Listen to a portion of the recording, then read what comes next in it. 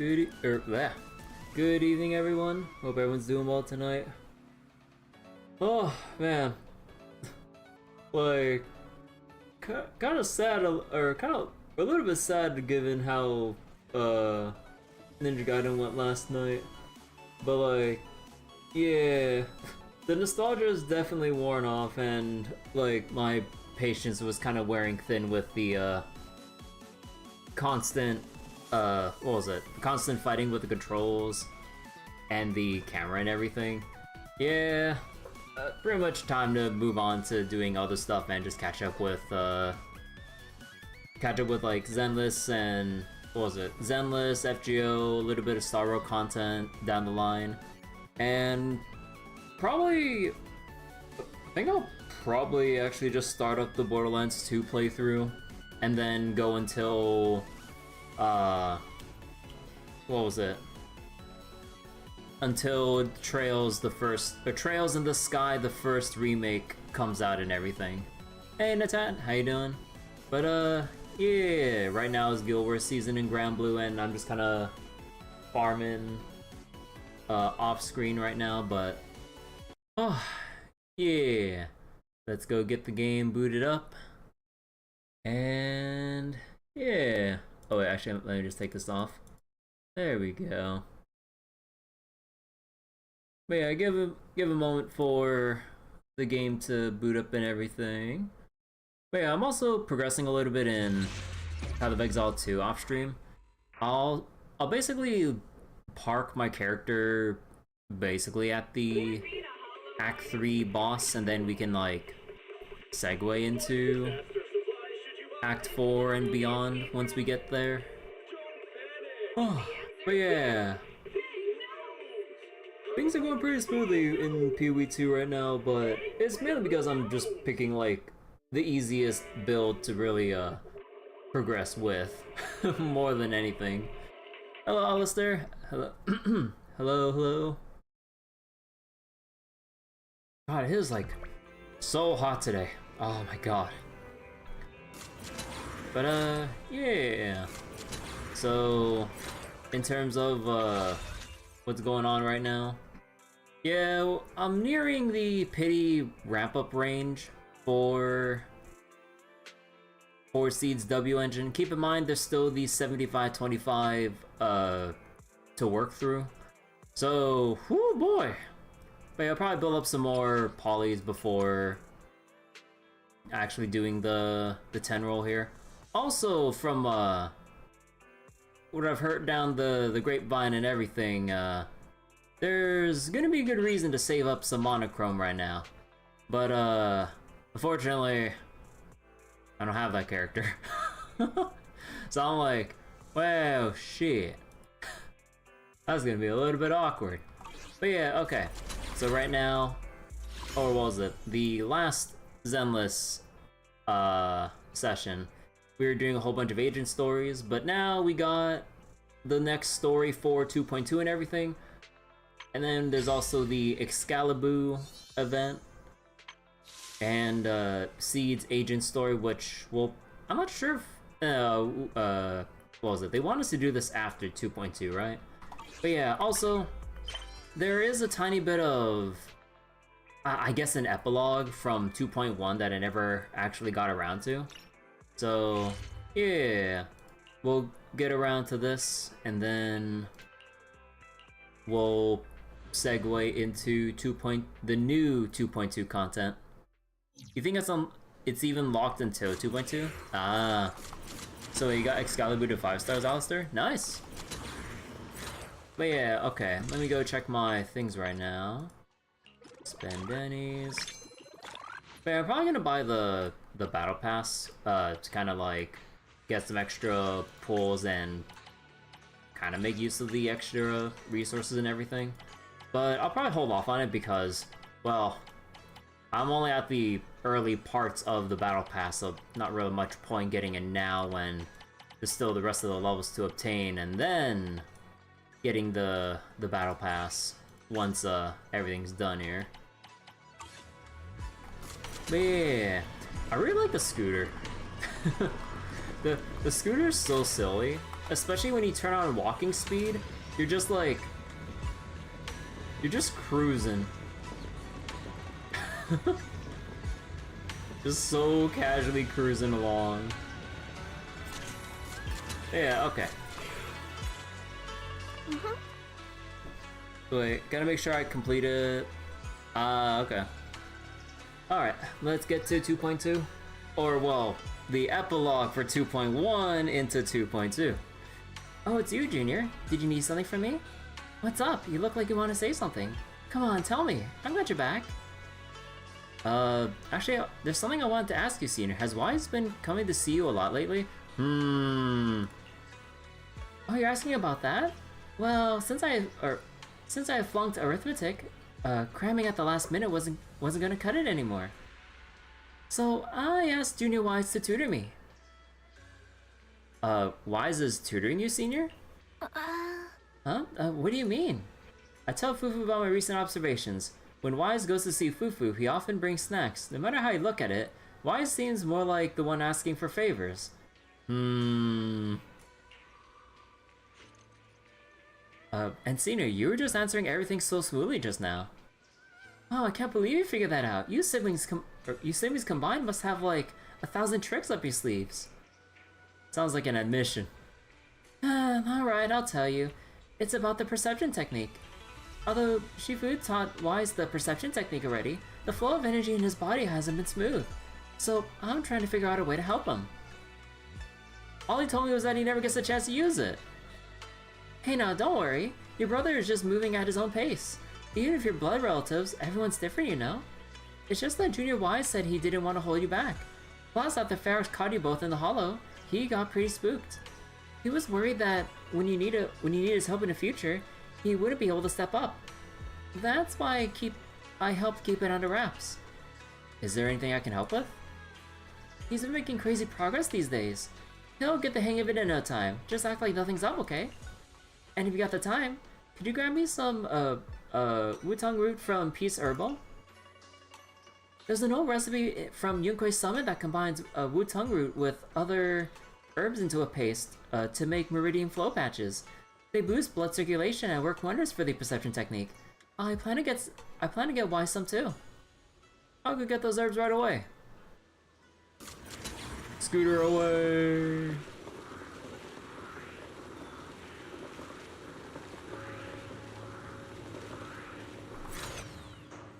Shogo isn't near the shop entrance. Is he grabbing medicine inside? Come to think of it, I can faintly hear voices coming from within. Auntie Fang, I had no idea your husband and Grand Shifu were fellow disciples back in the day. An unexpected bond indeed. Oh, that's right. Even though I left the sect later on, our bonds remain strong. You're Shifu's generation of disciples. We practically watched them grow up, you know? Such a shame about young Yi Jiang. Gone too soon. I heard she exhausted her life force using the Qingming sword to save Waifei Peninsula. The Qingming sword is a legendary weapon beyond compare. To harness such power, one must be willing to pay the price. Hey Ethereal, how you doing? It hasn't been easy, that's for sure. But from what you just told me, the Qingming sword has found a new master. Looks like Yunkuei Summit's legacy is in good hands. Yes, very good indeed. Your medicine is ready. Please, take care. Junior Bell? What are you doing here? Are you alright, Senior? Are you going well? Nothing major. I just haven't been sleeping well lately. So I'm here to get some medicine. It's no problem. What are you here for, Junior? Wutong root. Sorry, but we're currently out of Wutong root. Next week, restock. Please come back then. Is there any other way to buy it? Hey young lady, don't worry. You can ask around Sailoon Bay. The Wutong root grows by the water, and while it's used as medicine, us locals often dry it out and use it in dishes. But using Wutong root as medicine isn't quite the same as using it for food. Not sure if that'll work for you. Shoot, I'm not too sure about that either. Hey Griselva. Tea time? Nah, let's not. I know that's like the main like selling point and feature for Seed, but I'm not into that. But it always feels awkward. See, Junior, you must be after Wutong root to make meridian flow patches, right? The kind used for food should be sufficient. Oh no, that's Shion talking. It's just that older Wutong roots are better, and if you haven't seen them in person before, they can be tricky to identify. If you don't mind, I can come with you. You're the best, Senior! Let's go then.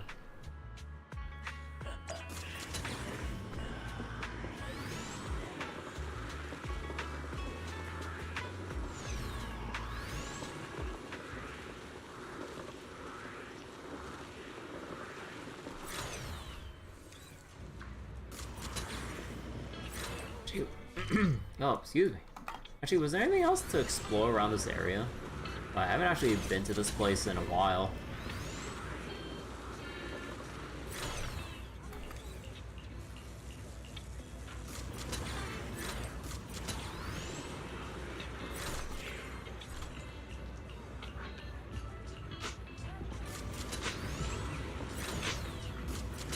Is there anything down here, actually?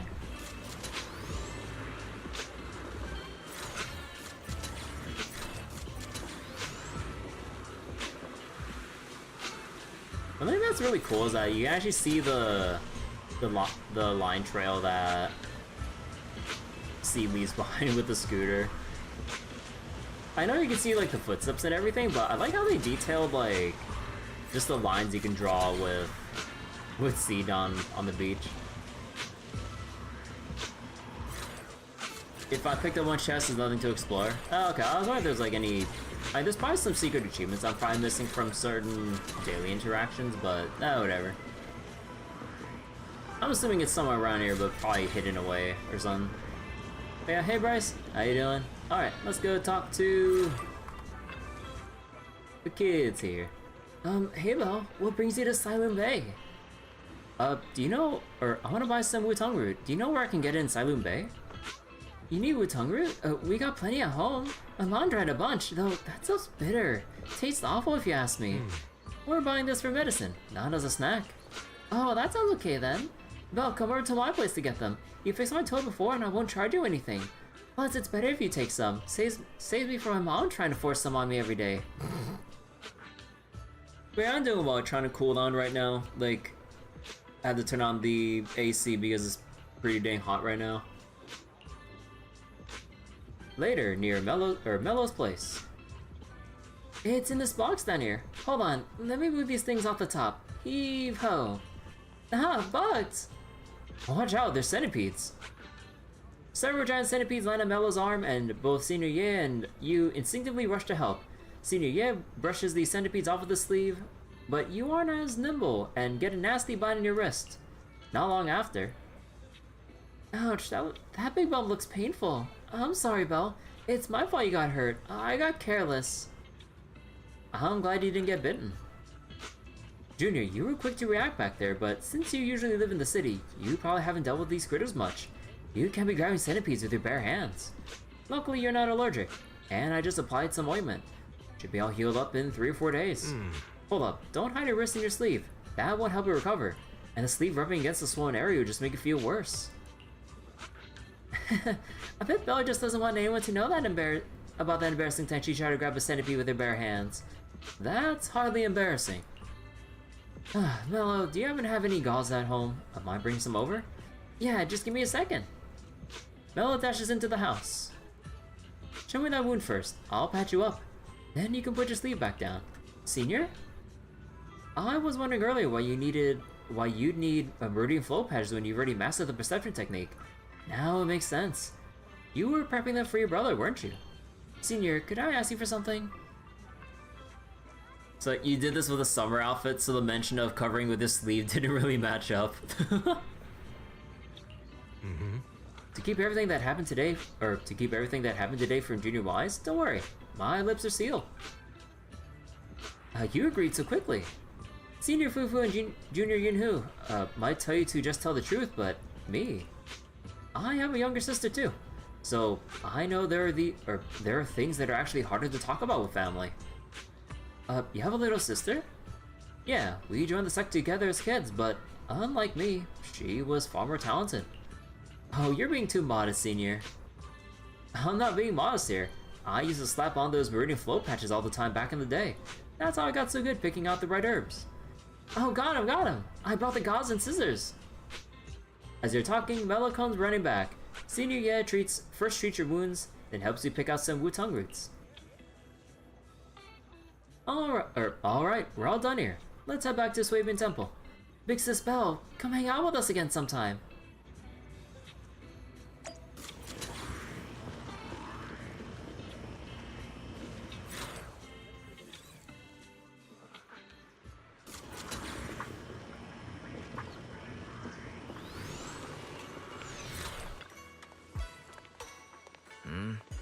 Belle, where did you run off to just now?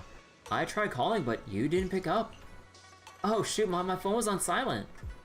The inventory of videotapes at home wasn't adding up. I eventually found that you had snuck the records on the HDD system. Everything's fine now. Sorry, Junior Wise. I was just at Peace Herb picking up some medicine. I ran into Junior Belle there, and she helped me sort through the herbs. Thanks for helping me carry the medicine. I'll hand the Wu-Tung root to Senior Fufu, so you don't have to worry about it. Thanks, Senior. I'll leave it to you. After that, Senior Ye leaves. Senior Ye went to Peace Herb to get medicine. Could it be because he's having trouble sleeping? You know about that too? Oh, I heard about it from Senior Yinhu. Seems like Senior Ye's problem isn't just insomnia or being a light sleeper. He's been having constant night terrors. Is there something bothering him? I don't know. You're usually so talkative. Didn't you talk with Senior Ye while getting herbs? Kind of think of it, Senior Ye mentioned he had a sister. Oh, is that so? Since we're all part of the same sect now, perhaps we'll have a chance to be in the future. Ah, it's almost time for Fufu's arithmetic tutoring session, Belle. I should get going. Yeah, you better hit those books hard. Yeah, I know. Wait. What do you mean I should study hard? Senior Fufu is the one who should be studying. I'm heading out now. Bye.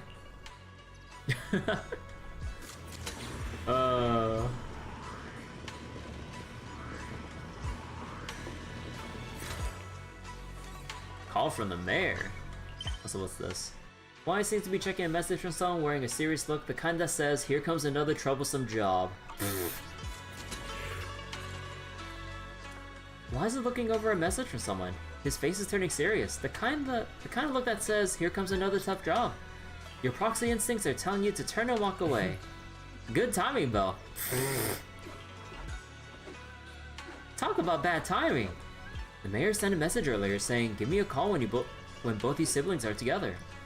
An official message from the mayor usually means something big is about to happen. Should we contact him right away? Simulated signals from city administration surged through the encrypted line. After a few seconds of whispering white noise, a familiar image and voice emerged from the audiovisual device. Hey kids, I trust you've been well. The miasma shrouding Lemnian Hollow still hasn't cleared, and since Waifei Peninsula is also a major production area for porcelain ore, I imagine the air quality there isn't so great. Hey, where's my accessories? The city's air isn't great, but the real concern is the miasma still spreading through Waifei Peninsula. Do you have any plans to handle it, Mr. Mayor? A close attendant friend of mine once told me that, as a senior, it's more friendly to start with some pleasantries before diving into the main topic. But enough small talk. I'm calling about the continued threat of the miasma and the dangers still posed by the Exaltists. Miasma is a natural byproduct within the Hollows, a unique form of ether that causes more severe corruption effects than ordinary ether, producing even more powerful ethereals and sacrifices. Canonical power creep. That's nothing new to you two, Phaethon, but the miasma raging within Lemnian Hollow has far exceeded what natural seepage could produce. It's because of the Exaltists. They've been using miasma to research and create sacrifices, which has caused miasma to spread rampantly within the Hollow. That's right. From thwarting the Exaltists' plan to seize control of Waifei Peninsula to dismantling Porcelumex, everything you've done has surely dealt a major blow to the Exaltists' influence in the region. But the Exaltists' actions are still harming the people of Waifei Peninsula, and the miasma in Lemnian Hollow shows no sign of letting up. Which brings me to the reason I'm troubling you both this time. The opportunity to root out that evil once and for all has finally arrived. Oh, sure. After this, we'll be all done. One simple job. Porcelumex's co-chief executive officer Ferox secretly allied with the Exaltists to carry out unlawful hollow experiments, seriously endangering the safety and interests of Waifei Peninsula's citizens and businesses. I'll spare you all the official jargon, but in short, Porcelumex's influence and control over Waifei Peninsula have been significantly restricted. But investigations and operations by the city government in Waifei Peninsula are still being hindered because another major player has rolled in. A defense force unit, led by Major General Lorenz, has been deployed to Waifei Peninsula over the past few days, imposing temporary military control to investigate Porcelumex and contain the Exaltist threat. The defense force wasn't involved with the issues in Waifei Peninsula before, so why'd they show up now? Waifei Peninsula is a key porcelain production area after all, and has always been a highly contested prize amongst the city's various official powers. Besides protecting the city, everyone is eager to claim a bigger share of the wealth and influence it provides. Major General Lorenz is no easygoing man. Ruthless would be the mildest way to describe him when it comes to achieving his goals. According to my sources, he has a close personal relationship with Porcelumex's other co-chief executive officer, Lucro, and the two often work together. With Ferox's downfall, Lucro secured Lorenz's support by offering him a share of Waifei Peninsula's interests. Having the backing of a Defense Force Major General would greatly benefit his dealings within TOPS. Sounds like a power struggle between TOPS and the Defense Force. But where exactly is this opportunity to take out the Exaltist remnants? According to the action plan the Defense Force submitted to the city, eradicate the Exaltists sits at the top of their agenda. That's also their most legitimate reason for deploying to Waifei Peninsula. Of course, I don't believe Lorenz is only there to dutifully protect the city, but with Porcelumex and the Defense Force already muddying the waters, a heavy-handed move by the municipal government could turn the conflict into a turf war over interests. I won't pretend I'm above it all, but I do believe that protecting the citizens' safety is more important than short-term gains. That's why neither the city government nor Yunque's summit can act directly this time. But for you, Phaethon... Yes, Phaethon. A legend among proxies. Val. An outlaw of the underground. The last disciple of a secret research institute. Mayor Mayflower's wondrous right hand. The one who saved the Void Hunter from the brink of collapse. It's my time to shine again, right? Meanwhile, Wise, go back to your arithmetic lessons. To be honest, I won't need all those people helping me. But you're right. It's time for the protagonist to take the stage. Hey, that was the line I picked. But the mayor said it this time. I spotted the name Obol Squad on the Defense Force's Obol unit Squad? roster. I've heard of their past exploits, and some of their members have had both professional and personal dealings with you. I believe they could be a trustworthy source of support. Their commanding officer this time is Miss Isolda, who worked with you during the investigation into the Exaltists and Porcelumex. I assume you're already well acquainted with her. Man, there's like so many people like who wants Isolda to be playable, myself included. And also, like, I'm loving all like the the fan art people are putting out for Isolda, just like how like people were big fans of like Sweetie and everything. Like, it's actually pretty nice to see. But like, yeah, I'll be. That's like a whole bunch of copium that like Isolda will actually be playable, but So we'll be taking part in the operation against the Exaltists as proxies working with the Defense Force? Although, I don't think we've actually ever saw Isolde like do anything combat related. Unless she's hiding for like an aura farming moment. Would actually give Obol Squad a 4-star. Not gonna lie, that would actually be pretty neat. So, knowing Hoyo, that's never gonna fucking happen. Oh, they did give like, you know, Yinhu for Yunque's Summit. There's Pokra for the Sons of Kaladin. Seth for what was it? The for NEPS, the police department. So technically, actually, every faction has at least one 4-star or A rank agent, right? Like Sokaku for Section 6. Yeah, Minato for Spook Shack, yeah. So Judging by that, assuming the pattern keeps matching up, although technically there's some other factions that don't have A ranks yet, but you know, if that trend continues though, dude, I will try to build the best Isolde like for the Obol squad team. I will do my damn best if that ever becomes a reality. Again, I'm huffing a lot of copium, thinking that it would actually happen. But one can dream. Exactly. But the title proxy won't fly in the Defense Force's operational report. You'll be introduced as Special Holotech Advisors and the Mayor's Special Envoy for Military Operations during your visit with the Defense Force. Oh.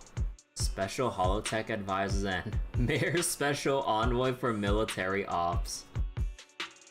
Sorry, official organizations do love to make up long and difficult to remember titles, but sometimes those titles can come in handy.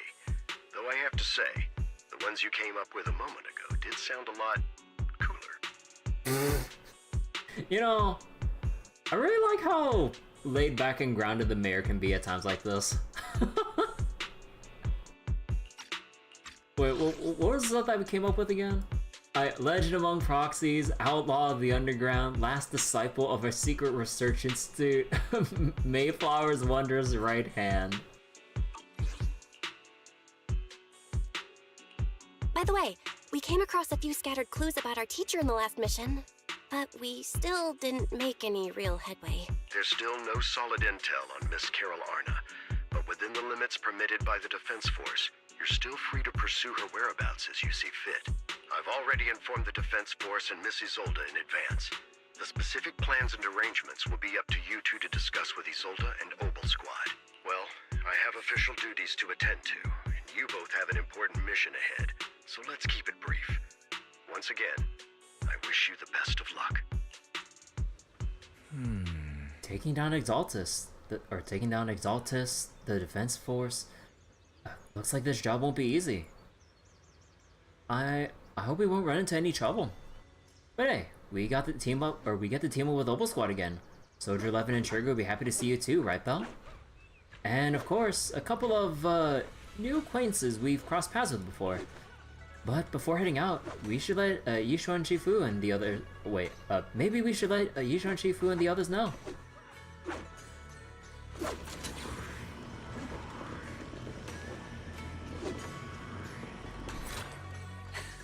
I've been expecting you, Belle. Don't give me that Yishuan and Shifu's all-knowing look. I only knew because the mayor contacted me in advance. It seems that really is why you're here. Yonkoi Summit is on good terms with the mayor, so we can't get directly involved with the Defense Force affairs, which means I have no choice but to send my talented student. I won't bring shame to the sect. Shaming the sect is the least of your worries. The Exaltus play dirty, and the Defense Force throws its weight around. You are neither skilled enough nor strong enough to deal with either of them alone. That's why you have to act with the utmost caution. Your own safety has to come first before you try to help anyone else. Alright, Soybean Temple isn't going anywhere. Get a good night's rest here tonight, then go take care of what you need to do. Remember, if you get into any trouble out there, just give them your Shifu's name. You carefully calibrate the HDD device in Soybean Temple's inner chamber, then spend some time chatting with your senior brothers and sisters. Before you realize it, night has already fallen. Also, wait, let me check something real quick. Would you like to take a stroll on the beach with me? Need something? My services are expensive. Obviously, Cunning Hairs being the starters, like, they're all 4 stars except for Nekomata. Time for some tailcare. Corin's the A-rank agent here. Time for some hard labor? Then Ben and Anton are the Bellabogs, A-ranks. My loyalty lies with the winner. And then the A-ranks here are Lucy, Piper, and Pokra. I am the Eye of Obol. Yeah, Defense Force doesn't have their own A-rank yet. Eradicate all evil. Section 6 is just Sokaku. Officer 148, Juyuan, ready. And then you got Seth for the police force. Is the concert starting? Okay, I'm pretty sure, you know, with Astra and everything, yeah, I don't think there'd be any actual A-rank agent here. I wish you a fabulous day. Yeah, Mockingbird is obviously just Hugo and Vivian. Your fortune seems pretty good lately. Yeah, and then we got Han Yin-Hu for Yunquei Summit. Would you like to take a stroll on the beach with me? And then Spook Shack's gonna get Minato for the A rank here. So basically the only ones that don't really have 4 stars yet would or A ranks, they would just be... Please forgive me for stealing the moonlight. Let me see. It would just be Astra, like Mockingbird, and Yunquei's... Oh, I don't know, Yunquei Summit. Was it... I think it was just these 2, right? Yeah. Because, like, it makes sense for Mockingbird to not have an A rank agent, unless, like, they somehow grow their ranks, but I doubt that. But, yeah. Is the concert starting?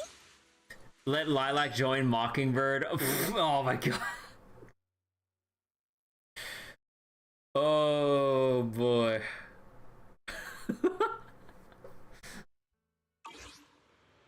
I don't know about that call.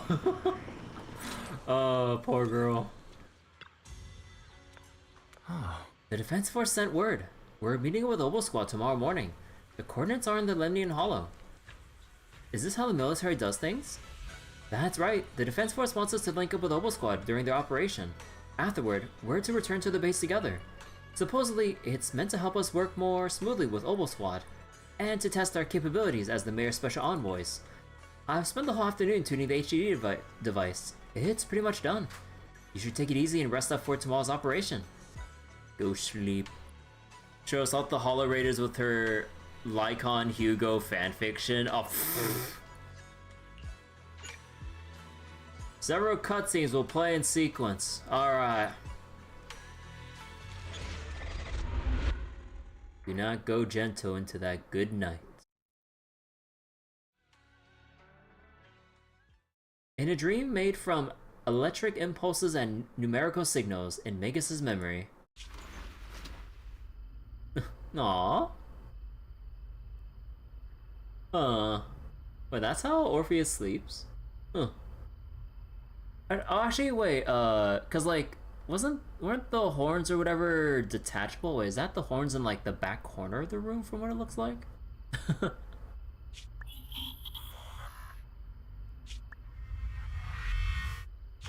The Hollow hit City Center out of nowhere. Oh. Without support from the Obsidian Division, they won't hold for long. This is going back to, is this like Hollow Zero flashbacks? I knew you couldn't count on Helios's warning systems. Doesn't matter. We've seen worse, haven't we? Oh. The track we're guarding this time is a key route for evacuating civilians and transporting aid. This is our last line of defense. The civilians are right behind us. We must hold the line. Magus, you're late today? You never miss Captain's pep talk. Let me guess. You were off doing last-minute gear checks for us. She's got a Denny gun. Still, oh, right. They've got a point. Tardiness is unacceptable, soldier. Obsidian Division. Agamemnon Squad assembled. Obsidian Division.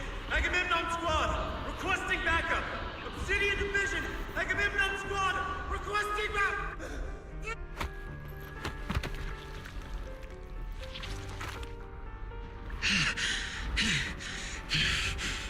Fall back, Orpheus. Fall back. No. No. We have to kill it. Whatever it takes. Holy shit. Sounds like a goddamn titan. Get back! I'm from Yunquei Summit. We'll hold the line from here. You can fall back now, comrades. Everyone, we can still save them. And the civilians, they're right behind us. We can't back down. We cannot fall back! So, is this the end? Revenge. Against what? The Hollow? I'll kill every last one of them. I swear. Against everything.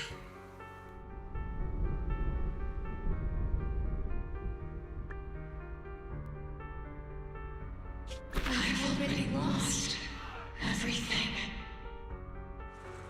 Captain? Captain Magus? Nagus?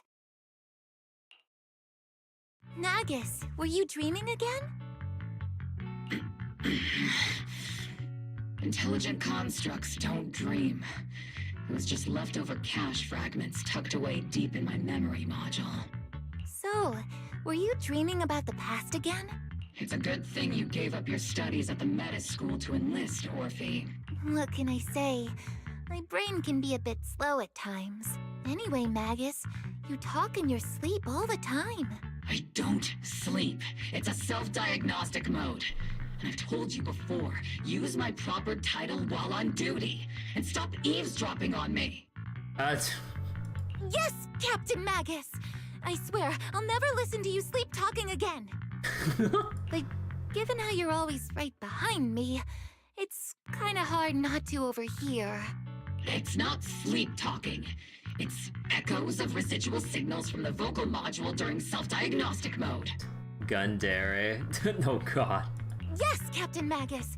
I swear I'll never eavesdrop on your, whatever that was during self-diagnostic mode again. Still, it's strange. I actually overslept today. I mean, my self-diagnostic ran longer than expected. Feels like some kind of bad omen. Are intelligent constructs superstitious too? Well, I am just like you. An idiot who dropped out of school to join the military.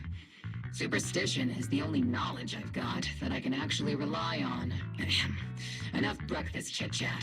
Time to get ready for this morning's operational briefing, Orphe. Yes, Captain Magus.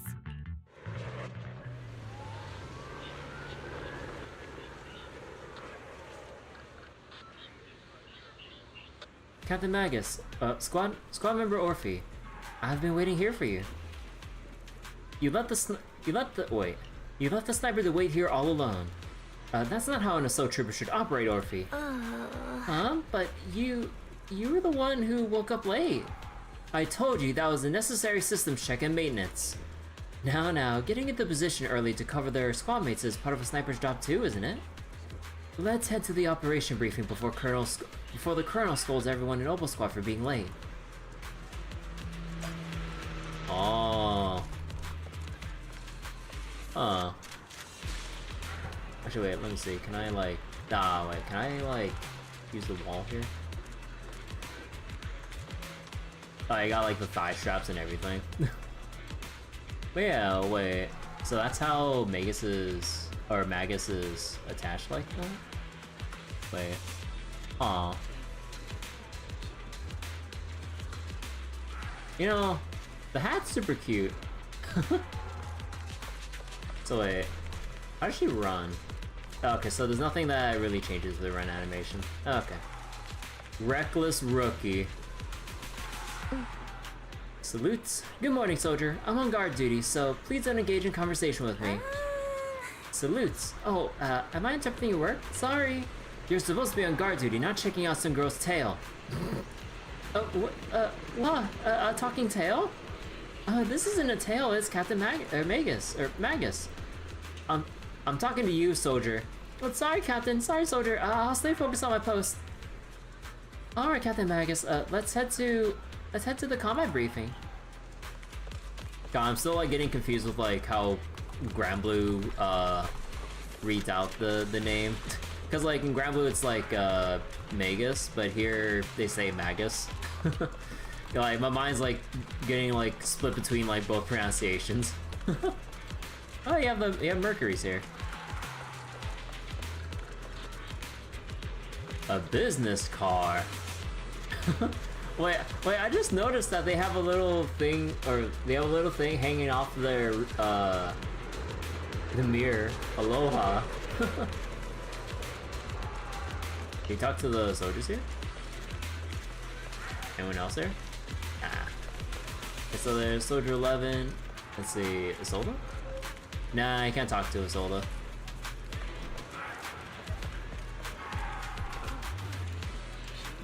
heard so much about how amazing Obol Squad is, but wow, they're even cooler in person. Laid back battle boo. That big boo called Mercury is so cool. So the other battle boos like all look up to Mercury.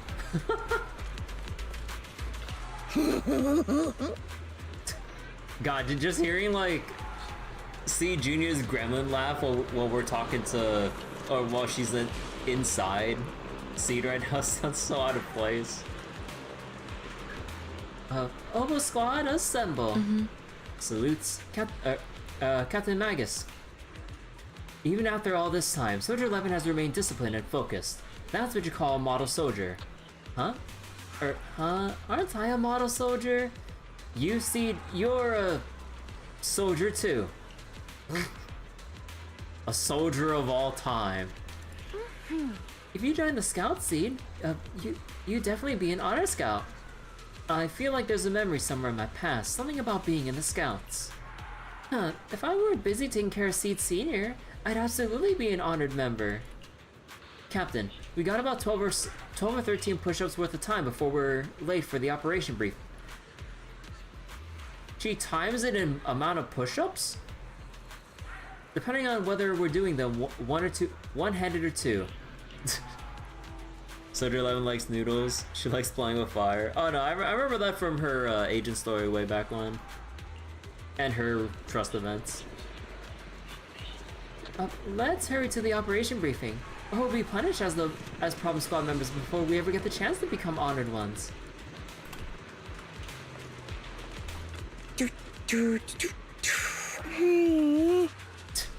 I'll park Seed Senior here before heading to the meeting. Oh? Seed Senior isn't coming to the briefing. He's way too tall. He'd end up lifting the whole tent. It'll look ridiculous. Not exactly the serious atmosphere Captain Magus wants.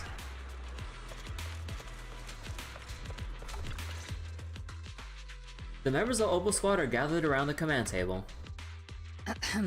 Good morning, everyone. Today's briefing is to discuss the tactical details for the raid on the Exaltis stronghold. Thanks to previous infiltration ops and documents from Porcelumex, we've gathered intel on several key Exaltis communication hubs within the Hollow. However, we still need more detailed intel on the exact location of their headquarters and the distribution of their personnel. Therefore, before the main force advances into the Hollow to launch a full sweep, we will deploy several elite squads to their comms outposts within the Hollow for recon. The first shot of this battle will be fired by Obol. The results you achieve will be critical to the success of the operations that follow. Leave it to me, Isolde. Captain Magus, remember to use proper ranks during operations? Yes, ma'am. After all these years, it's not like you don't know my bad habits. Magus? Captain, you were the one lecturing me about that just this morning. After all this time, we finally get to fight side by side again, Isolde. Colonel. Ma'am, I heard for this operation, a special envoy from the city government will be assisting Obol Squad. Is that confirmed? Oh wait, I just noticed like Trigger's like visor lights right here. She's happy to hear that like we're coming in. Yeah, Trigger was just telling me we've got a super capable and trustworthy friend coming to work with us. Trigger is right. There will indeed be a guest from the city government joining us as a technical advisor to assist Obol Squad in the operation. Per the agreed arrangements, our guest will meet you all inside the Hollow.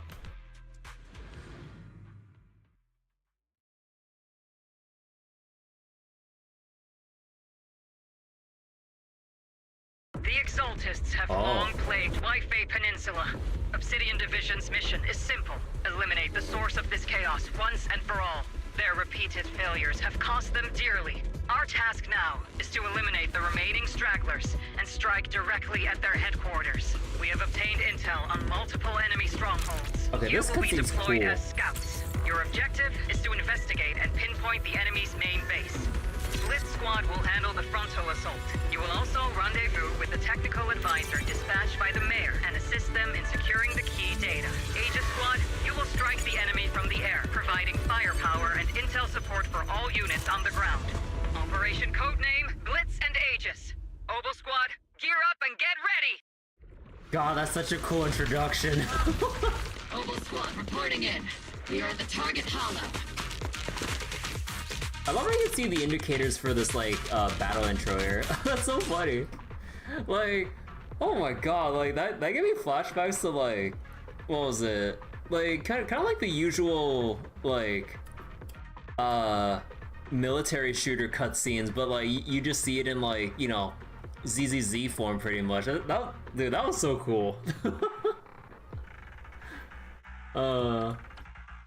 When Orphe and Magus are off field, they unleash different aftershock attacks based on their energy and recover bottled heat. Within the bottled heat, hold to unleash your special attack while granting the squad zeroed in. Classic Modern Warfare. Yeah, it really gave me like Modern Warfare vibes with that whole like militaristic like brief or that military briefing cutscene. That was actually really cool. Blitz Squad, in position! Agent Squad, report for position. Do you copy? Copy, Captain Maggie. Agent reporting in. We're en route with the chopper. ETA 20 minutes. Landing at Blitz Squad 3 o'clock. Primary objective, rendezvous with the mayor's envoy. Must be someone pretty important. They've got Obol Squad handling the pickup. They're very powerful, but also a very nice person. Oh, so what sort of person are they exactly? Wait, Red. Let's save the chit-chat for after the mission. Stay focused on the battle. The envoy and escort team are inside the building up ahead. By the way, why are we meeting inside the hollow? Captain Magus is all about action. She prefers getting to know our partners in live combat scenarios rather than listening to someone introduce them. At least, that's what Colonel Isolde said. You're making me sound like I'm some unreasonable, clueless kid or something. Yeah. Really? I just hope the captain doesn't end up chewing out the envoy later. What was it? I like the dashing animation for Orphe, like when she breaks into a sprint. Wait, what was it?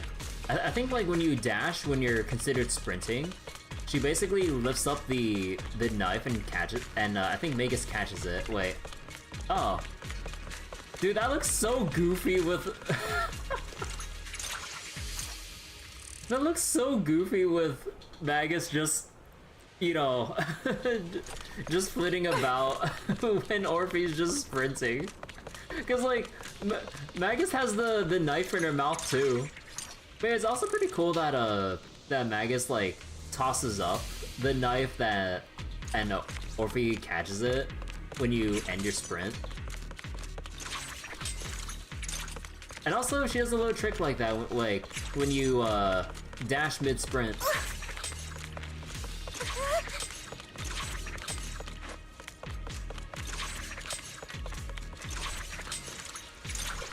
Huh.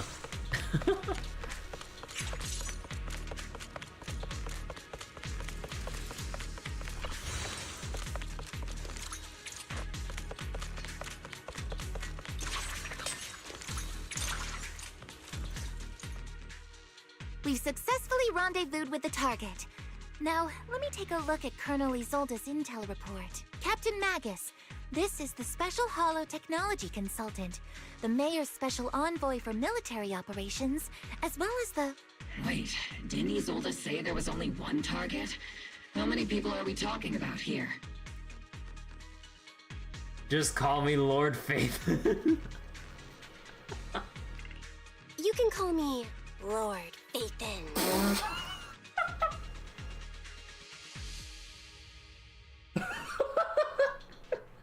Oh no, we sound like such a dork. Okay, I'm kidding. I thought that might lighten the mood a little. Just call me Proxy. So this is the amazing Miss Phaethon that Trigger and Soldier 11 were talking about. Turns out you're actually pretty down to earth. I know who you are. I know what you are. Be the infamous Phaethon they mentioned, right? Trigger was definitely talking about the renowned Miss Phaethon. Usually, only heroic characters are described as renowned. For villains, it would be... If the other side is a villain, then working with them means we're on the side of villains too. To be honest, I'm still a little uneasy about having a proxy join up with Obol Squad. I'm an old-timer who plays by the rules. No dramatic backstory, no need for wild adventures like the younger ones. So I've rarely had dealings with anyone outside the military. Especially someone from, well, the underworld. Like you. No dramatic backstory, huh?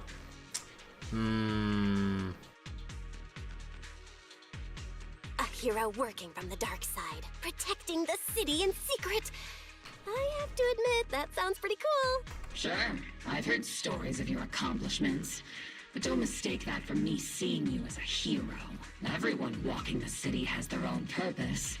Especially someone with a complicated background like you. But I hope your goals won't interfere with Obol's mission, or violate the Defense Force's principles. Otherwise... If what you call your principles are genuinely just, and your aim is to protect others, then I'd say we're on the same side. I hope so. Whether I'm a villain or a hero, let's keep our focus on the mission. After all, we're still deep inside the Hollow, surrounded by Exaltists. Regardless of your position, if you get things done, that's not bad in my book. Next, I'll briefly outline the mission objectives and explain the role that Phaethon will play in this operation. As an expert Hollow guide, or a proxy, Phaethon will use the current map intel and Hollow data to chart the most efficient route for us. Obol Squad. At the same time, we'll provide cover for Phaethon as the proxy collects Hollow data and monitors the changes and activity of the miasma. We've got plenty of trained scouts in the military. Can a proxy with no combat experience really handle such an operation? Captain Magus, according to the intel report and squad member accounts, the proxy has combat experience working alongside Trigger and Soldier 11. Sharper, more precise, and more perceptive than any scout. That's how Soldier 11 described the proxy. I don't think we've ever seen anyone who's earned the approval of both Trigger and Soldier 11 outside of our own squad members. If no other squad members or Isolde have any objections, that wraps up the mission briefing. Don't fall behind, Proxy.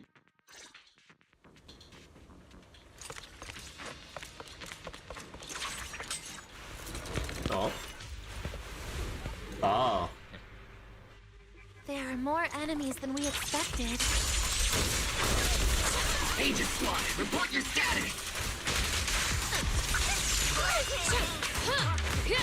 The enemy reinforcements just keep coming! This squad is pinned down! Agent Squad, do you copy? Careful, Captain! Enemy reinforcements spotted to the northwest! Ignite, Agent Squad! Seed and the others should be okay. The fastest way to get comms back is to disable the nearby jamming devices. Oh, Mercury! The miasma around us is getting thicker. Ether activity is rising around us. Watch out for stronger enemies. Oh, I saw the balloon coming in with the tank and everything. We're circling right above the enemy, Oh, Captain. shit! Searching for the mission target. Oh, that's a cool transition! Holy shit! Okay, dude. I was cooking with these, like, cutscene to battle transitions here. Oh my god, it's such... Dude, it's always the coolest feeling having that smooth transition from cutscene to battle. Oh my god.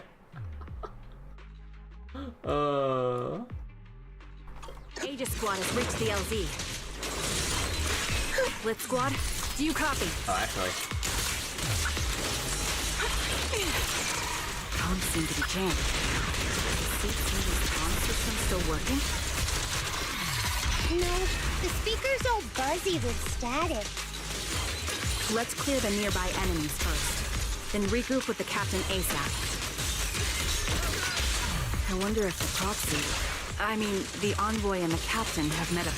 The area's all clear now! All those annoying pests? Good riddance. Come in, Blitz Squad. Do you copy? I'm just gonna wait for the dialogue all the way. That annoying signal interference is still floating around in the air. The enemy control room is just ahead. It's packed with communications gear.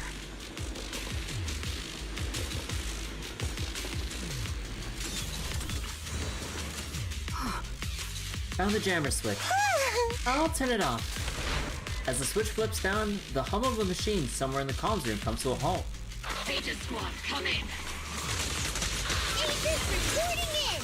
We read you loud and clear, Captain! We just shut down the enemy's jamming equipment.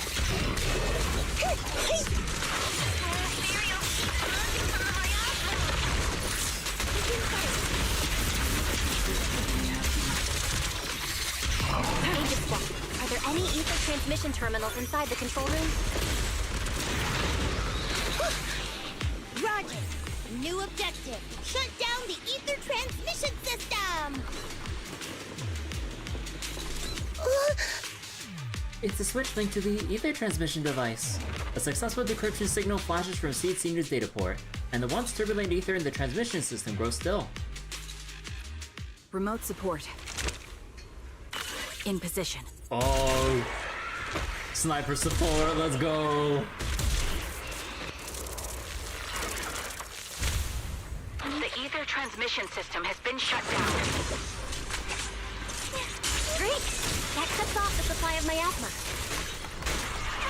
Next, we eliminate the remaining enemies and head to the Blitz Squad has finished clearing out the remaining enemies. What? Yeah, oh. Roger. Aegis Squad has successfully secured a data copy from the control room. Excellent. That about does it for our recon objectives. Meet up at the target location. Copy that! Aegis out! Good old EOS. Those things look like coffins. They're kind of creepy. What's a coffin? It's a thing where people are laid to rest. Laid to rest? Oh, you mean like Seed Senior? Does that mean Seed Junior's like inside a coffin?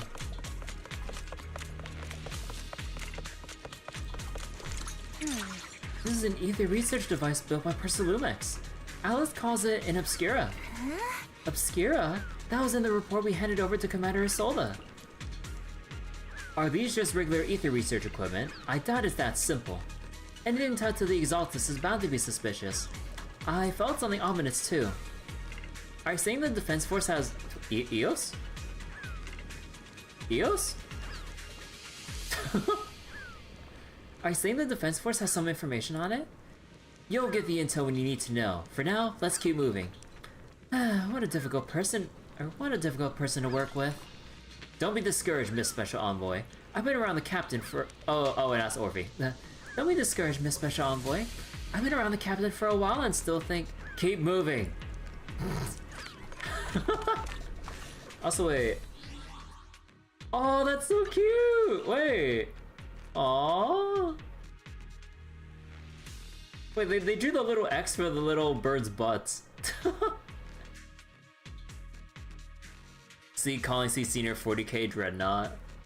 Wait, like the screen is actually pretty nice looking. Wow.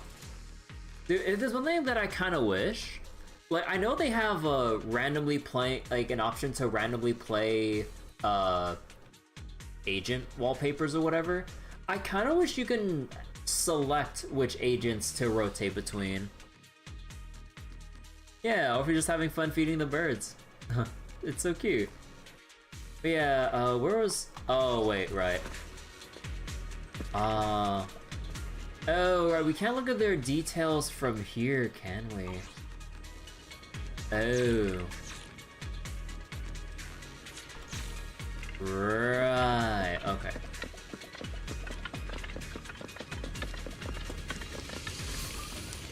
Oh boy.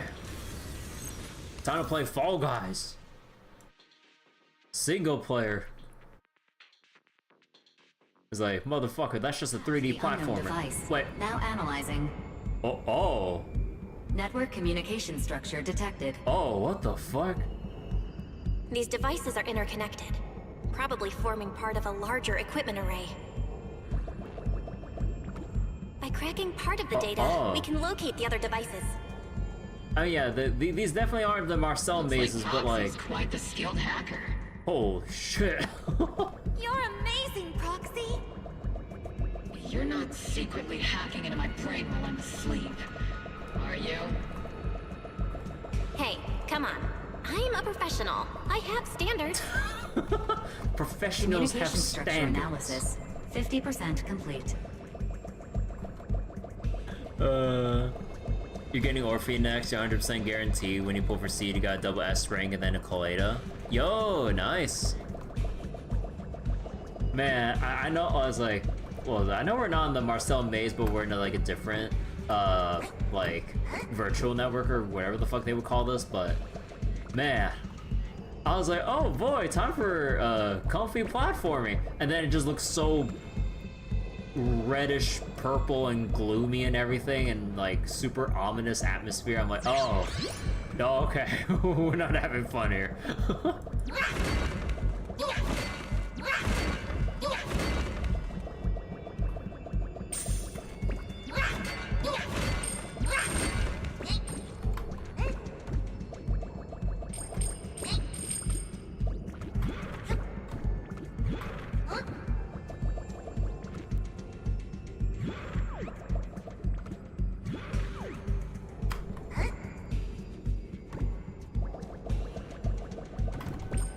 You know, I wonder if we'll actually have enemies to bash with the hammer and everything.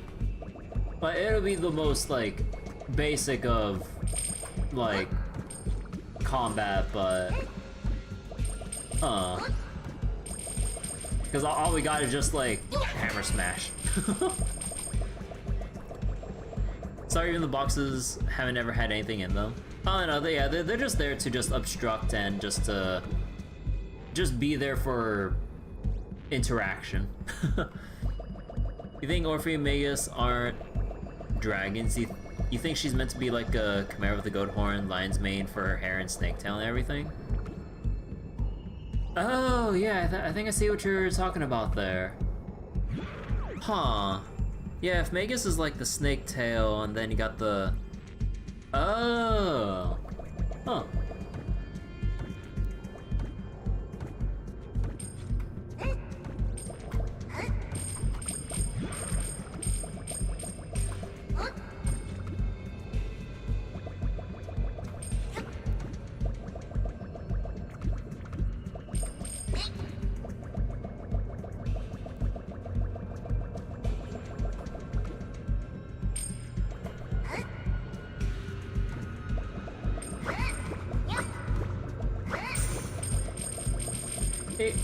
It can't be this simple, right? Oh, it's like the... Oh, they said it was like part of a larger array of like stuff, right? So I'm guessing we gotta do 3 other ones to light up all the lights here?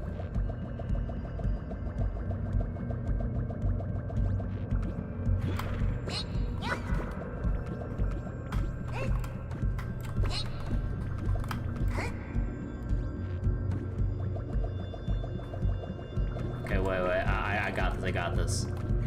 I'm a professional Fall Guys player.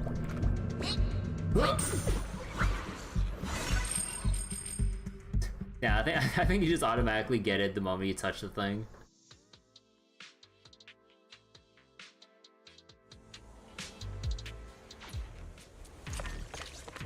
Hey!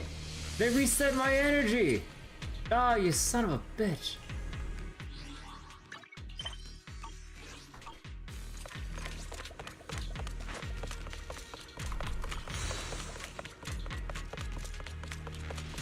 Those are ether reactors made by Porcelumex. Not gonna lie, they look pretty ominous. Porcelumex? That's the company working with the Exaltists, right? Not everyone in the company is bad. Hopefully. Even if they're not all bad, plenty still played a part in this. That might be true. But most ordinary employees were probably acting under pressure or coercion, right? And what about you? Were you forced or pressured into becoming a proxy? God damn. You have one character that's an M6 and that's a banner character? Oh, yeah, nice. But I think the most that I have is like M3 with just Soldier 11. Not for any limited characters though. I haven't been playing, what was it? I'm still kind of missing out on like several months not having played from 1.1 to, or not playing 1.1 to 1.5. But yeah, like long story short, like played during 1.0, got Ellen, G-Wen, and then I kind of stopped playing because I was just juggling too many gachas at the time. And then it came back in 1.6 when Sandy came out.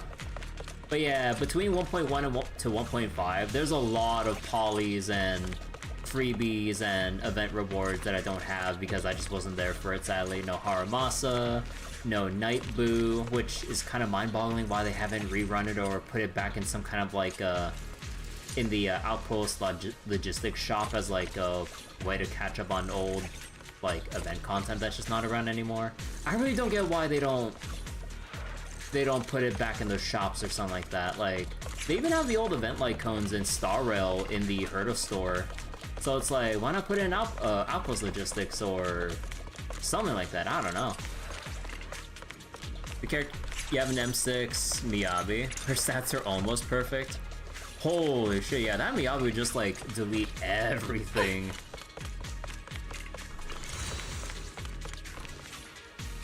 These obstacles are blocking Aegis Squad's path to a rendezvous point. Let's clear them while we wait for them. Yes, Captain Magus. This is the only route Blitz Squad can take.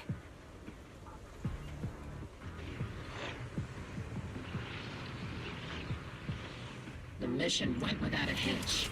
Great work, everyone. And thanks to the envoy for all her hard work, too. You were also amazing in battle. I was just doing my duty. I'm doing my part.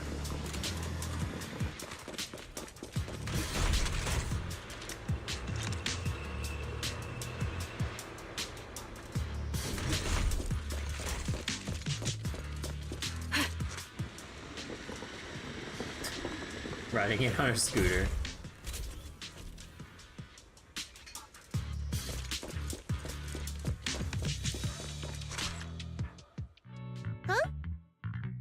Seed, you've met them before.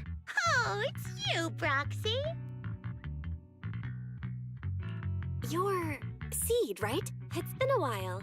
We met briefly during the Porcelumex investigation. I remember. Oh, Seed Senior says he remembers too. Shh, he's asleep right now, so he can't talk to you himself. But according to Seed Senior, you're someone who can be trusted. Someone worth trusting. Well, to be honest, it was Trigger and Soldier 11 who told Seed Senior first. And then Seed Senior told me. Seed Senior? Is that the name of your mech? He's not a mech. Seed Senior is an intelligent construct, totally different from exoskeleton-based vehicles like mechs. Aww. Your little spender you saved up for Miyabi during all of 1.4. 500 pulls for Miyabi got lucky with only 2 missing characters being Lighter and Bernice. Oh wow, goddamn. I wish I had like the rest of the roster to play around with. Like I might have been able to get some of them if I was actually playing for that big block of versions that I had the game uninstalled during that period. But oh well. Part of me wishes that I reinstalled just to claim Haramasa though. like, when I was playing around with Haramasa during the Pale Wasteland archived event, like, he really does feel like Sambi, but with extra steps, but in a fun way. And I'm like, oh, damn, I wish I got Haramasa.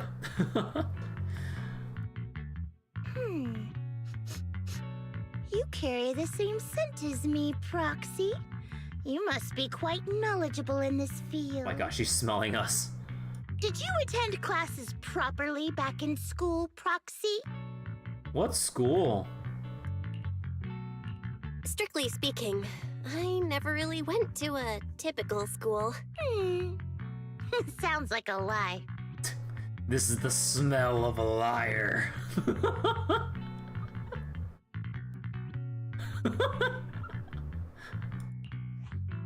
You two have quite a unique way of talking. The Defense Force, or rather, Obol Squad's comms channel always seems to be tuned to a pretty unusual frequency. Birds of a feather flock together, as they say. The Proxy wasn't complimenting us, Soldier 11. You dummy. Being able to tune into both Seeds and Soldier 11's wavelength at the same time. I have to say, you really are something special. Wavelength? Are Seed and Soldier 11 intelligent constructs too? We're all intelligent constructs of God. I don't know. Still, winning over these girls might be easy. But as their commanding officer, I have to assess you with the utmost caution. You're gonna skip Hugo, Yuzuha, and Alice, but wait, do a random 10 pull on a banner, and you just happen to get. You just did YOLO 10 pulls on all 3 of their banners, and you ended up getting them. God damn, give me some of that luck. Share some of the luck with the rest of the class.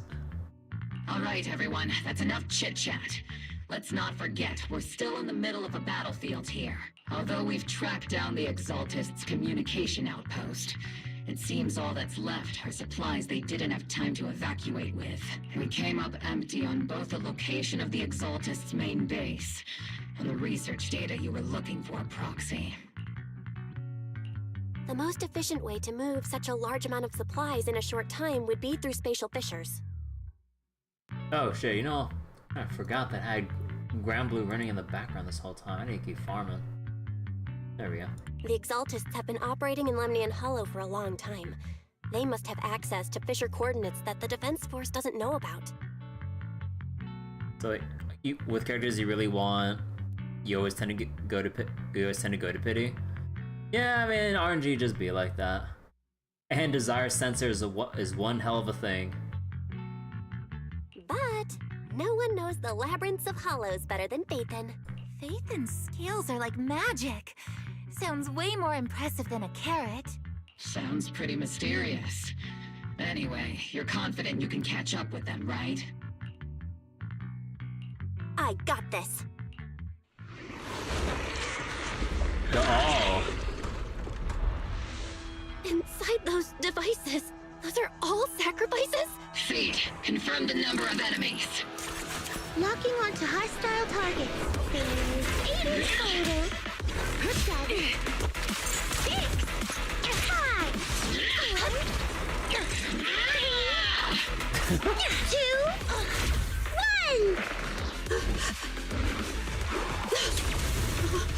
0. Now we're all clear. Obol Squad. All enemies eliminated. Okay, they get to show off. Amid the thunderous stomps of heavy machinery and shrill, hysterical screams, Seed brings in the Exaltus captives. The rambling old man is a little Seed's trophy. The final sacrifice is about to begin. The unhinged priest.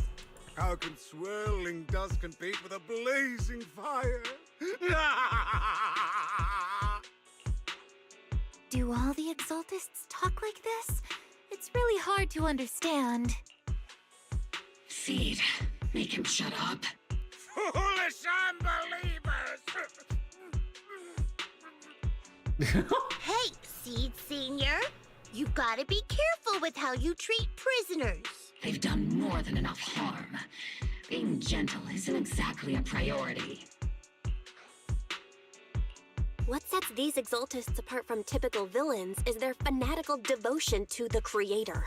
That often drives them to act unpredictably, even if they act in the shadows without rhyme or reason. The miasma remains essential to them. If we follow that trail, it could very well be the weakness that brings them down. These so-called fanatics are nothing more than villains who treat ether as a deadly poison corrupting New Eridu, aiding and abetting its destruction. Let's see if they stay so devoted when confronted with 50 caliber high explosive rounds and military-grade high-energy lasers! Calm down, Captain Magus.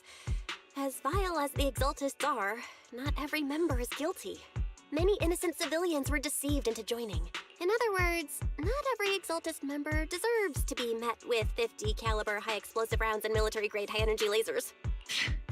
We've hardly caught anyone yet, and you're already defending them? I know how to throw around grand quotes, too. Like no snowflake in an avalanche ever feels responsible. You're awfully sympathetic towards these scumbags.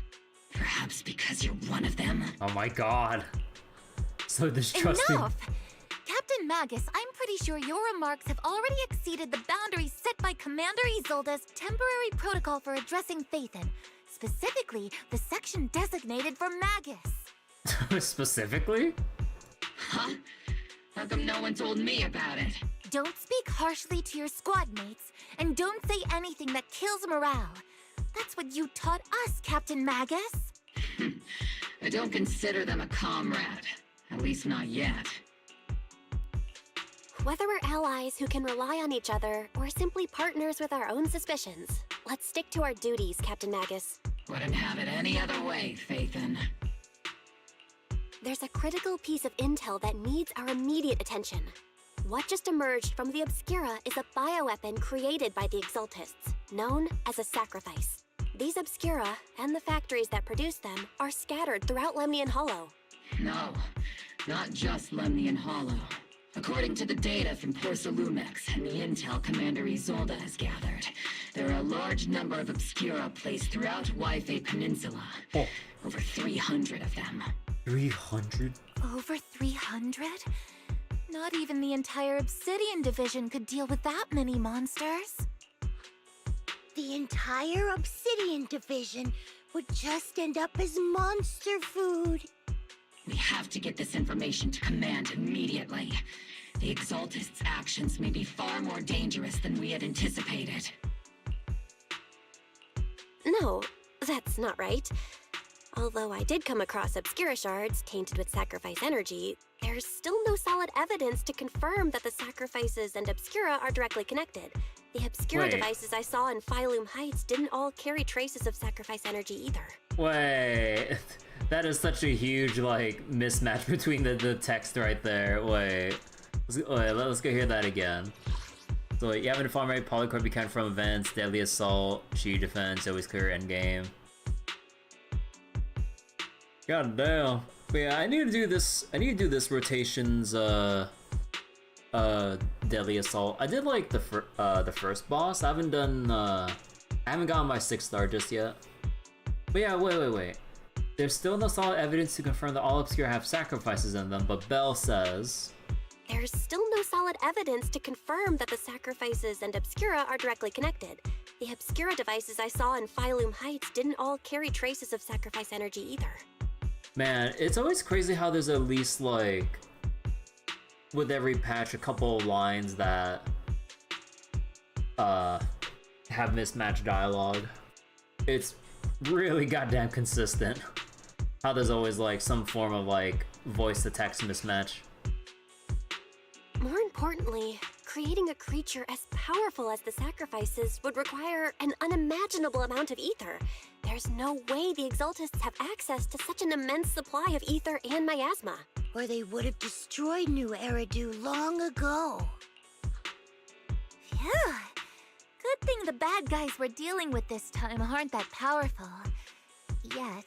Hey, Did you two completely forget that courage is a soldier's greatest virtue? Captain, didn't you say that kind of talk is just something generals say to sound impressive? The proxy has a point, but there's definitely something suspicious about the Obscura and Wi-Fi Peninsula. We need to organize thorough inspections and patrols as soon as possible.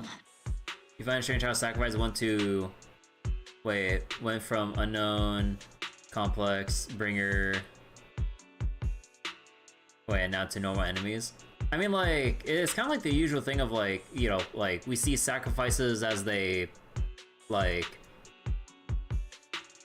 reach, like, really powerful states and everything, and these are just, like, experimental sacrifices that they're essentially just trying to mass produce and everything, so kind of makes sense there versus, like, a more, I guess, evolved, complete one versus, like, the several experimental ones that are just strewn about in a whole bunch of boxes, like, all over the hollows. Obsidian Division has already mobilized outside Lemnian Hollow. Those Exaltist rats will soon meet their end. Like, not every sacrifice is necessarily, like, the big bad final boss of a chapter. The Exaltists are just trying to make them, like, mass-produced in a way. A fanatic's last stand is often the most ferocious. Everyone, stay sharp and proceed with caution. After spending over a decade in the military, I understand that all too well. What Captain Magus meant to say was, thanks for the heads up, Proxy. That's not what I meant! In the depths of the Lemnian Hollow, where even the Proxy's eyes can pierce the darkness. Oh. Actual Sarah, oh shit. The military's operation has started. Here to provide cover for the Overseer's ritual. Every action leads us closer to meeting our lord. Everything for the Creator, Lady Sarah. But the Defense Force has overwhelming numbers, and we've taken heavy losses lately. With what little strength we have left. So Sarah vibrating wasn't you. They probably have her standing on, like, a little bump on the floor, so she's, like, bobbing up and down at times. We don't need to achieve victory. Our mission is to buy time. Sacrifices are inevitable. Fortunately, the Defense Force isn't exactly driven by the noble duty they claim to uphold. As long as the Overseer completes the ritual, then we've already won. May the Creator refine you. May the Creator refine me.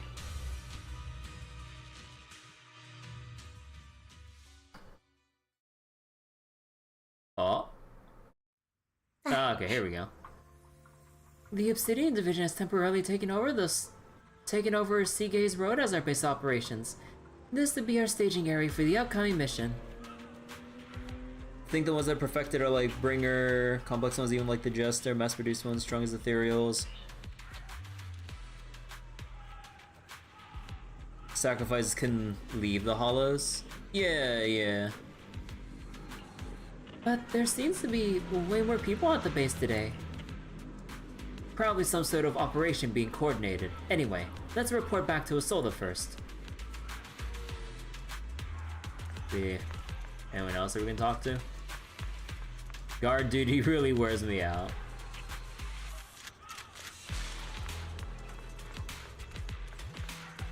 Is anyone hanging out down here? No? Okay.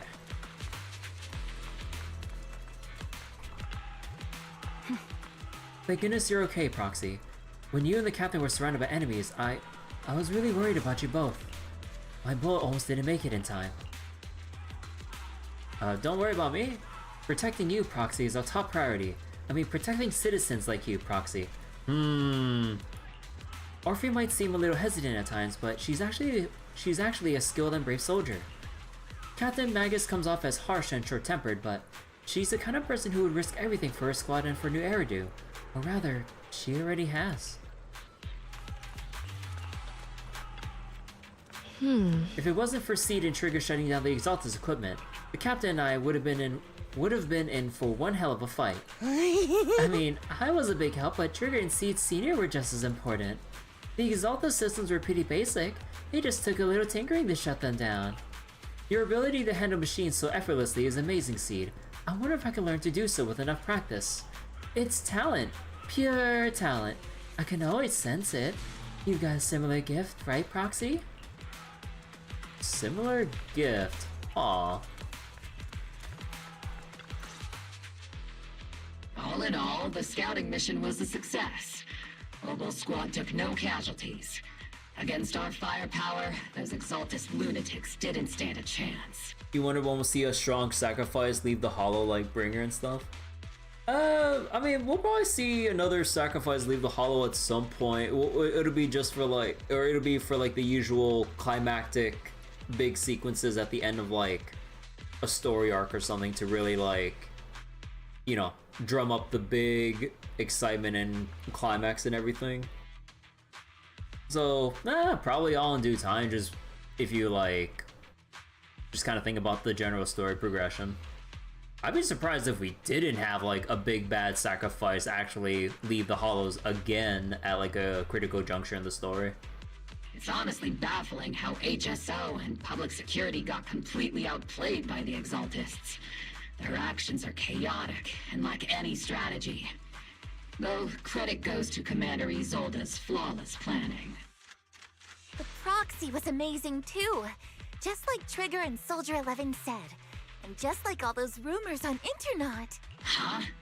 Orphe, since when have you been visiting sketchy sites like Internet behind my back? Help!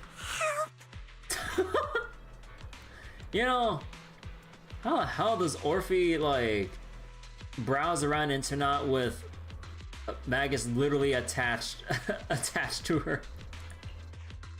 Calm down, Captain Magus. What you've dealt with so far are just the Exaltus scattered remnants. I know. We already have the Hollow coordinates for the Exaltus base. I'm not worried about a head-on clash. What worries me are those Obscura and the Sacrifice creatures. Leave the search for the Obscura to me and the city forces. You focus on the mission inside the Hollow. So the rest of the Defense Force or Isolde and the Defense Force are specifically looking for the Obscura? You can't just grasp at weeds. You have to dig out the roots. All this might just be a diversion by the Exaltists. By the way, Proxy, I heard your performance in the Hollow was top-notch as always. How's working with Obol? Has Captain Magus been giving you any trouble?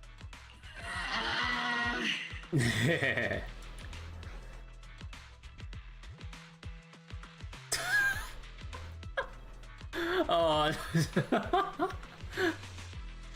Oh boy.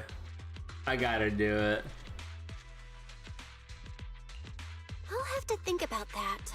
I remember Captain Magus saying that Phaethon is a villain who should be dealt with using 50 caliber high explosive rounds and military grade high energy lasers? Don't go taking things out of context to make me look like the bad guy. I'm a straight shooter. Got it. Looks like the temporary protocol for addressing Phaethon doesn't really hold much sway over Captain Magus. It's all because I wasn't decisive enough. Please don't punish Captain Magus. She's not the most soft-spoken, but Captain Magus and the squad have been doing their best to support me. And her military-grade high-energy laser is definitely reassuring. All right. Without the proxy support, our operation wouldn't have gone this smoothly. Whew. I guess this is the part where old grudges melt away and everyone makes nice. But if you're that talented, why settle for the dishonorable role of a proxy? Why not join the military, earn a proper rank, and truly protect New Eridu? What's so dishonorable about it? The work we do in the shadows brings us closer to the light than many of those who stand in it. You're being a little harsh today, Captain. Proxy. How many unqualified civilians have you led straight into danger within the Hollows? And how many shady Hollow Raiders have you guided to dirty money? You're right, Captain Magus. The underworld does have its dark side, but a lot of people are forced into it. They have to avoid the light and just try to survive in the shadows. And this grand, respectable world you speak of, is it really filled with nothing but righteous heroes? Is your defense force really so perfect? Every single person? You. All right, kids, enough bickering. The only villain here is the grumpy old Isolde. You're all brave, shining heroes, okay? Looks like the captain got shut down by Commander Isolde again. Even the proxy's been lumped in with the kids. Looks like we're all in the same class now. This concludes the briefing. Proxy, Major General Lorenz has expressed interest in meeting you. Would you mind coming with me later? The Major General wants to see me? That can't be good. Relax. I'll be with you. Oh no. Let's see, can we talk to anyone else?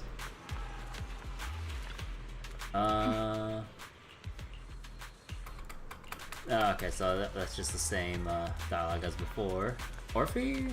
Nah, no dialogue. Alright. Let's go meet with the Major General. Adjutant, sir, the Major General's guest has arrived. Please follow me, you two. The Major General's tent is just beyond this tunnel. You follow the adjutant's lead and head with Isolde into the Major General's tent on the other side of the tunnel. Sir, your guests have arrived. Colonel Isolde, I heard that, Obol squad has already obtained the coordinates of the Exaltist headquarters. Man, this Major General already has, like... what was it? It's already giving off, like, secret villain energy. Also, let me get a screenshot for this to... Oh, wait, hold on. Let me just, do something real quick. There we go. Let me go take a screenshot for this real quick. There we go. That's correct, sir. The recon operation was a success. However, we also discovered something unexpected. There are numerous ether reactors installed around Wi-Fi Peninsula, known as Obscura, which may pose a significant threat. You can handle the specifics with your squad. You know I've always counted on you. Just make sure I get results. Yes, sir. Among all the mediocrity in the Obsidian division, Isolde, you're the one who truly stands out. I'm really glad I found you back then. Someone like you shouldn't be stuck on the front lines. I'm pragmatic, but I always make sure my subordinates are treated fairly. Uh-huh.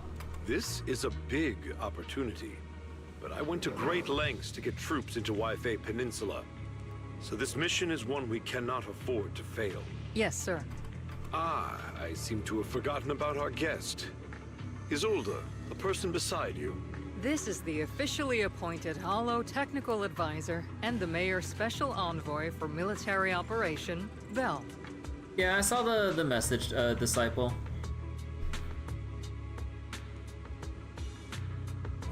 I mean, like, I'm not reading any leaks or whatever for what's coming up in 2.3. Like, I'm just reading 2.2 right now. I don't want to know any, like, leaks or hints of or foreshadowing that I haven't come across yet. Like, please respect that. Or any, like, speculation, because, like, I think with, like, leak culture for gaming and stuff, it's really hard to read what people say as, like, their theories when people, or at least, like, other people I've seen before, like, just, like, on social media in general, they always, like, disguise their theories as just, or sorry, their spoilers as theories. So I'm just, like, paranoid as shit whenever people are trying to, like, make a guess about something down the road, because is that really a guess, or is it just spoilers and, you know, are people just trying to be, well, attempting to be clever about it? But yeah, I mean, nothing against you in particular, it's just, I'm always wary when people are trying to bring up upcoming stuff that I'm like, wait, I'm still doing current content right now. Like, we'll leave the speculation for later. You ever spoiled yourself on it? You saw the boss design? seeing the boss design is kind of spoilers, isn't it? Because you're seeing something that you shouldn't see until the game shows it to you straight up. The name you chosen not to watch your fighter's attack pattern, you chose to wait to not spoil yourself. I mean, just like, you know, seeing that there's something ahead of time would just imply that it's like spoilers already. So just knowing something will come up, even if you haven't read the details, that is inherently spoilers in and of itself.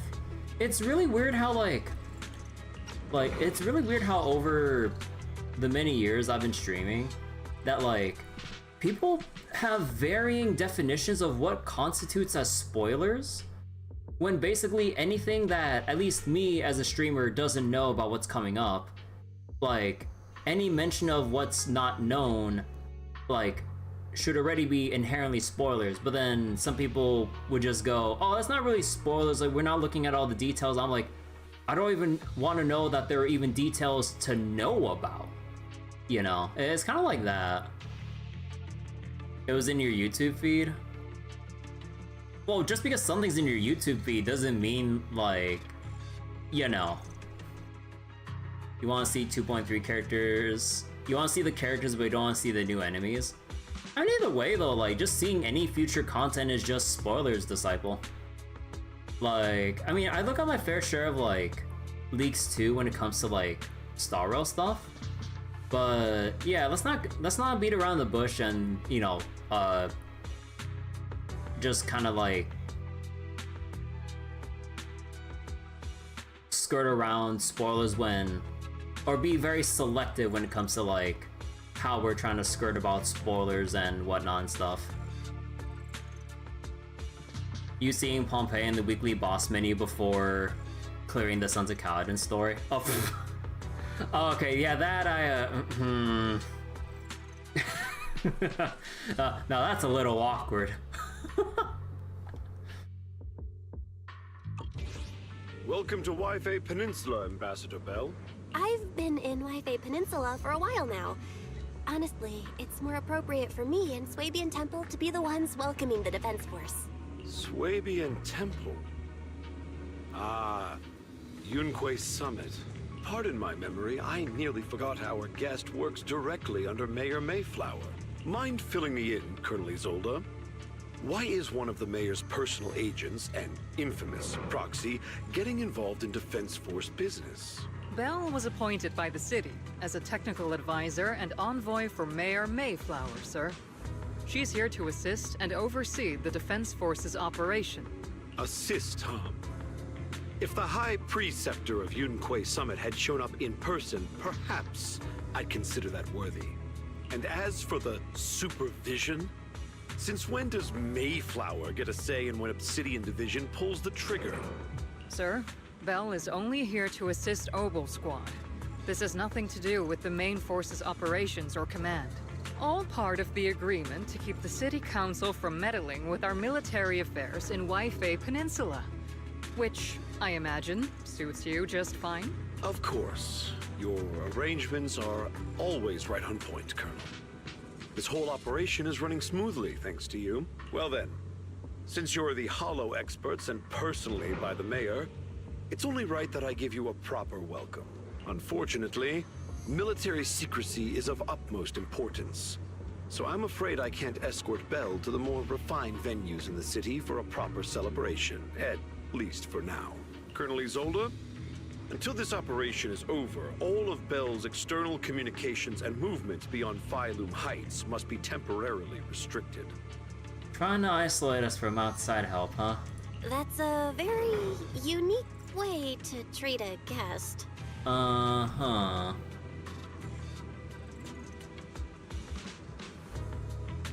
The only thing you know about 2.3 is the new characters and story boss and stuff like that.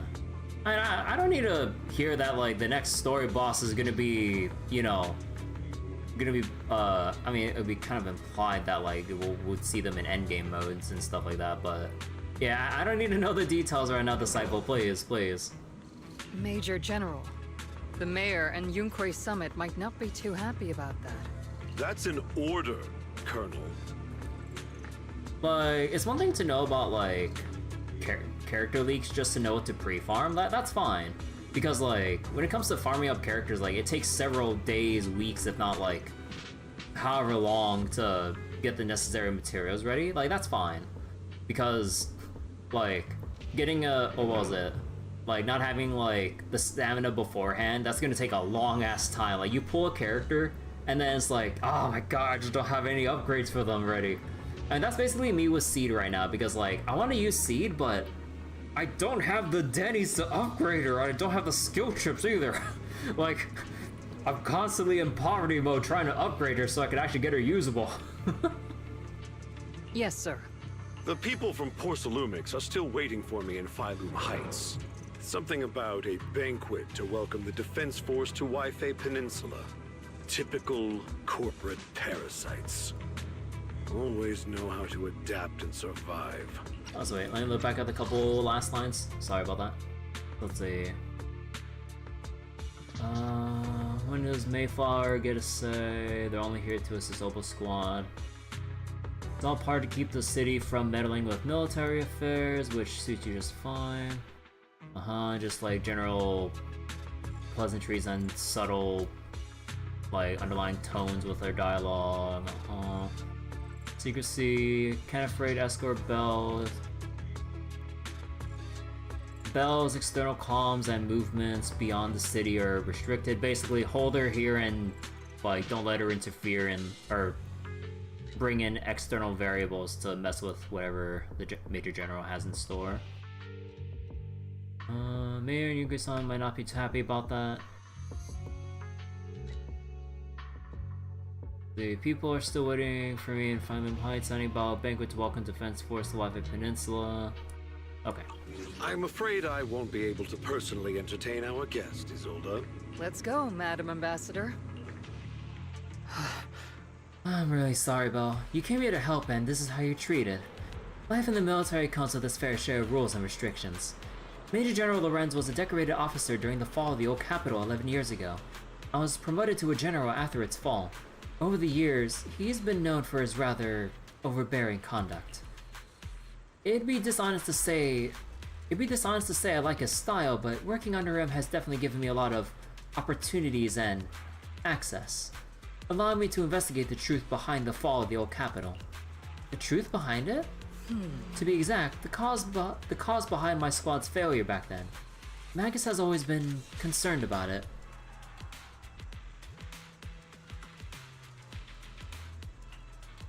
I'm getting off track, but the point is, you can count on us. Whether it's Obol Squad or any other Obsidian Division soldier, we'll give everything to protect you. After briefing you on the military operation, Isolde takes her leave.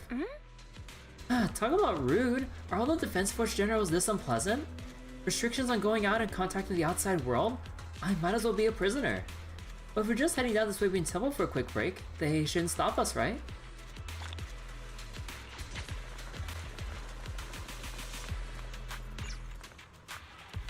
The proxy's been nabbed by the Major General. Then why do you look so happy, Seed? Don't make fun of your comrade's suffering. Oh wait, don't make fun of your comrade's suffering, Seed. That Major General guy's a real pain, huh? So the proxy doesn't get along with him. That must mean they're alright. It sounds silly, but also somehow makes sense. I heard all that. You're also the type to eavesdrop on people. I've been aware of your presence for a while now, Proxy, and for the record, I wasn't talking behind your back. Proxy, the ever so lovable Proxy. Always listening in with those keen ears. Okay. Please do not disturb the sentry on duty. Oh, okay. God damn, he's so tall. God damn.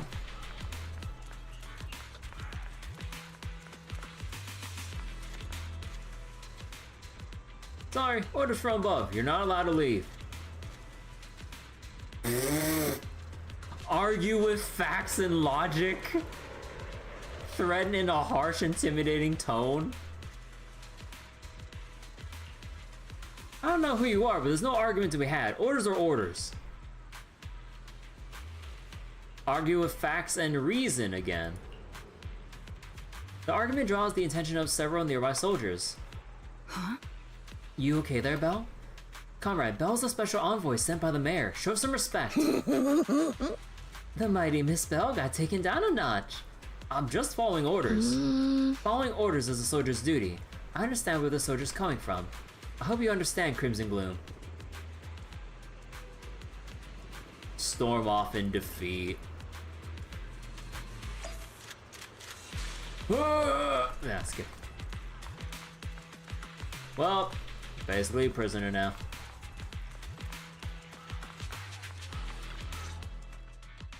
Captain! Proxy made it through the interrogation unscathed! No significant change in pulse, and your face isn't too pale. Looks like you passed the test. You look so frail, Proxy. Who would have thought you had the makings of a soldier tough enough to endure enemy torture? What torture? Huh. With you already calling me the villain, I figured I'd better get good at dodging torture. The Major General may be tough to deal with, but interrogating the Mayor's envoy?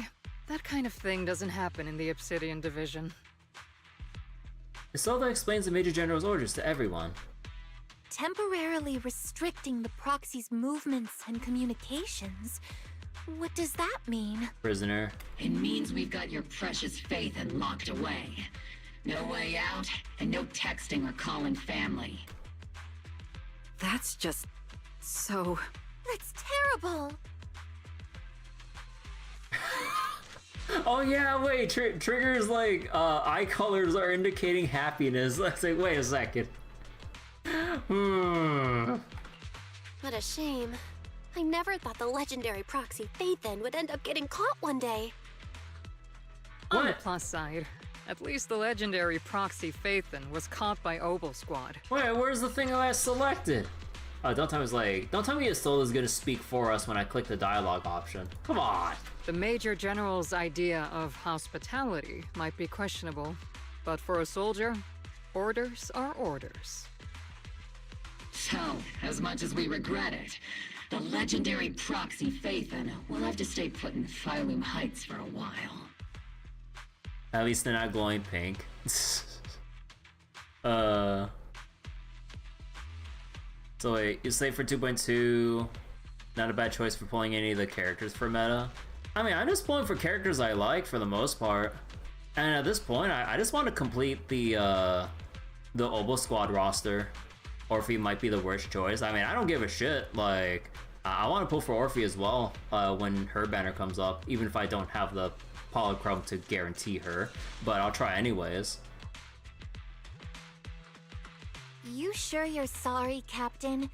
I'm pretty sure you were holding back a laugh just now. Don't worry. Obol Squad and the Obsidian Division are the first line of defense against the Hollows. You shall forfeit all possessions to Orphe. What about Magus? We'll wipe out the Exaltists faster than you'd think. And then the proxy will be free. As ordered, a technician will now attach a tracker to the proxy and temporarily block all communication functions of their electronics. Oh. There's no point fighting it, so you allow a soldier to fasten the tracker, more like an electronic shackle to your ankle. Thanks to the Defense Force's signal jamming, the only wireless frequencies still functioning Wi-Fi Peninsula are military ones. For now at least, say farewell to the friends anxiously waiting for your replies on Knock Knock. My apologies, Proxy. For the Obsidian Division, orders carry more weight than mountains. I don't like restricting someone's freedom like this. And I'm not exactly your biggest fan. But I hope... Oh, what? Oh, shit. I accidentally, like... For the Obsidian Division, orders carry more weight than mountains. I don't like restricting someone's freedom like this. And I'm not exactly your biggest fan. But I hope you won't hold it against Isolde or the squad. You said for meta if I was pulling for meta. How many characters Orphe would be the worst choice you pull for Orphe, even if she was mid, you pull for characters like? I mean, I respect that. I may not be a soldier, but I can understand the weight orders carry for all of you. If temporarily restricting my freedom helps the operation go smoothly and keeps the people of Wi-Fi Peninsula safe, I'll gladly go along with it. I never thought you'd show such resolve, Proxy. Don't worry. I'll keep an eye on you while you're with us. Captain Magus keeping an eye on you? Just a heads up, she's not exactly the caring type. Once again, Proxy, you have my apologies. With comms that are movement restricted, things are definitely tricky. Luckily, I can still reach out to Wiseland Ferry through the HDD without the Defense Force noticing. Right as I'm thinking about this. Oh, Proxy, don't look so down. It's time for Obol's regular equipment maintenance. Come join us. Is that okay? Do you agree, Captain Magus? Making sure our tech folks have reliable gear is crucial, so if you want to drop by, Proxy, go right ahead. Not that I could fix anything even if I did. Really? I mean, I couldn't detect any gear on the Proxy, but I can't shake this strange feeling. Like the Proxy is some sort of device that feels oddly familiar. Don't worry, Proxy, C can be a bit hard to follow at times, but when it comes to tech, you can always count on her. It's just a routine maintenance check. Come on, Proxy, stop being so wishy-washy. We got Mercury just standing up here. Can we talk to anyone else? Just like the usual soldier here, right? Yeah. Can we take a look at the car? Oh, we can. Yeah, they really are restricting like everywhere we can go.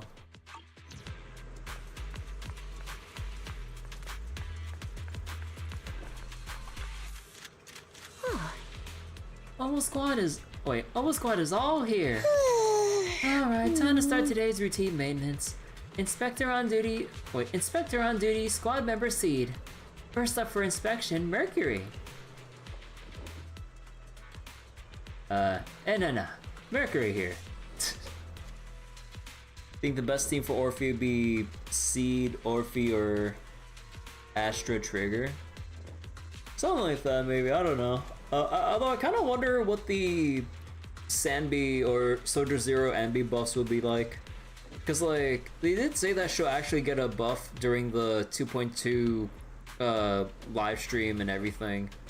And I'm kind of surprised about that. Although, apparently, you know, from general posts I keep seeing on, like, whether it's, like, Reddit or just some other places, like, people keep complaining that Sanbi's damage ceiling is a little bit too low for her character and everything.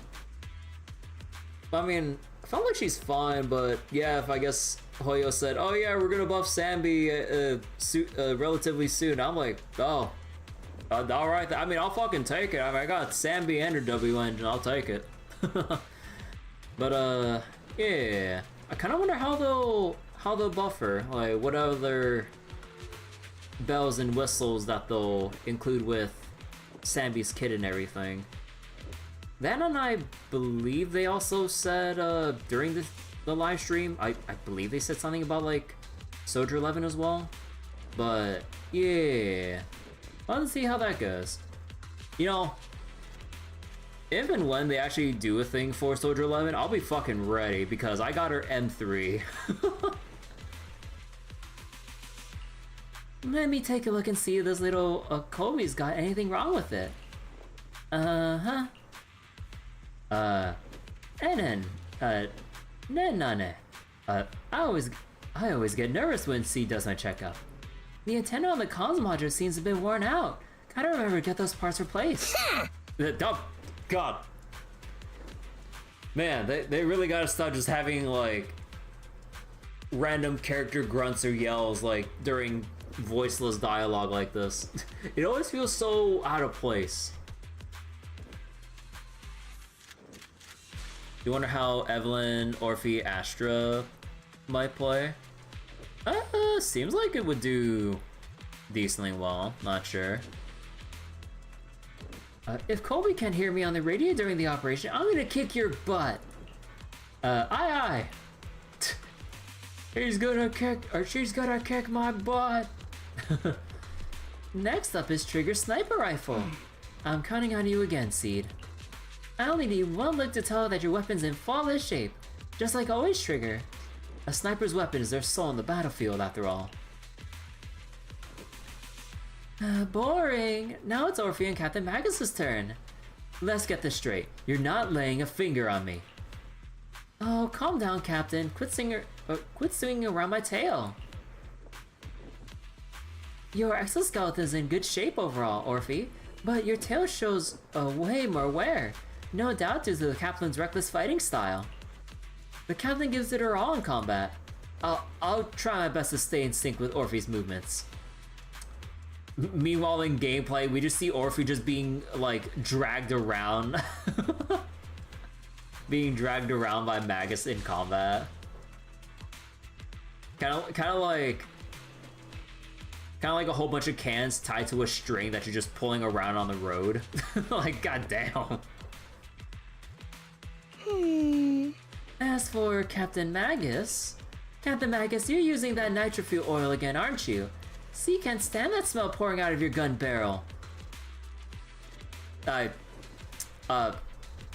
Wait, okay, time out. Nitro fuel oil?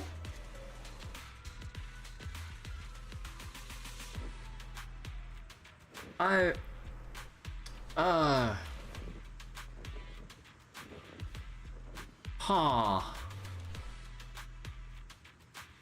guess even intelligent constructs want nitro fuel as well. Whoa. Are you seriously attacking your Captain's dental hygiene? Nitro fuel oil for what? Is that like her mouthwash? Magus and Bernice's flamethrowers. Oh yeah. And finally, it's your turn, Proxy. Where should I start? Seed stares straight into the Proxy's eyes. Impossible as it seems, it almost feels like she can see right through to the HDD. But that can't be possible, right? Change the subject. Your eyes are crystal clear, Proxy. All systems good, inspection complete. All systems good with my eyes? You were just looking for an excuse to stare right into the Proxy's eyes. Now that everyone's finished their equipment checks, you're dismissed. Get some rest and make sure your gear is serviced at the armory. Hey Proxy, don't forget to look after your eyes too. My special eyes. You confirm that the military really is restricting your freedom of movement with Obol Squad. You then return to the tent to rest. The tent offers some cover from the soldiers' gazes, and re-establishing the connection with the HDD brings a small sense of relief. Barry? As Master's supreme assistant and a thoughtful, all-purpose AI, I would never sit back helplessly while Master's freedom is being restricted, unlike the second assistant. Barry, you really can't stop chasing that first assistant title, can you? When will you finally understand that as her sibling, I'm irreplaceable?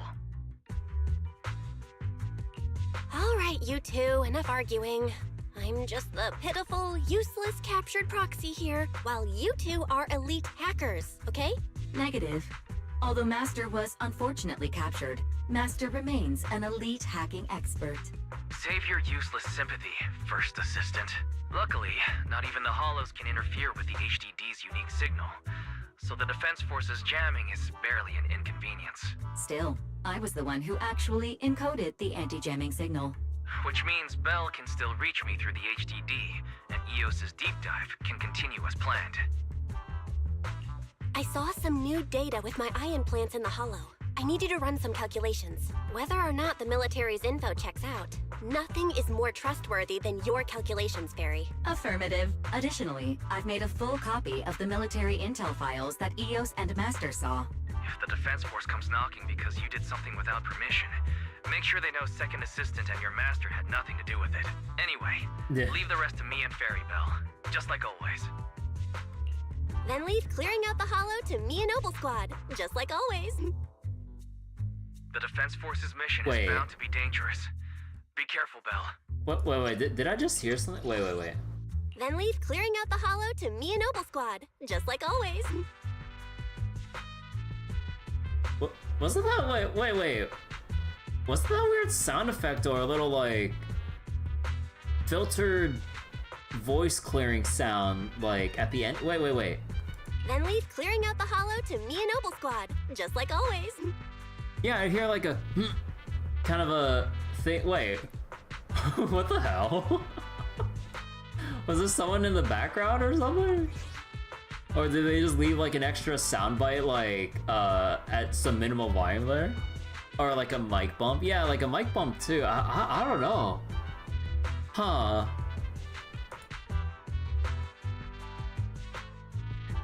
The bed beneath you feels so foreign. You hardly rest well that night. But as with all things, it eventually passes. A commotion rises from the outpost beyond the tent. What? No, Mercury. That's Orphe and C's voices. Let's go check out what's happening. Aw. Oh no, it's not Mercury. I guess it's just one of the other battle boos. Do we see Mercury anywhere in particular? Oh wait, are you gonna say the same thing? Yeah, you always say the same thing. What about Isolde? Dang. Oh, okay.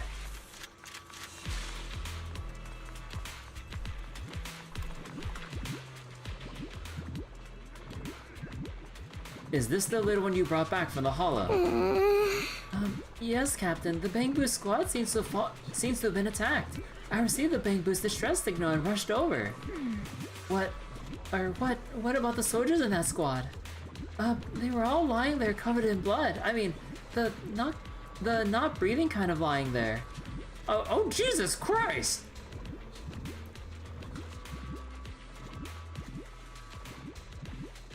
God damn! Let's pay our respects. This Bangbu probably recorded what happened when they ran into the enemy, but is badly damaged. Do you have any technicians at base? Hello, I'm Technician. Oh, Proxy, you know how to fix a Bangbu? Please help this little guy.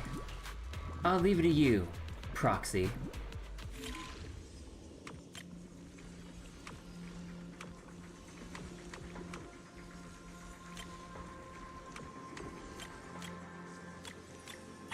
Trace on. Trace on. The video footage is restored, and images from inside the hollow stream stream out through the Bangbu's data port. All units be advised. At 3 o'clock, 300 meters. The cluster of miasma. Ethereal presence confirmed. Oh.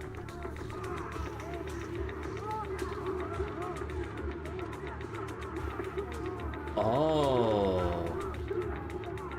Aww. Also, let me screenshot this.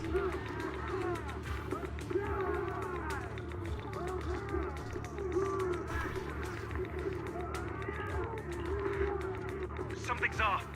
Are those humans coming out of there? Hey, look! Someone's crawling out of the miasma! Why are they wearing Defense Force uniforms? They're coming closer. And they're armed! Gunshots ring out from a distance. We're under attack! Fight back! Enemy spotted at 3 o'clock. 4 and 5 o'clock. Oh, is it the Exalted troops in disguise? The records censor the they censor the swears in the recording? Legally not allowed to say. Gunfire echoes all around. No, they emerged from the miasma. They're definitely not alive. What the are we seeing the dead in broad daylight? Ethereal or monster, just take them down. Reporting in. We've got casualties. We've got another wave of hostiles launching in on the right. We need backup. The deafening gunfire grows louder, gradually drowning out all the voices. The gunfire and voices gradually fade away, and everything returns to silence. White noise grows louder, skipping ahead. It's just as the Overseer said. Even a miracle like resurrection is nothing for for the Creator! Oh. Aw. Also, screenshot moment.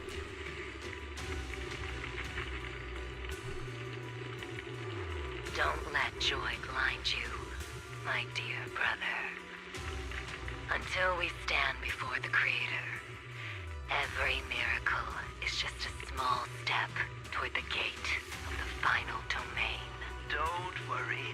My joy hasn't clouded my judgment, and my knowledge as a researcher remains sharp.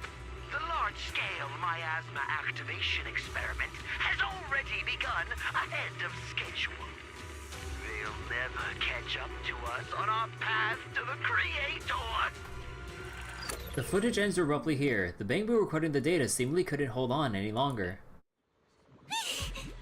The soldiers crawling out of the miasma. They look like the dead brought back to life. The dead? But they're dressed in military gear from the old capital.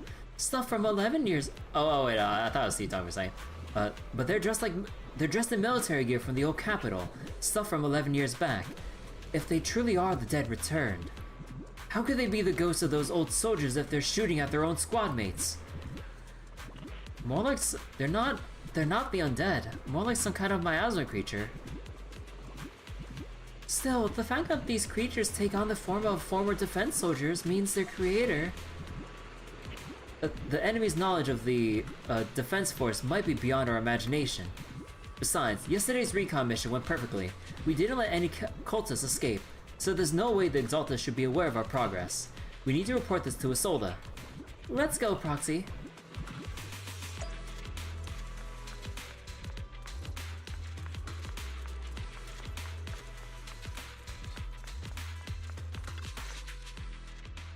Together with Obol Squad, you brief Isolde on what you saw in the footage. The Exaltists have already figured out that we're launching a full-scale operation? So far, only Obol Squad's scouting mission involved direct combat. What that recon team ran into was likely just an unfortunate accident. But your operation was flawless, and no part of the plan was leaked. That means either the Exaltists are more perceptive than we thought, or some unit acted outside my command and carried out an unsanctioned mission. But Lorenz handed over command of this operation to you. So if we rule out interference from higher up, the only one who could have mobilized troops without the Colonel's approval is... Mm-hmm. Only the Major General himself. Looks like Colonel Isolde has it even tougher than I do when it comes to dealing with a demanding superior. Orphe, you don't actually think I'm that difficult to deal with, do you? At this point, arguing with my superior won't do any good. So if we want the raid to stay on track, we'll have to strike even faster. While I usually think you're a little too reckless, Magus, this time, I agree with you. Swift as the wind, fierce as fire, and unknowable as shadow. That's the essence of Blitz tactics. At least according to a Yunquei Summit scroll. Since the enemy already knows we're coming, let's seize this rare opportunity and strike before they're ready. Obol Squad, gear up and get ready! Yes, Captain Magus! I'm about to start deploying troops to launch the offensive. Proxy, both the battlefield and the Hollows can shift in an instant. Make sure you're fully prepared. We aren't as ready as we could have been. The Obsidian Division will handle the battlefield, but when it comes to the Hollow, you're the only one we can count on. Leave it to me. On my reputation as a legendary proxy and my honor as the mayor's envoy, I won't let you down. I'm counting on all of you, too. Please, don't betray the trust the people have placed in the Defense Force. Save it. We're well aware. What the captain means is, Obol never fails a mission. This operation has two main objectives.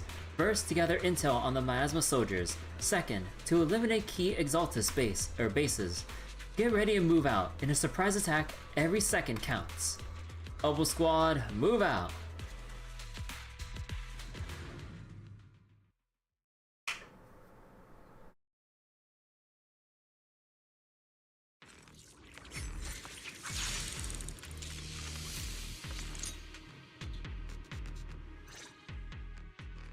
The unexpected deployment of forces beyond Isolde's plan has put the Exaltists on high alert, like a startled bird ready to flee. We can't risk the Exaltist core members escaping right under our noses. We have to strike quickly and hit their key bases. Based on the intelligence we have, the target's stronghold in this operation is very likely the Exaltists' main base. I'm not usually one to spoil the mood, but from what I've seen of the Exaltists, they're not that easy to pin down. Which raises the question, can we really trust the intel from the Defense Force? You really know your way around intelligence and information warfare, Proxy. But it's Isolde's strategy and intel that have been key to the Defense Force's success so far. I understand your concerns, but I've no reason to doubt the reliability of Isolde's intel.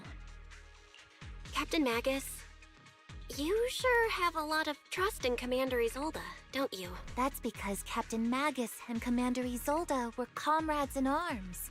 They fought side by side years ago. Technically, fighting side by side isn't exactly accurate. But yes, Isolde and I go way back. She's a comrade, a senior, and my commanding officer. In fact, Obol Squad itself wouldn't exist without Isolde's support and guidance. If I can't trust Isolde, then there might not be anyone left in Obsidian Division I can trust. I understand. So please believe me, when I'm acting as your proxy, my one and only goal is to lead you all to where you're meant to be. Ah. The Defense Force people are here. Yeah. Who goes there? Petty thugs, blocking the way to the Creator. The Creator will not forgive them. Our sacrifice will pave the way for our Master's return. Not over yet!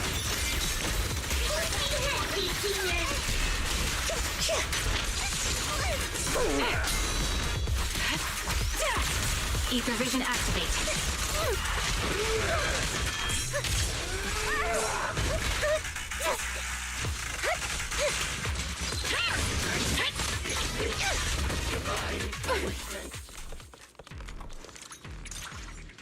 Encrypted documents detected on this device. Accessing.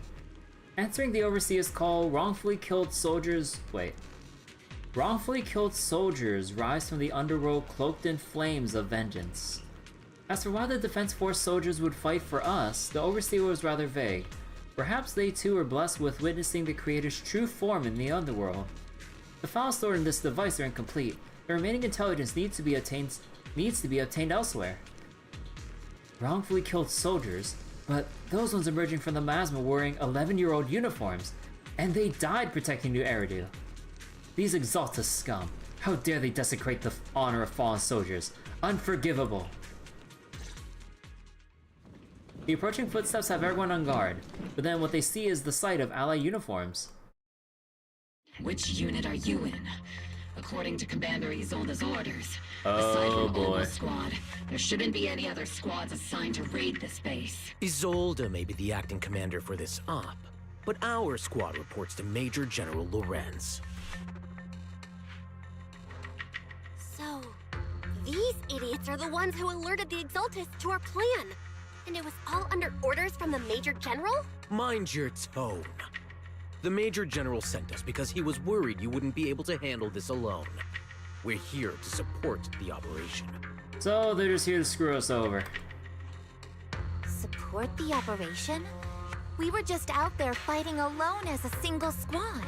That's right, and we really do appreciate it. Without you taking the brunt of the Exaltists' attention, we couldn't have made it to their headquarters from the flank so smoothly. We have to apologize. We accidentally beat you to it and ended up taking the credit for wiping out the Exaltists' main base.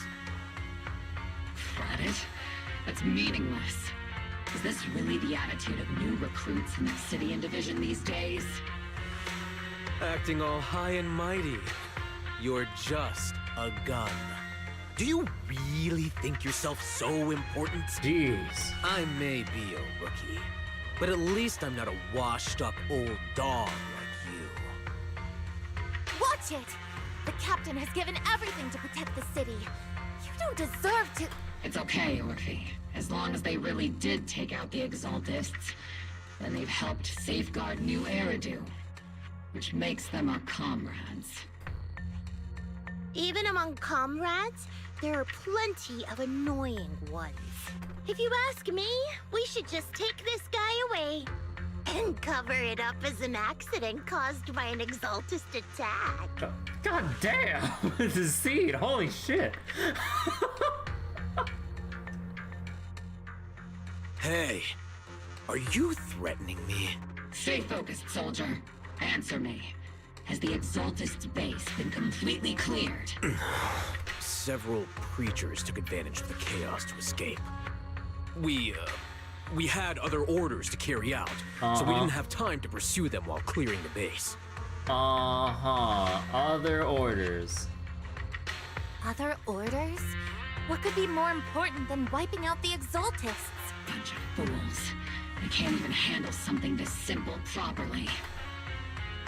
Obol soldiers, let's move out. Once again, it's up to us to clean up after these fools. Obol, gear up and get ready. Yes, Captain Magus.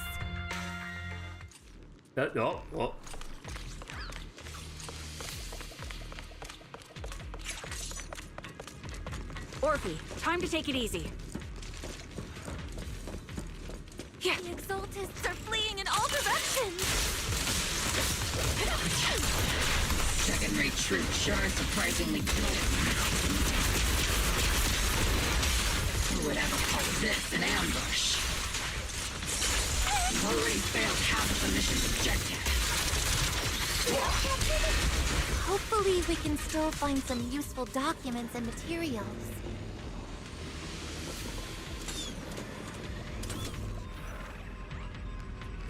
We may be working with Porcelumics, but they aren't exactly saints. They'd sacrifice everything for profit. The soldiers didn't die protecting the city. The truth is, the file ends here without warning. There's a record of the hardware being moved, but the missing data cannot be retrieved. God damn it, of all places, the data had to be missing at the most crucial part. Huh? The soldiers didn't die protecting the city. Just what have these Exaltists learned? It's nothing but the distraction they planted on purpose to mislead us. Still, it's clear that the Exaltist remnants were spooked by the Major General's unit acting so recklessly. That's why they moved the key data early. Guess they had no choice but to press on.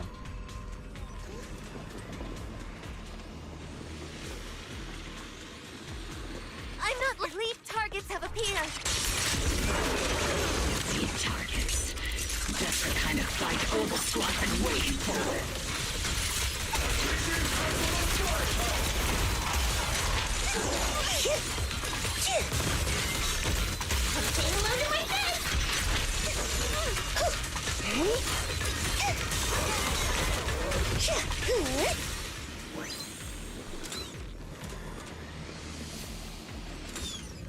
Everything is moving along smoothly, Mr. Lucro. We'll be counting on you again this time.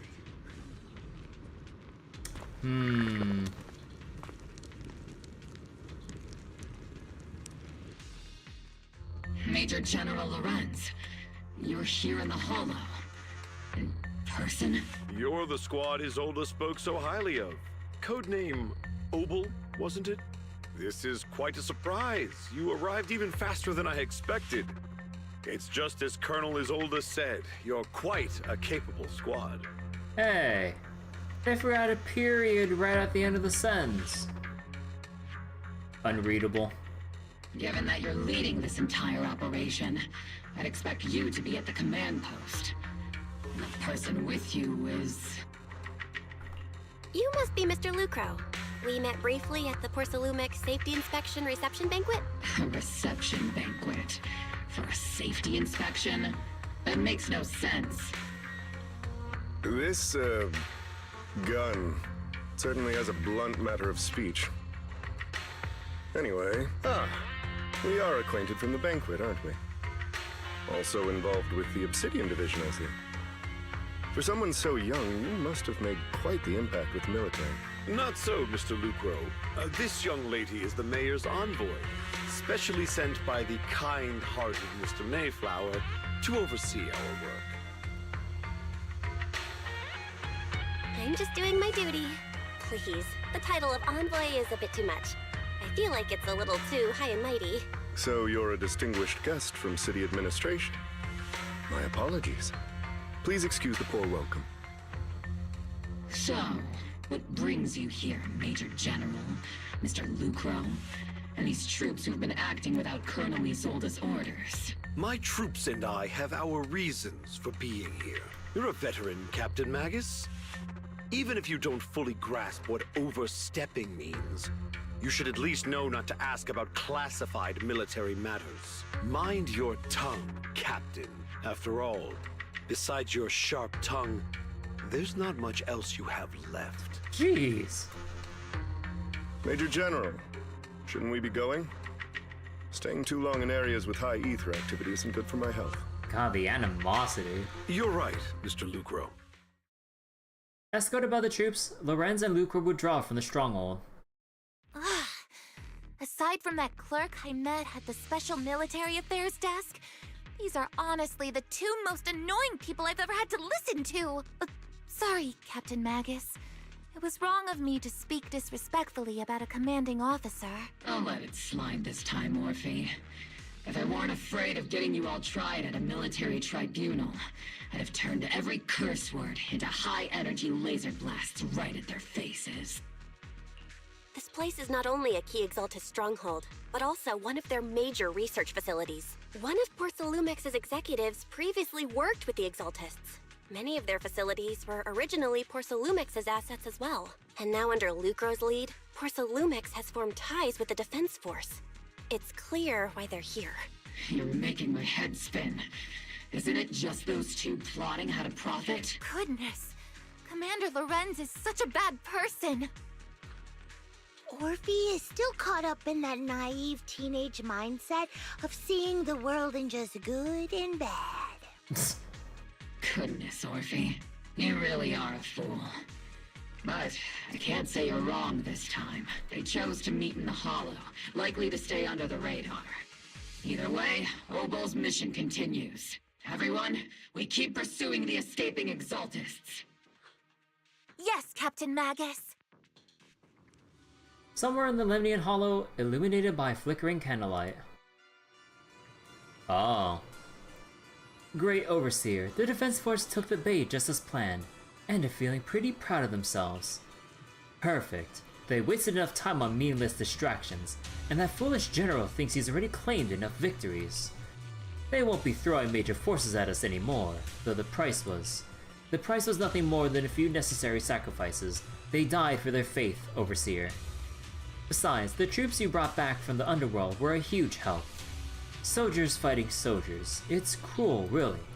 Still, if it's for the right cause, then even you and I must be willing to give our lives. Absolutely. If that greater purpose is an audience with the Creator. I know you have other intentions, but you're still open to the path to the Creator. Wait, you'll still open the path to the Creator, won't you, Great Overseer? I've wandered in confusion along this path more than once, but the whispers I've heard were true, without a doubt. Once I've achieved my goal, I'll open the path to the Creator for you, which means your sacrifice and mine are justified. But Phaethon is with the Defense Force right now, and that one's a real handful. Not the type to let things go easily, and that elite squad of theirs has been a serious thorn in our side. I've noticed that youngster may be an unexpected— What the fuck? Oh, that's just my fan making a noise. That youngster may be an unexpected variable, but have already set the course for how their tale unfolds. Don't back them into a corner unless you have to. Your arrangements are reasonable. May the Creator refine us.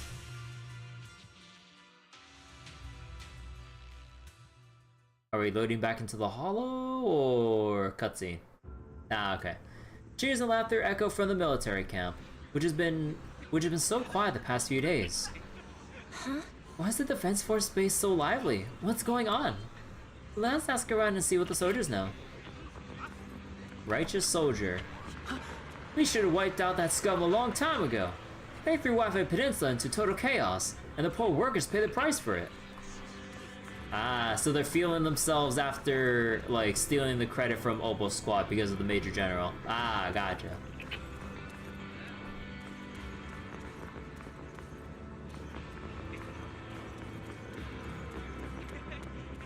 Yeah, the adjutant, Lucro. Yeah, we can't talk to him. What about Trigger? Friendly soldier. If Obol squad hadn't broken through head-on, our plan to strike from the flank wouldn't have gone nearly as smoothly. They're the ones who put in the work and got results. Shouldn't they get most of the credit? Huh.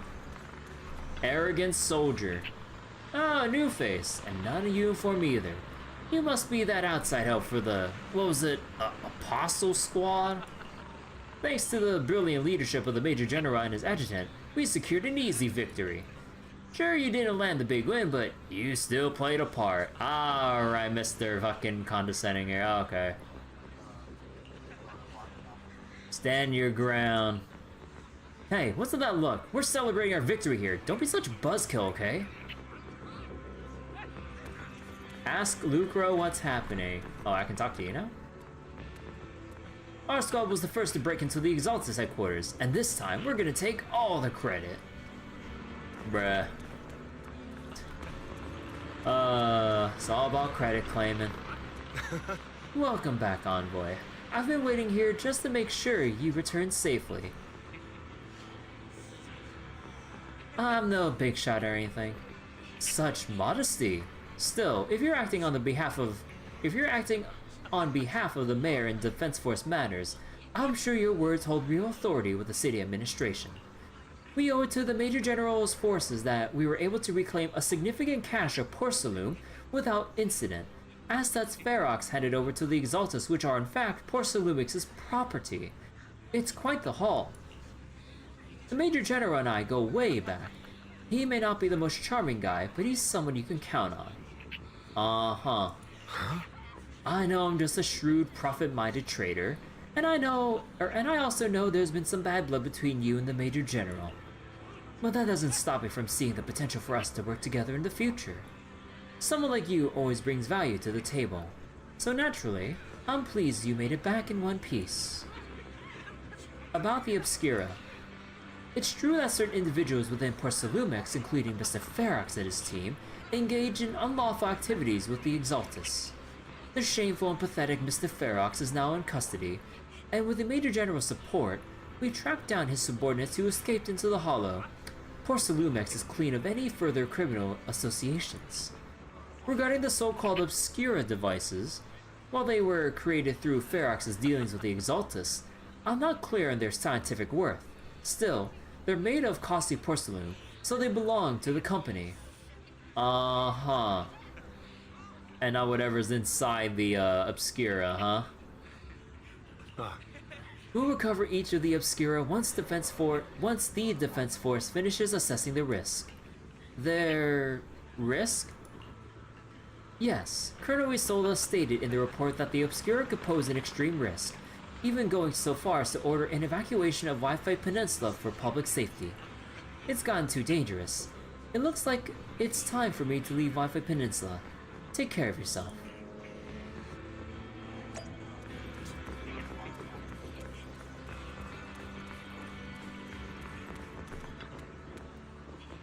These guys sure know how to take it easy. They're already planning the victory party right after winning. So what's the Defense Force's next move? Next move? There isn't one. Hey, that's an extra space right there.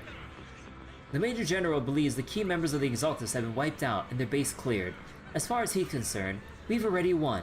I never thought victory would come so easily. What about the Obscura in the city? You faced the Exaltus more times than anyone, Proxy. Your insight is valuable, but even so, the Obsidian Division can't keep pouring resources into chasing down a minor outlaw group. As for the Obscura, Colonel Isolda is taking our intel and the risk posed by the sacrifices very seriously. She's already preparing to evacuate the citizens of Wi-Fi Peninsula.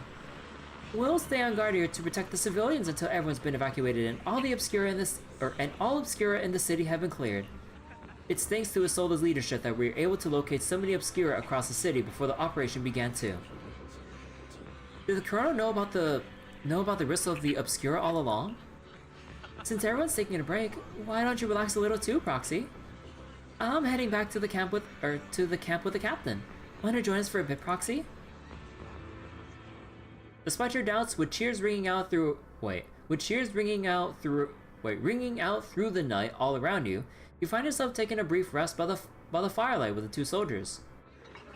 As Obol Squad settles in at their quarters, the troops are already preparing to celebrate.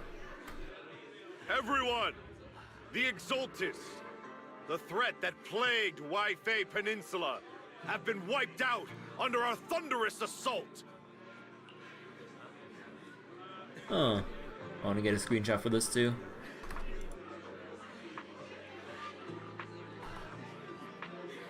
Once again, we've brought justice and victory to the people of New Eridu! Like every triumph before! Give it up for yourselves, soldiers! Cheer for victory! Cheers rise up from the gathered soldiers. And let's hear it for our brilliant commander, Major General Lorenz! The cheers erupt once more. I hate to be that girl, but isn't it a bit early to celebrate?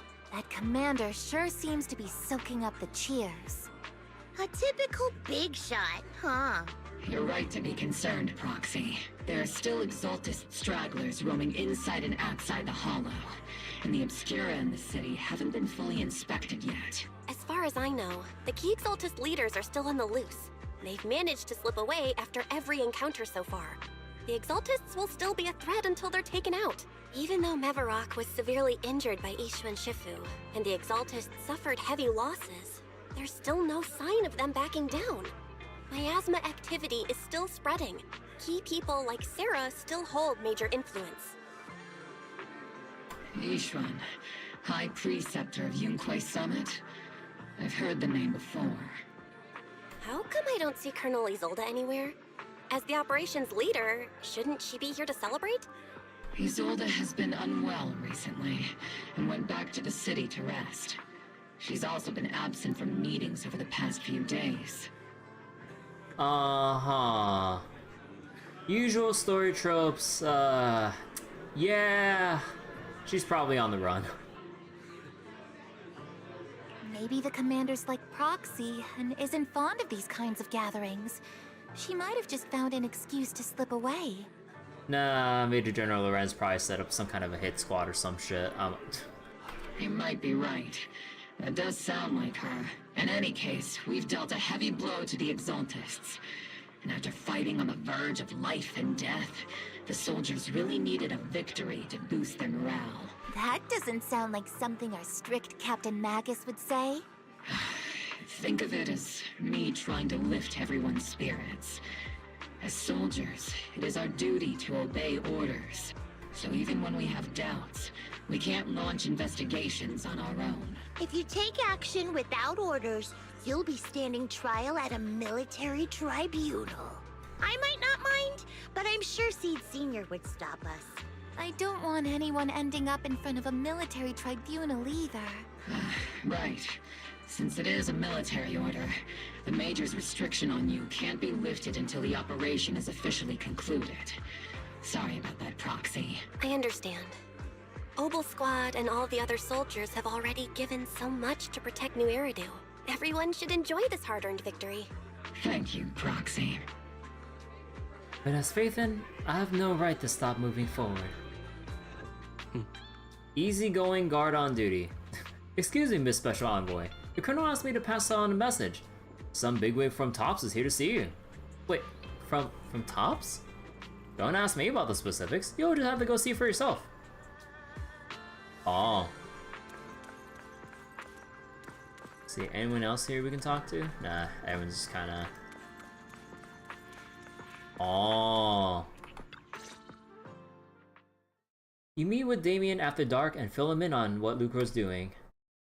Actually, I've already heard about Lucro personally entering the Hollow and the Major General's movements. Besides relocating Porcelumex and the Exaltist stock of Porcelum, they're rounding up trusted members who served under Ferox, including my poor colleagues who fled into the Hollow's labs, fearing a purge. The dust hasn't even settled, yet they're already discarding what they no longer need, proving that the only thing crueler than one ruthless boss is another. I have no place in TOPS any longer. And the Defense Force won't seek justice for a stray like me. Oh.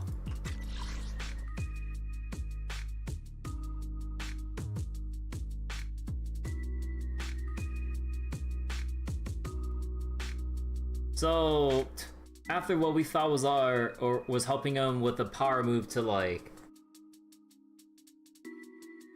what was it? To get higher up within Porcelumix and everything.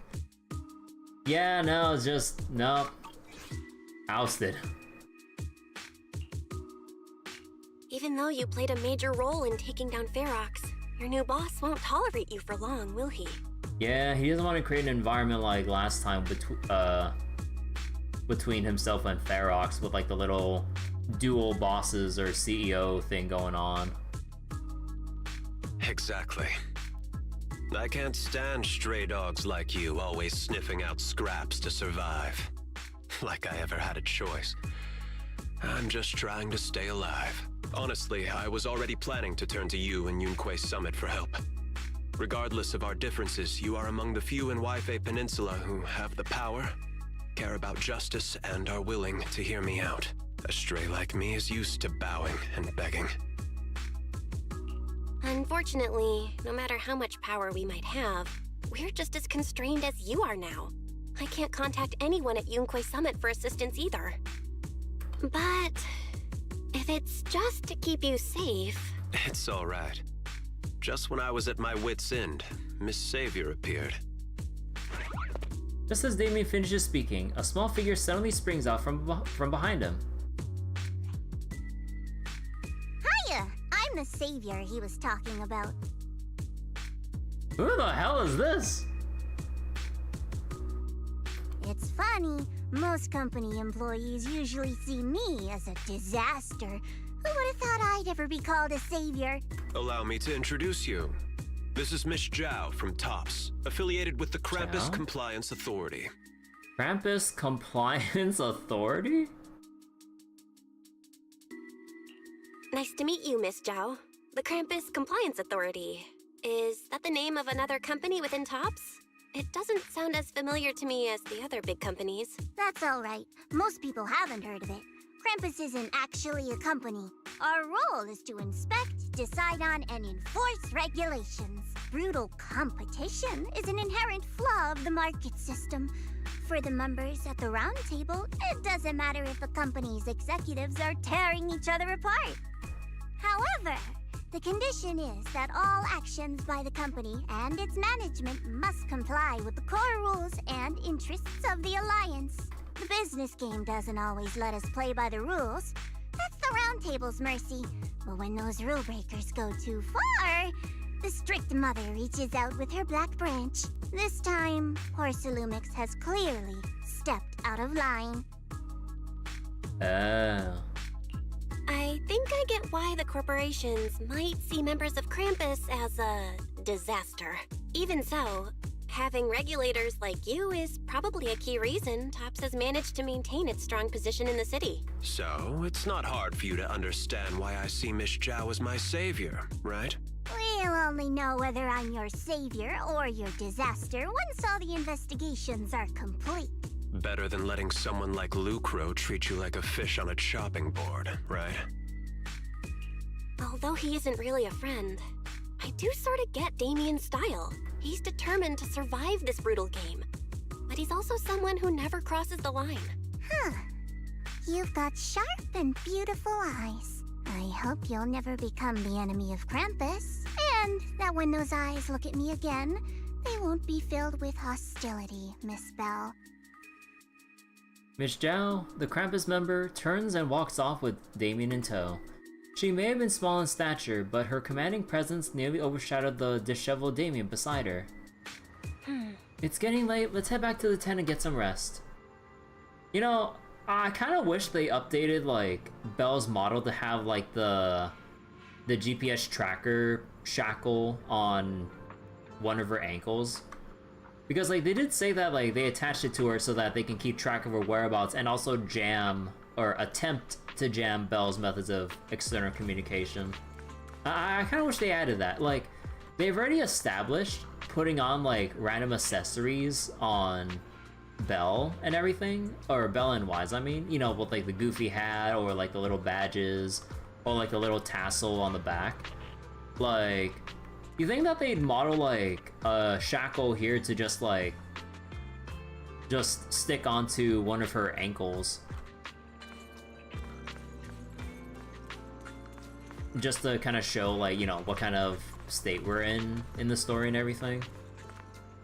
Like, they don't really like, they don't even really have to like animate the shackles if they want to save some like production time with that. Like, they just have it as a static accessory that doesn't really need to move. Yeah, like, it seems like it would be pretty easy with them already having an accessory system, so the GPS tracker shackle should be relatively easy.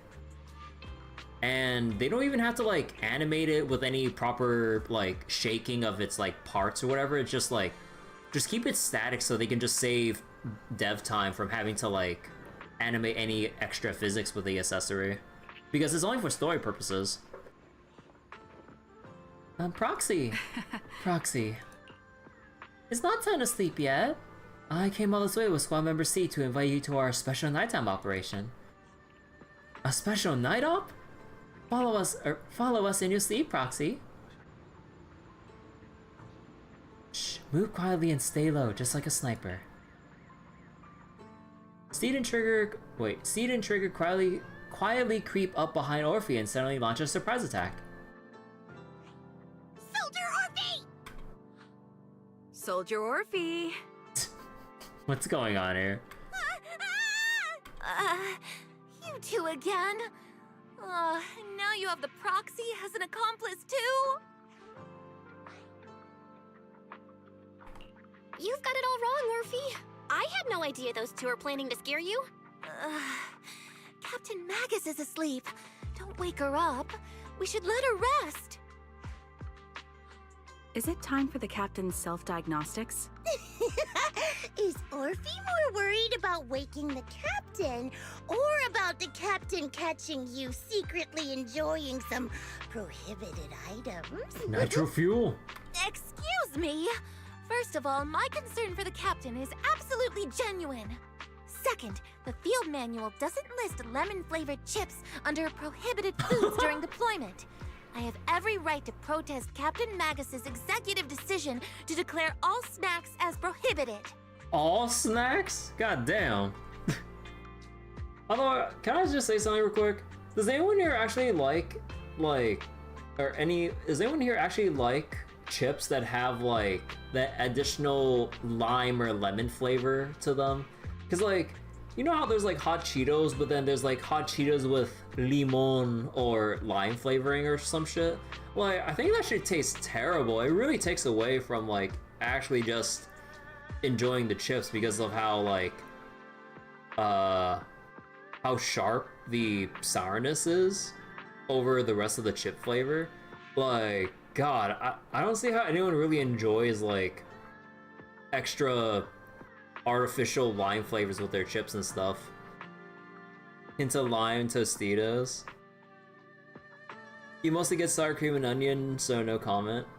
I mean, like, sour cream and onion is perfectly fine, but like with lime flavoring or what have you, it's like it's like way too overbearing for me, honestly. Like, I don't see how it's like, because it's like, I taste the, let's just go back to the hot Cheetos. Like, I taste the hot Cheeto, but then the lime part just completely overpowers it and then just like overloads my tongue with like just how strong the lime flavor is, that I can't eat, that I have so much trouble actually eating the rest of the bag.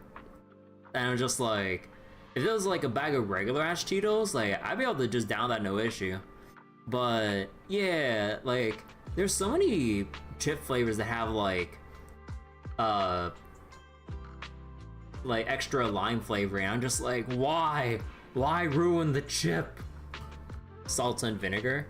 I've tried salt and vinegar before. I think is it just Lay's that has it, or I'm pretty sure there's other chip brands that have salt and vinegar flavor options, but I don't know. I think I tried at least twice with salt and vinegar flavored chips. I'm not the biggest fan of them. And, you know, it's mainly because of, you know, the vinegar part. It's like, yeah, no, the vinegar flavor is not really for me. It's like a bit, I mean, it's kind of like similar to the whole lime flavor. It's like a little too much for me. And like after I take a couple bites, I'm just like, or I get a couple pieces, I'm just like, I can't eat any more of this. Oh, then why doesn't Orphe protest when the captain's actually awake? I'm sure Orphe has her own reasons. Anyway, if Orphe doesn't want us to tell the captain... How about sharing some of those lemon chips with us? Seed and Trigger are robbing me again! Oh, it's like the usual, like, hey, why don't you share with the rest of the class? Can't just have it all by yourself. God, like, that always, like, pissed me off back in, like, elementary and shit. When there's, like, free days when, like, we're watching, like, a movie because, like, we're ahead of schedule with, like, the teacher's, like, lessons or whatnot. So then, like, it's always, like, a dumb rule of, like, you either bring snacks for yourself or for the whole class, because you can't just share with just you and a friend or whatever, and you get in like just scolded by the teacher for it and like get your fucking snack taken away if you try like sharing with just one or two friends compared to like the whole class. I'm just like, oh, fuck off with that. Like, even in elementary and shit, like, what I do with my snacks is, like, my own business. Like, the teachers can fuck off with that mentality. I mean, like, part of me sort of kind of, like, gets the reasoning, because they don't want, like, other people to feel left out or some shit, but I'm just like, come on, I don't think anyone's gonna get that depressed over seeing other people sharing snacks with one another. Like, if it's just, like, between people that are actually close friends with each other, compared to, like, sharing snacks with someone that you have no business really knowing or interacting with at that moment. I'm just like, come on. Like, I can't just pass like a handful of chips to like my buddy like literally sitting right next to me, or else I just get threatened by the teacher of like, hey, better keep it to yourself, or throwing that away, or you better have enough for the rest of the class. I'm just like, fuck off. Jeez. Isn't this just a regular part of our night ops briefing? The law doesn't punish the majority, Orphe. Then, the proxy should also share the responsibility. A special mission to get rid of lemon-flavored chips? Count me in! In the sea breeze of Wi-Fi Peninsula, you team up with Obol Squad to finish off the lemon-flavored chips. As night deepens, Seed and Trigger, who ambush Orphe, return to the squad's camp. Just as you're about to leave, Orphe calls out to you. Proxy, there's something I need to talk to you about. It's about the captain. Let me guess. It's something that you can only say when Captain Magus is asleep? That's right. Proxy, I want to apologize on behalf of the captain for her bad attitude toward you during the mission. But there's a reason why the captain acted that way. I trust that you know the captain, Orphe. Otherwise, why would you trust her so much? Come to think of it, you and Magus make a pretty unique team. A soldier paired with an intelligent weapon construct. An intelligent construct? No, the captain is more than that.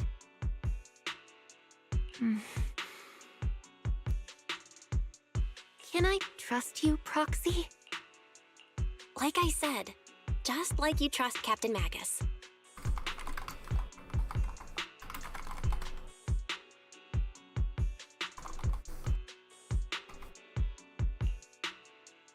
I'm just a gunner. A soldier, here to support Captain Magus. Oh, okay, we're here for the big backstory then. Wait, and like a test tube or something and everything? Wait, holy shit.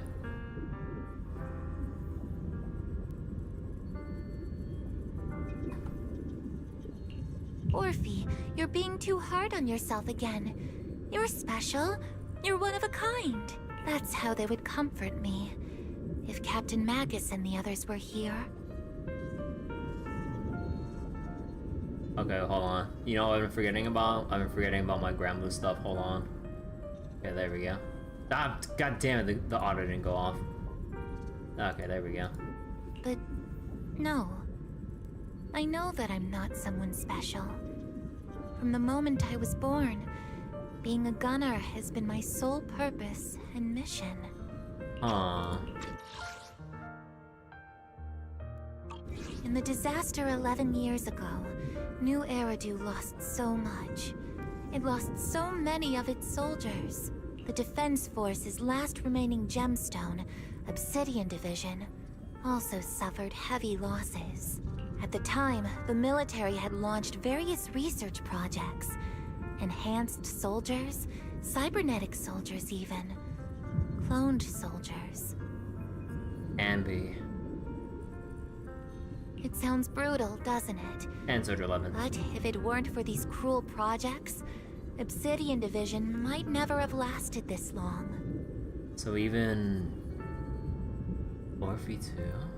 I was also born at that time, cloned from a legendary soldier, and designed to aid that legendary soldier as an assistant. Cloned from a legendary soldier and designed to aid that legendary soldier. Ah. Huh.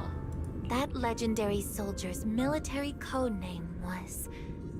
Magus. Cloned from Magus to assist Magus? Holy shit. The soldier's original body has long been destroyed. All that remains now is a backup of her consciousness, or what you could call her soul, stored within the weapon. Even in death, she's still wielded as a weapon by the Defense Force. Though Captain Magus always says it's what she wanted, is it really a blessing? Or a curse? All things considered, I'm quite lucky. Selfish, even. I stole her body, her name. You could even say I stole her life. Aww.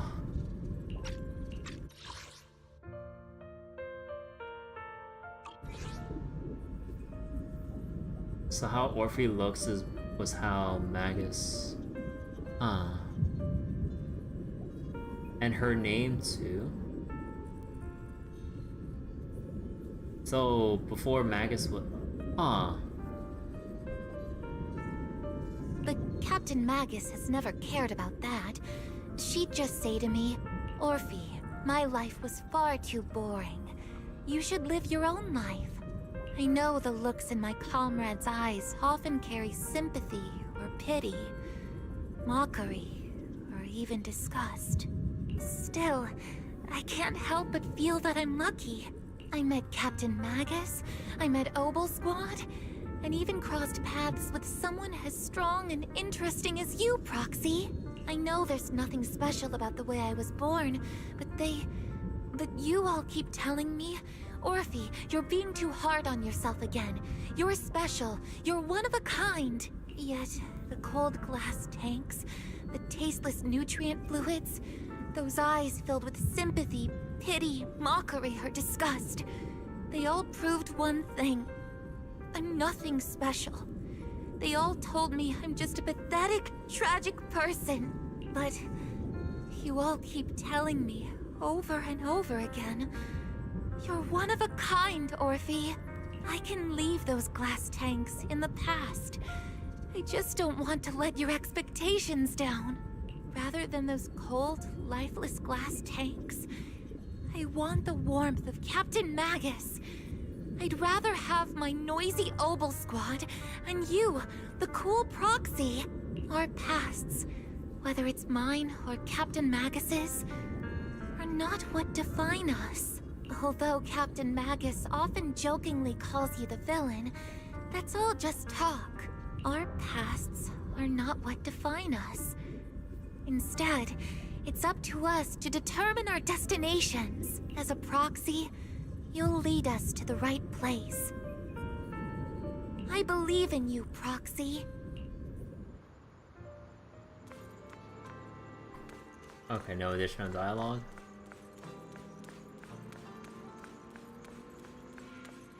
Anything from Seed and Trigger here? What about Soldier 11? Yeah? Alright. After a brief signal disruption, communication with the HDD is re-established.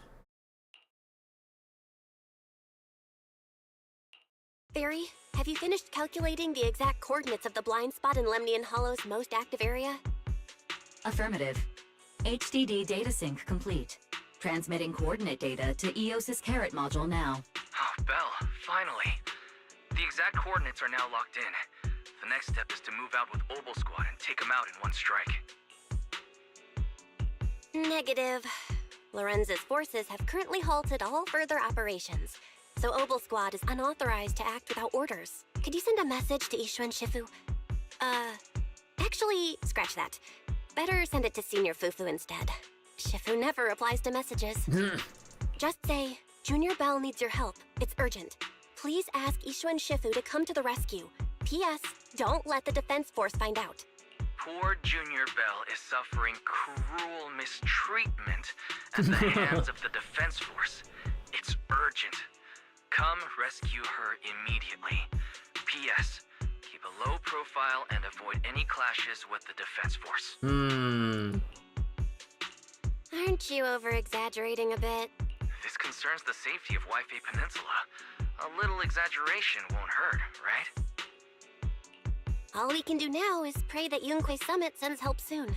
Who knows what kind of mess the Exaltists might be stirring up in the Hollow, while Lorenz is basking in the limelight. There's no time to waste. I'm logging off now. Just as you're about to fall asleep, the familiar chirping breaks your peaceful slumber again. What? Damn, that's fast! Is that Shifu's Qingming bird? Chirp, chirp, chirp, chirp. Your vision... Wait. Oh shit. Your vision suddenly dims, but strangely, you don't feel afraid. When you come to your senses, you're already being carried high up in the air by bird talons. Your body feels weightless, like a feather drifting in the air one moment, then heavy like a stone sinking in a lake the next. By the time you come back to your senses, you've already arrived. Oh. You know, isn't this going to present an issue given that we saw the tracker on our leg?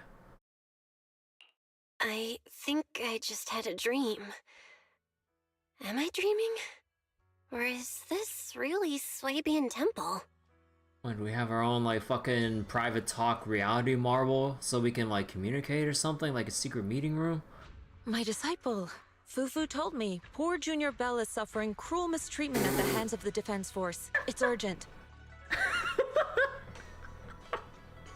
And that I need to stay low and avoid any clashes with them. Word for word! The message came straight from Junior Bell's brother! Wise! By the way, I'm here too. Okay, no, so we're just straight up in Swabian Temple. Okay. No, like, mystical, dimensional BS. Look, I don't know, Yushan can basically do anything in my book. Someone's messing with our junior out there. That's the last straw. Shifu, it's time we step in and get an explanation, don't you think? What do you mean by step in? Junior Bell just looks a little dazed, that's all. I don't see any signs of cruel mistreatment. Did Ishu and Shifu use a technique to bring me to Swabian Temple? Seems you're finally catching on now. Your safety, of course, is our highest priority. But given how you contacted us in such a rush, I assume you've run into some trouble with the military? Come on, Junior Bell! What happened out there that made you call Shifu for help? Don't worry, you can tell us. We're all here for you. That's right. All your seniors are here. You lay out the intel calculated by Fairy along with all accompanying suspicions and speculations for everyone. Cunning as always. Certainly sounds like the Exaltists. If the defense force can't deal with those scoundrels, then we will. When do we set out, Shifu? No need to be hasty. Let Junior Bell get some proper rest first. So, Like, wait. I mean, story-wise, we still have the tracker on us, right? Or did getting whisked away by the Qingming bird basically just teleport us without the external tracker? Huh.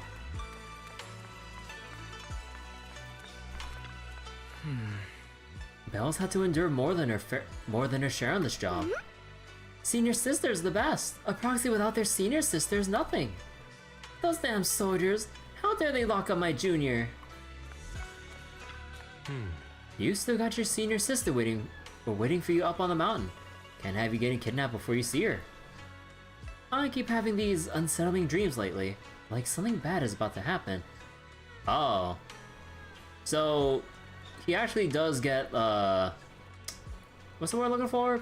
Premonitions about what's about to happen? Oh. Whenever I'm on missions in miasma-dense areas, I always hear these whispers. Huh. I'm a bit worried about you. And about your senior sister, my sister. It's not corruption symptoms. It's not corruption symptoms, is it, senior? Have the recent missions been too much? If so, let me help share the load. Don't worry so much. The sky could fall and Shifu would handle it. We'll be okay. You're right. We still got Shifu.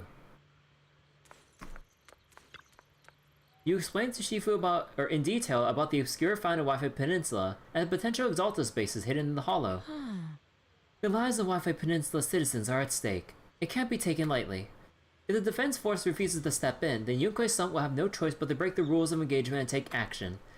But now that there are threats both inside and outside the hollow, and with so few disciples left at Suibian Temple, we might need some reinforcements. Before Yishuan can finish speaking, an angry shout from outside cuts her off. Yeah, I kinda expected as much. Hand over the proxy! The poor temple gate couldn't withstand the force of the uninvited guests. It creaked open and let them into the courtyard. I was wondering who would break into Suibian Temple in the middle of the night. Turns out it's soldiers from the defense force. Please be aware that although Phylum Heights is under military control, soldiers have no right to enter private residences without permission. And my temple isn't exactly a place where anyone can just come and go as they please. What's all this rambling? I think what this lady means, Captain, is that you barged into someone's home in the middle of the night and caused a big ruckus. And now she's ready to give you a beating. Give me a beating? Seed Senior said that if this lady is going to beat you up, he probably won't be able to stop her. Even with all the Obsidian troops of Wi-Fi Peninsula as support, you probably still couldn't stop me. Damn. High Preceptor Yishuan, this unannounced visit is not meant as a provocation. The person behind you, Phaethon, is currently under our protection. Under your protection? You mean the mayor's envoy whose freedom is now being restricted? The temporary restriction on the proxy's movement is both to protect military secrets and to ensure the proxy's safety. No matter how you look at it, my disciple is safest under my protection. Listen, you two. There's something more urgent to deal with than my safety. Proxy, are you okay? Oh, so the proxy wasn't kidnapped by Yunquei Summit. We live here. Apologies. This is my mistake. I thought it was the city authorities who took the proxy away, trying to extract military information. Well, I mean, we've been kind of sharing intel, so I mean, you might have justification in that sense. I've never cared about military secrets, only about the safety of my disciples and the well-being of New Eridu. Well then, Proxy, if you went so far as to defy military orders to contact Yunquei Summit, I trust you must have had a good reason. Once again, you lay out the current intel and situation for both parties. You mean you're absolutely certain that the Exaltus still have a real stronghold hidden somewhere in the Hollow? I can't say I'm completely certain. Not until I enter the Hollow myself and reach those coordinates.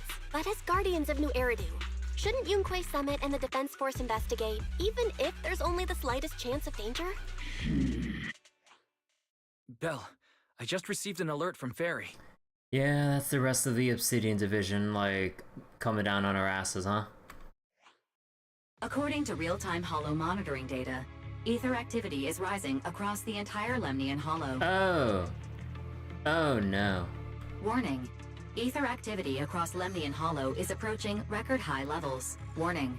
At the current rate of Hollow expansion, there is a 17.2% chance that Lemnian Hollow will breach the Zenless limit within 1,026 hours. The Zenless limit? Although, wait.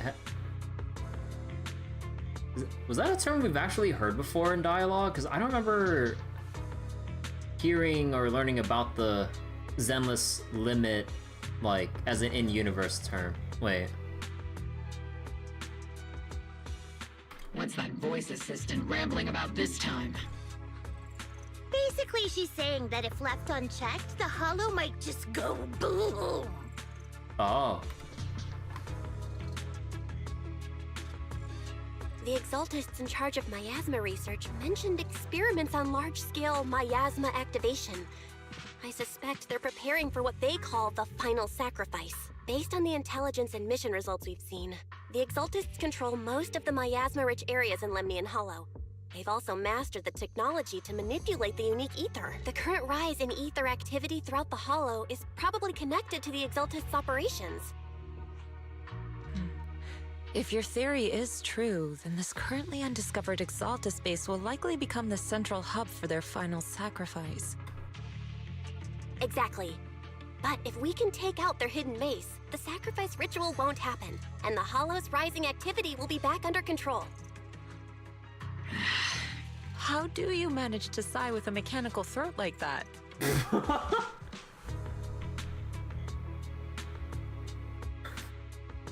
You sure that? Goddamn.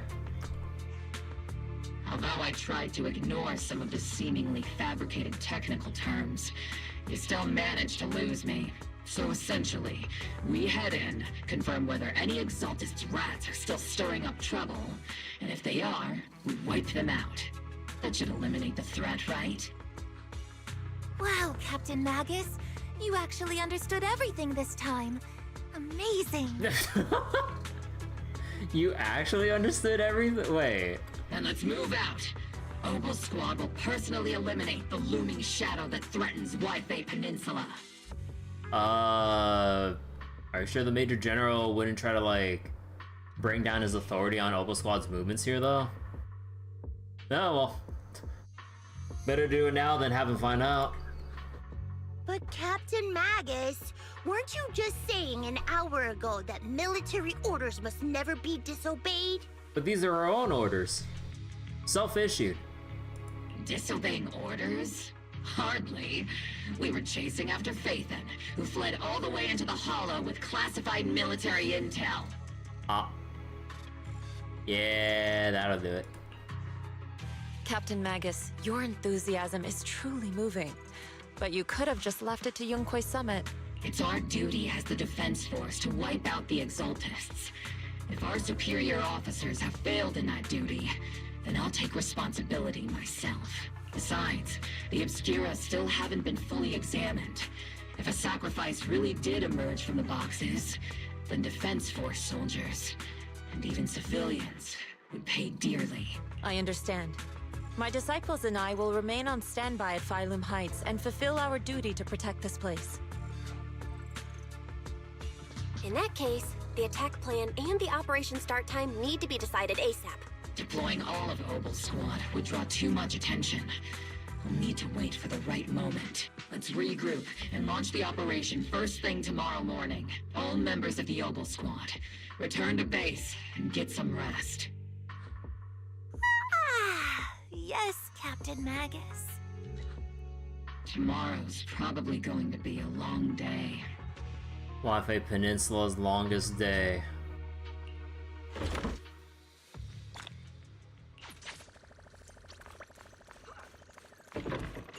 Ask Seed why she's here. Okay. Hey there, Proxy. Good morning. I'm here to invite you to today's Grand Escape Strategy meeting. We're going to start evacuating civilians? Fine. If you want the dull version, I'm here to bring you to the strategy meeting. It's indeed about civilian evacuation or whatever.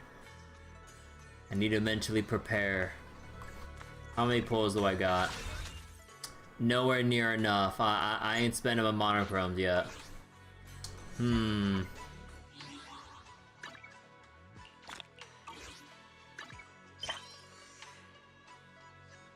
Oh man, we still got like a lot of other posts to catch up on here, huh?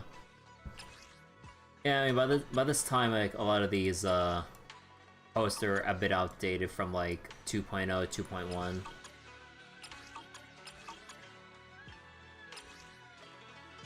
Heard a lot of people in Wi-Fi Peninsula have been hit with corruption, causing quite a mess. Wi-Fi Peninsula, top subsidiary post-salute, mining area has something like this happen, information is locked down. Porcelain production site, trading futures. Maybe it's time to stock on porcelain futures. So wait, did y'all hear Porcelain X's CEO just got the boot, Ferox got taken down?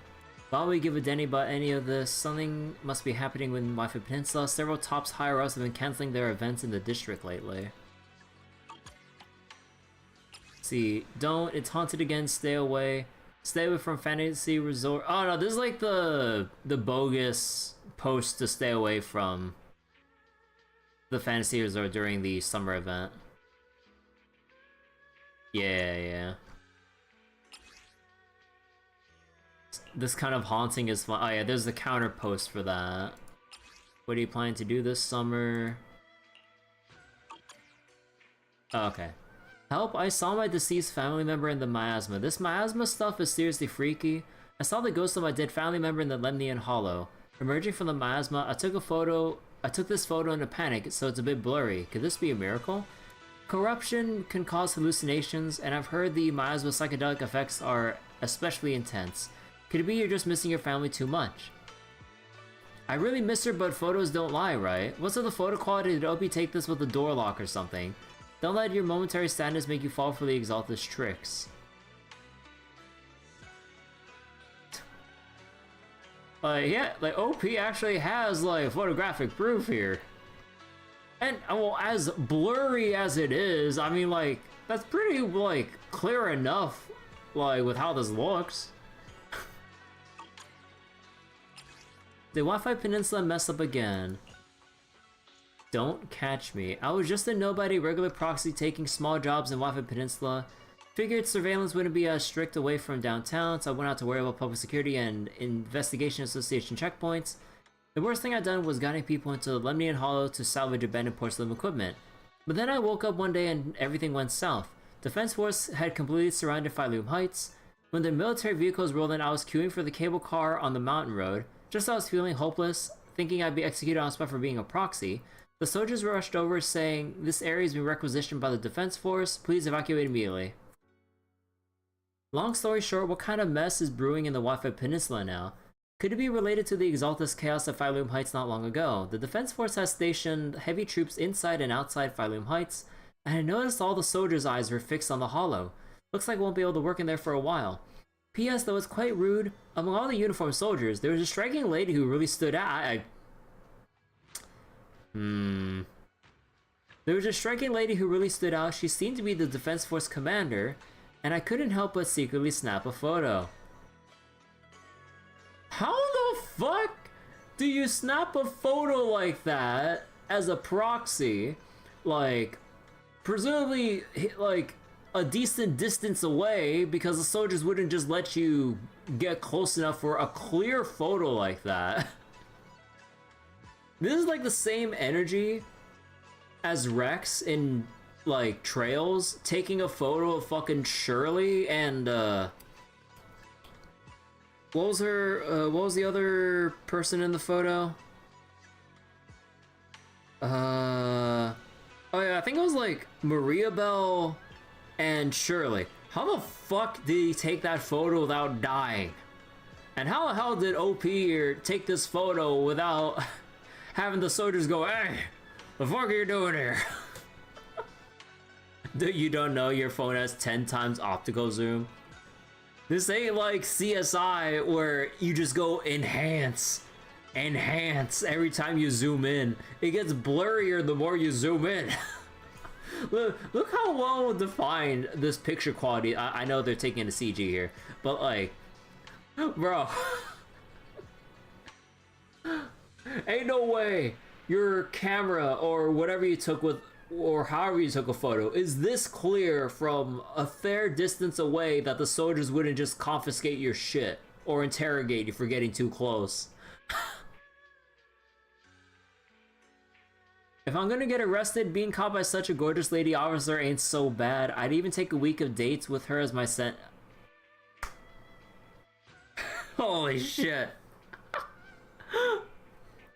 That's digital zoom. Optical zoom is true zoom. Oh, right. I don't know why I keep confusing digital and optical zoom. I don't know why I keep mixing those up for some reason.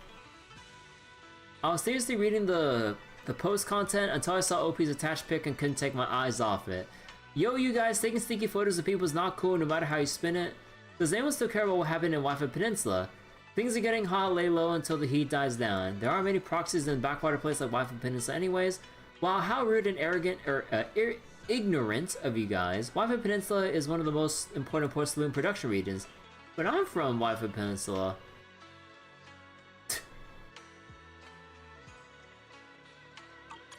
Huh. Oh yeah, and here's the post about the music festival and the, right.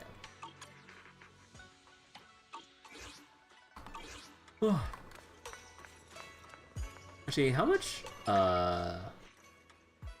still decent wall for battery charge.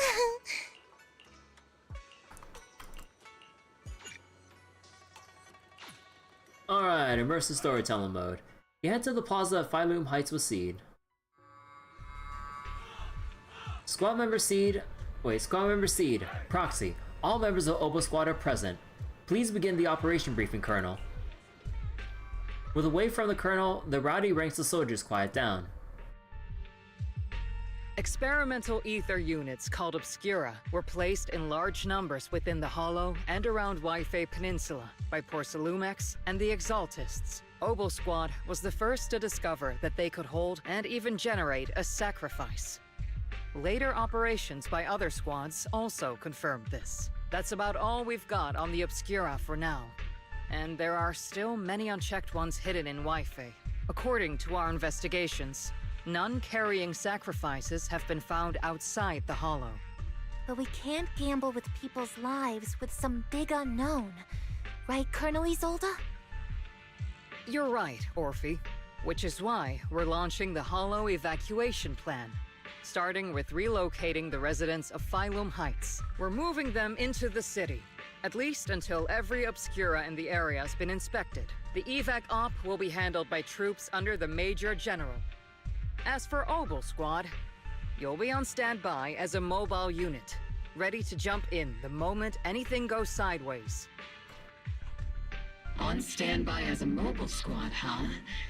In other words, we get to move however we want for now, correct? It's on standby at all times, not do whatever you like. Is that clear, Captain Magus? Yeah. Crystal clear, Colonel. I assure you, we will not act on our own or do anything reckless. We won't go off script. I've got the captain covered. Obol Squad won't be running wild on my watch. Why do I get the feeling something is going on between you all? What do you mean? Anyway, just behave. Things are bound to get messy during the evacuation, so make sure the proxy stays safe, Magus. Of course. The proxy's a VIP under our protection, aren't you, Proxy? Speaking of VIPs, Commander Lorenz, Mr. Lucro, and the rest of the Porcelumex higher-ups will be evacuating alongside the residents. The big shots can't wait to run for their lives, huh? The threat of hidden sacrifices is no joke. We can't blame the executives for saving their own hides. All right then. I'll go get the executives sorted for VIP evac. Obol Squad is dismissed for now. Isolde, Something on your mind, Captain Magus? I was just wondering, Colonel, if I ever disobeyed your orders, Bro. would you be able to forgive me? Bro. That is totally the most subtle question you could ever ask. Bro. Yeah, smooth. Yeah. You do know there's a time and place for sarcasm in front of your squad, right, Captain Magus? But if that day ever comes, I trust that you'd have your reasons. I know the captain always has her reasons, Colonel Isolde. Don't tell me you're actually itching to go rogue with your captain, Orphe. It's kind of like a package deal, though. Isn't it? It's not like Max can just go off on her own.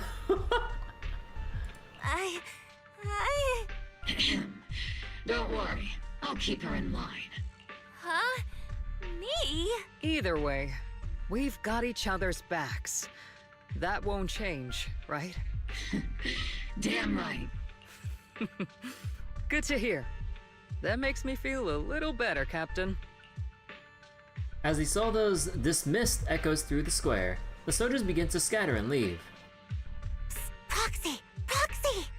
So, none of the other soldiers, somehow manage to overhear that tiny little bit, in that open-ass public space with the other soldiers, probably moving about with their evacuation duties? Why are you sneaking over and whispering like this? It totally looks like you're trying to rope me into some secret plan. The captain said that you should sneak over and meet us over there in a bit. It'd be way too obvious if we all moved together.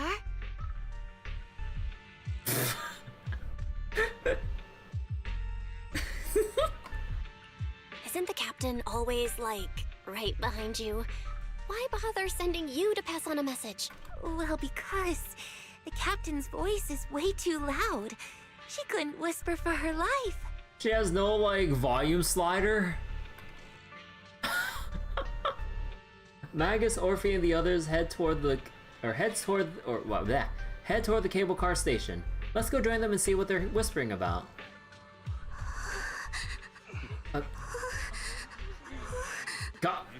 God, just hearing the worried whimpers of the citizenry. Oh my god, dude. Okay.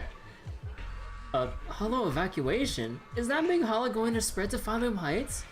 My whole livelihood is there. Don't worry, it might just be a small hollow disaster. Life is way more precious than property.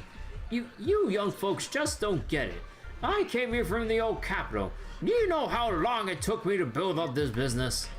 Try to stay calm, work with the defense force, and leave Waffle Peninsula for the time being. The hollow might settle in a few days, and you can all come right back.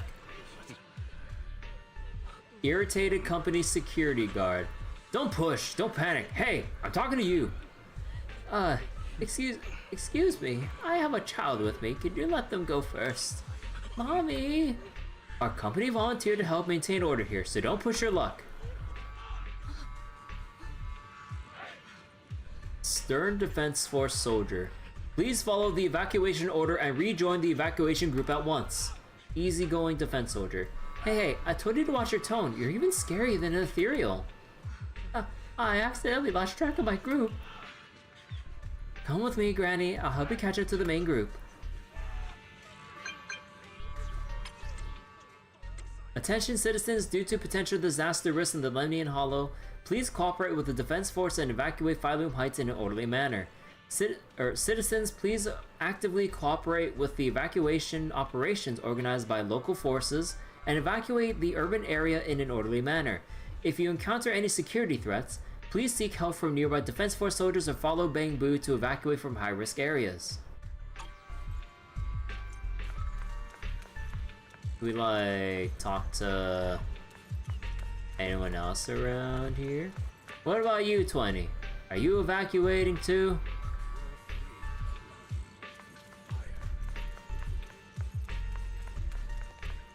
I was Fufu and everything.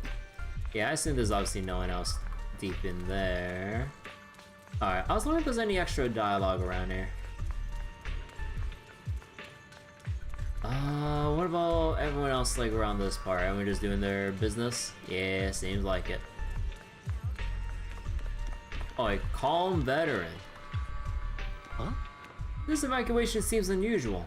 Doesn't appear to be due to hollow activity. Oh, he knows what's up. Tony's going to run the video store like the band of the Titanic. Oh. We talked to Trigger? Okay. You caught that, right, Proxy? Obol Squad's role during the retreat is standby for rapid deployment. In other words, if we sneak into the Hollow operation now, no one will catch us. Ahem. Sneak into the Hollow? No. We're covertly going in to investigate, for the safety of the citizens of Waifei Peninsula. The captain's right. There's bound to be confusion during evacuation, and that's a perfect window to move in. Commander Asola's arrangements just happen to work in our favor. Do you think she already knows about us? She's got nothing to do with this. If we're caught, I'll take the heat for defying orders. Time is of the essence. Get ready and let's move out, Proxy. Launch the assault.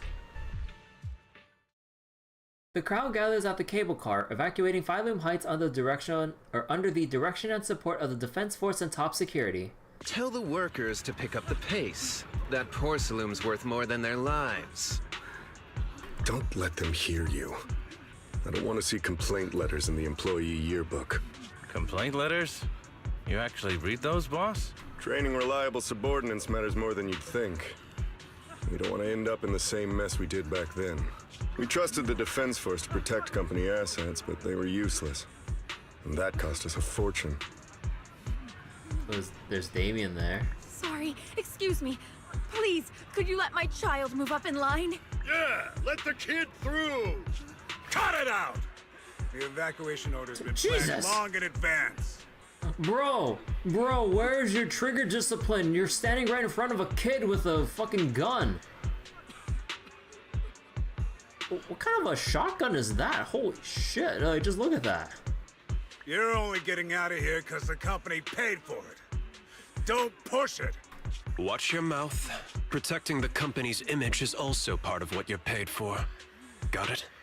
Yeah, so let go of the goddamn trigger already. Like, dude, he's still holding on to that trigger. Please, can you let my child go first? Sorry. I'm afraid I'm not in a position to help anyone either. Yeah. Today, Waifei Peninsula has opened its door to us. Just like every other door in this city. Life has many doors, Edna boy. Just a photo for the internal PR material, sir. Much appreciated. Dude, look at all these fucking yes men. Bro. Like, this guy feels like... who does he remind me of? Like, obviously he's not as goofy. Fucking Zap Brannigan and like Futurama and shit. But obviously, like, crank down the goofiness and actually make him more intimidating. But he's still just trying to, like, you know, like, claim all the glory for himself or just play himself up. This moment right now, and back then, it's all starting to look the same to those sitting at the top. Our lives are nothing but silver spoons they use to scoop up and savor their triumph. Yeah, like, they're just trying to, like, at least the Major General and those other adjutant, or the adjutant and the other yes men, basically, like, they're just here to try to play it up as military celebrities, if you will. Civilians, soldiers, doesn't matter. We're all merely specks of dust beneath the feet of giants clashing above us. This isn't the end, Orpheus.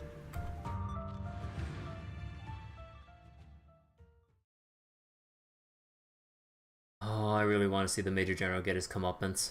This is the Exaltist base we cleared out earlier. The proxy was there too. Weren't we looking for a hidden base? Why are we back here again? According to Fairy's calculations, the fissure that leads directly to the blind spot just so happens to be located in this area. I guess you could say we let the Exaltists slip right under our noses. If it weren't for Lorenz and Lucro's interference, we might have uncovered signs of a base much earlier. The fissure is close by, but Fairy's calculations could only narrow it down this far. We'll need you all to head into the Hollow to confirm the exact location. Commencing operation. Objective, locate the nearby fissure. Yes, Captain Magus. Oh, she doesn't. Wait, Orphe has like a little skip as she enters the battle. That's cute. Is there any extra materials lying? Oh, just for the story instance, they like have boxes here to prevent us from moving too far out.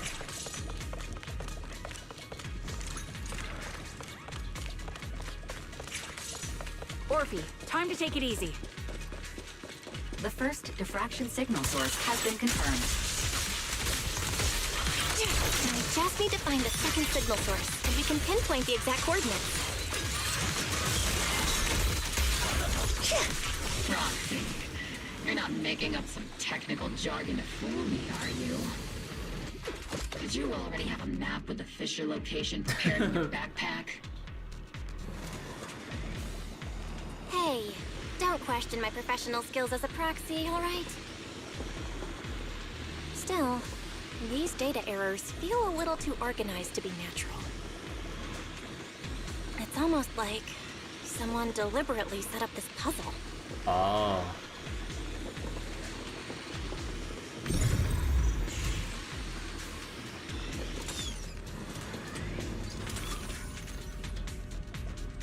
Oh boy, the Marcel maze? Is it gonna be all gloomy or is it actually gonna look normal? Analyzing devices operating protocol. Oh. The purpose of these devices seems to be to guide and concentrate the miasma. How did you figure that out, Proxy? Intuition. It's all thanks to their engineers. They left super clear comments in the code. The final sacrifice. Large-scale miasma activation experiment. The Exaltists need to gather a massive amount of miasma.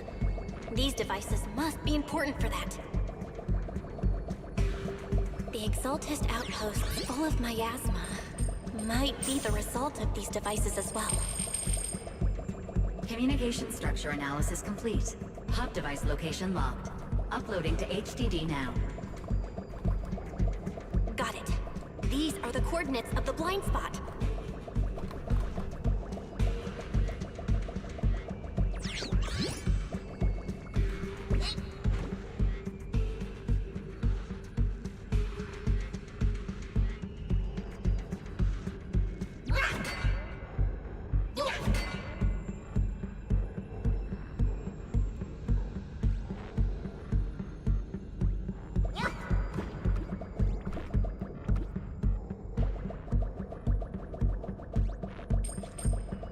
Man, at some point, they actually gotta give us some kind of like a little boss fight for Eos to take care of with the hammer. Oh, you know what would be like a way to do like a boss fight for Eos here in a Marcel maze? Like, you know how we knock the little play balls away like through the hoops in some of the levels? We just have some like explosives or other weapons that we can just slam with the hammer to send the boss's way instead of actually, you know, it'd be a little bit janky if we had to run Eos all the way in front of an enemy to whack them with the hammer. But then we could just do it indirectly by like thwacking like a bunch of like explosive barrels, so to say, or just some random projectiles to launch at an enemy here. That'd be pretty funny. So wait. Also, I didn't catch the messenger, sorry for Ollie. He's not what the very modern Major General should look like.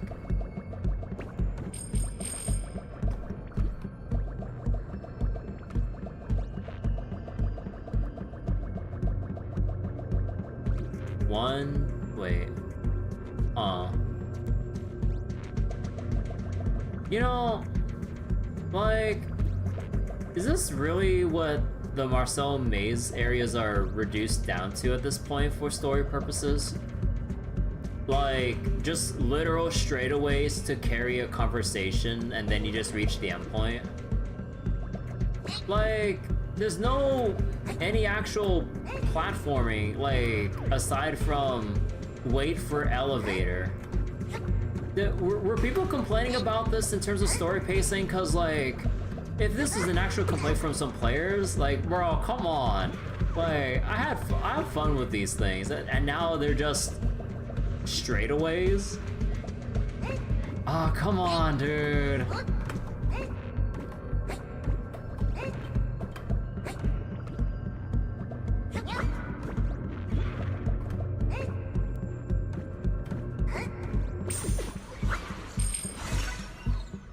Bro.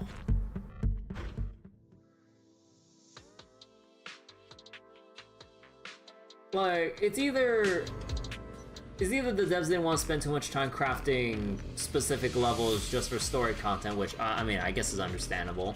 But like, bro, come on. At least include Fisher coordinates. Hey, you soldiers over there. Oh, shit. Well, well, look who it is. Isn't this the same guy we bumped into last time? Obol Squad. What are you doing here? Yeah, that familiar, annoying voice. It's definitely him. Makes you wonder what's the point of integrating these for the main story when it's just walking in a straight line. Yeah, like, this is supposed to be a neat, like, in-universe way to, like, to do the Bang Boo hacking and, like, convey what, you know, Bell, Wise, and Eos have to do to, you know, do their work. But then now it's just relegated to just hold forward. It's just like the ominous vibes of the new tile set. They can maintain the ominous vibes of the new tile set. Like, they can just do more than just make it a straightaway. Like, include like some left and right turns, or like at least like make it a tiny bit more involved of hammer down a switch to open a door. At least it shows that like there's something to do instead of just like hold forward. Because otherwise, yeah, like you might as well just make it a short, quick and done cutscene of just Eos just running forward or some shit, because it carries the same exact effect at this point if you're not just gonna let us do any actual platformer levels. I want to ask you the same question. What are you doing here? We're here under Major General Lorenz's orders, of course. All right. We all know you're his right-hand man. But haven't you given me that line already? I have no obligation to explain myself to you. But to avoid unnecessary conflict between so-called allies, this facility holds a stockpile of porcelain belonging to Porcelumex. We've been assigned a constant guard duty here to prevent any of the returning exaltists from stealing the city's strategic resources. Wasn't it Porcelumex who originally handed these strategic city resources over to the exaltists? You sure are going out of your way to clean up the mess they made. I'm not in the mood to bicker with you. Now, it's your turn to answer, Captain Magus. Why are you here? I don't recall receiving any orders about reinforcements or rotation. As I'm sure you're aware, I'm the restricted operative designated by Commander Lorenz. I fled into the Hollow carrying sensitive military info. Obol Squad is just here to capture me. Roxy! Oh. This envoy really is good at causing trouble, huh? Don't you think, Captain Magus? No. We've received new intelligence indicating that the Exaltists likely still have a key base in the Hollow. Obol Squad's mission is to clear any threats to civilians here. You're a soldier too, so you should understand a soldier's duty. A soldier's first and foremost duty is to follow orders. To follow orders. And doing that is what keeps everyone safe. You're leading your squad without authorization. This is a clear violation of military command, Captain Magus! Forget the orders. I did inform Obol just to dance to someone else's tune. If disobeying orders is what it takes to protect this city, then so be it. I'll face a court-martial. I've got a recording device, you know. Every word you say will be used as evidence in court. And I've got heavy firepower. If you don't step aside, every word you say might just become your last. The intel came from me, and this operation is under my lead. If the Defense Forces commanders have a problem with that, they can take it up with me directly. Threatening your comrades only adds to your offenses, Captain Magus. I'm not obligated to stop you from engaging in conflict. Go if you must. I hope to see you all alive in the military courts.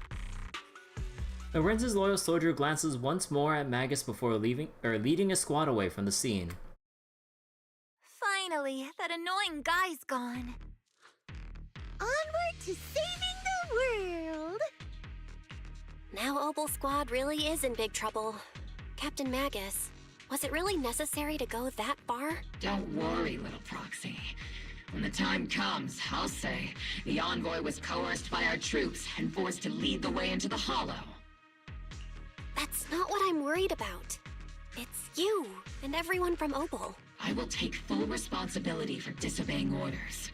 And I'll go to Isolde to plead my case. I don't think it'll be as simple as that. Captain Magus, if you get arrested, I'll have to face the battlefield all alone! Hey, couldn't you say something that shows you care about me, Orphe? A sudden message comes through the HDD. Belle, we have an urgent communication request from the Defense Force. An urgent call from the Defense Force? Well, actually, Colonel Isolde contacted Ishin Sifu, who then got in touch with me. They want to use the HDD's communication channel to deliver a message to you. I only called it an urgent communication because I wanted to sound more professional in front of the Defense Force. Good afternoon, team. I had heard about Phaethan's abilities before, but experiencing a device that can communicate inside the Hollow firsthand still feels incredible. Colonel, Isolde, let me explain. Here we are. Acting without orders, disobeying military command, and hoping to come to me for leniency? Captain Magus, you've been in the military long enough to know. Your behavior is getting more and more unruly. Captain Magus's cooling system is about to overheat! You mean you heard all that? Proxy, your HDD's privacy protection is severely lacking. Okay. Anyway, I'm fully aware of the situation. You did the right thing, Captain Magus. All those years ago, we followed our orders, and our comrades died. And now, we can no longer stand by and watch Waifei Peninsula fall into danger for the sake of following orders. All those years ago? Isolde, why bring up the past all of a sudden? I think it's time. I told you a few things now, Magus. Everyone here is either a comrade you can entrust your life to, or a brave soul willing to lay down their life for the safety of New Eridu. Which is why what I'm about to tell all of you is so important. It's a story of betrayal. A grave crime born of selfish ambition that put our city and its people in danger. So, your inspection has finally uncovered something. Captain Magus and the Colonel's comrades all died during the fall of the old capital due to a lapse in commands from higher up. Is that what you want to tell us about? That's right. At that time, the commander ordered Agamemnon's squad to hold their ground at all costs, and to defend the railway line evacuating civilians.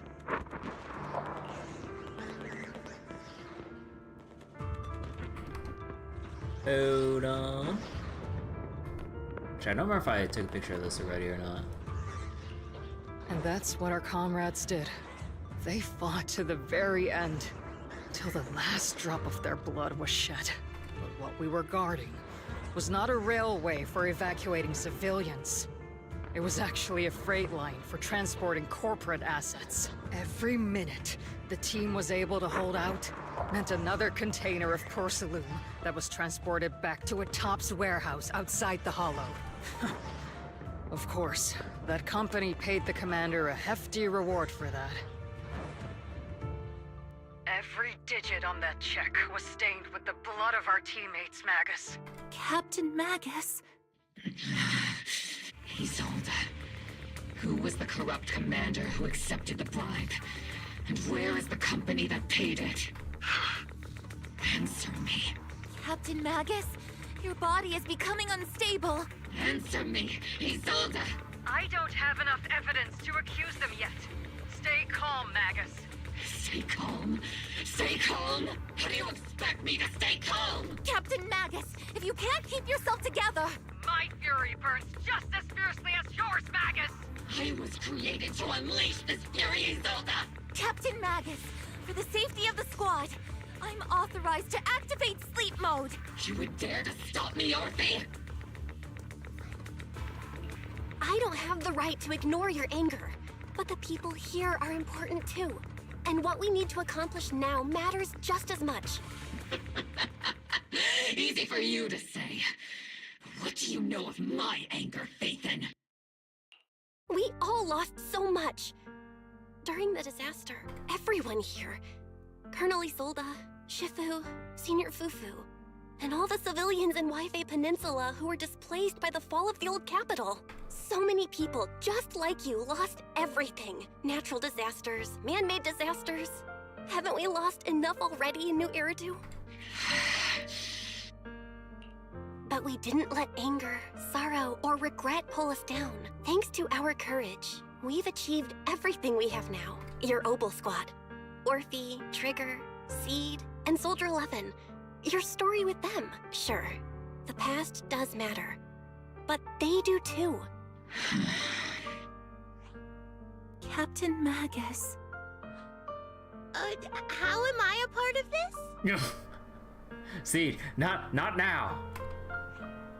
Thank you, Proxy. Isolde, I won't let this go. But as you said, I'll wait for the right time to act. Yes, let's leave it for later. What's most important now is for you all to carry on with your current mission. I'm telling you this now because you were right about one thing. Merely following orders doesn't make you a good soldier. Keep moving forward, everyone. I'll take the heat from command. Time's ticking, and the Hollow is changing rapidly. If we wait any longer, the fissure might disappear entirely. Understood, Proxy. Obol Squad, we're moving out! Yes, Captain.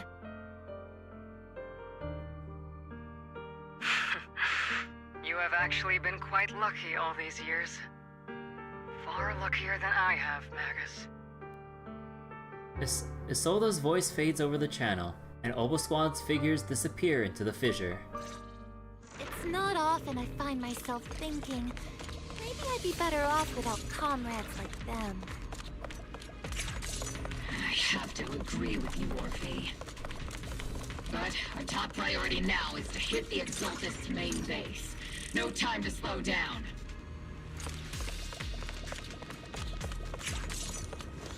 Actually, wait, can we actually go beyond here? Oh, we can. Hold on.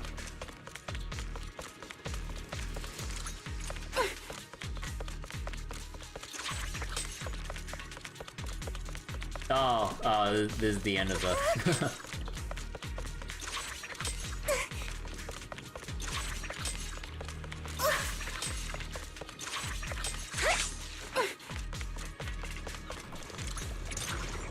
Ether turbulence surges from the fissure. Even if it's not the Exaltist headquarters ahead, it's at least a heavily fortified stronghold. Get ready for combat.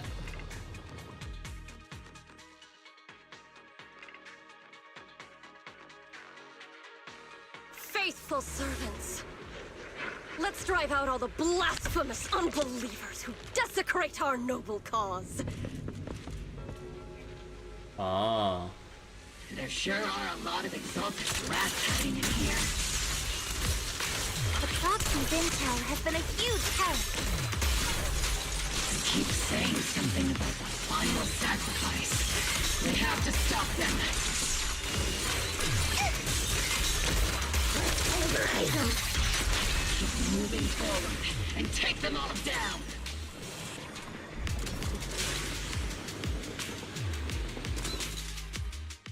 It's been a while, Phaethon. Sarah, how many of the Exaltist's crimes have you been quietly orchestrating from the shadows? Crimes? You mean those reasonable and necessary sacrifices? As a loyal servant of the Creator, my answer is, of course, every single one. I have to say, among the masses of ignorant and arrogant unbelievers, you stand out as particularly detestable, Phaethon. Captain Magus, that woman is making personal attacks on the proxy! I might not be good at personal attacks, but I'm an expert at suppressive fire. Prepare to die! Prepare to meet your end, You stubborn fools. Struggle all you want. The Overseer has already reached the gate of the final domain. It's just one more gentle push. Meverok. Gotta admit, that one's hard to kill. Death is a cruel fate, but the Creator does show mercy to the most faithful servants at times. No matter what tricks or lies you try to use, we won't let anyone threaten New Eridu. Threaten New Eridu?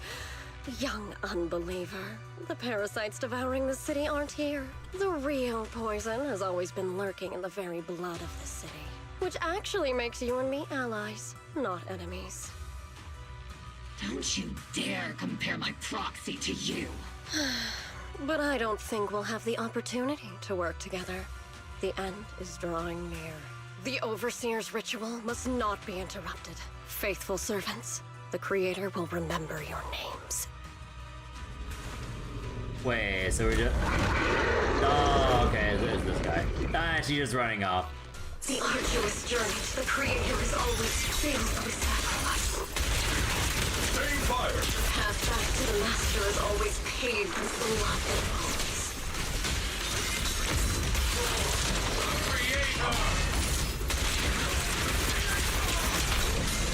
Life and death, existence and annihilation, brilliance and decay, bliss and suffering, all shall return to the Creator. Oh god, I can't see shit. Lock on. Target locked. Crossfire!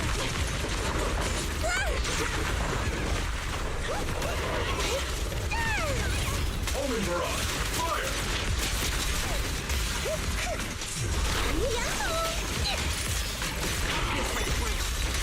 Here comes the big one.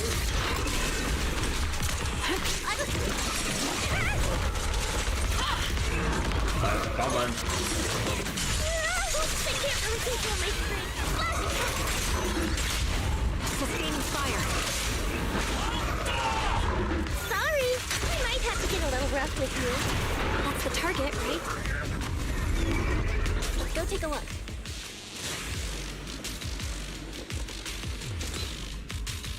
Within the core mechanism, you find a device the Exaltus used to manipulate the miasma. Yep, there it is.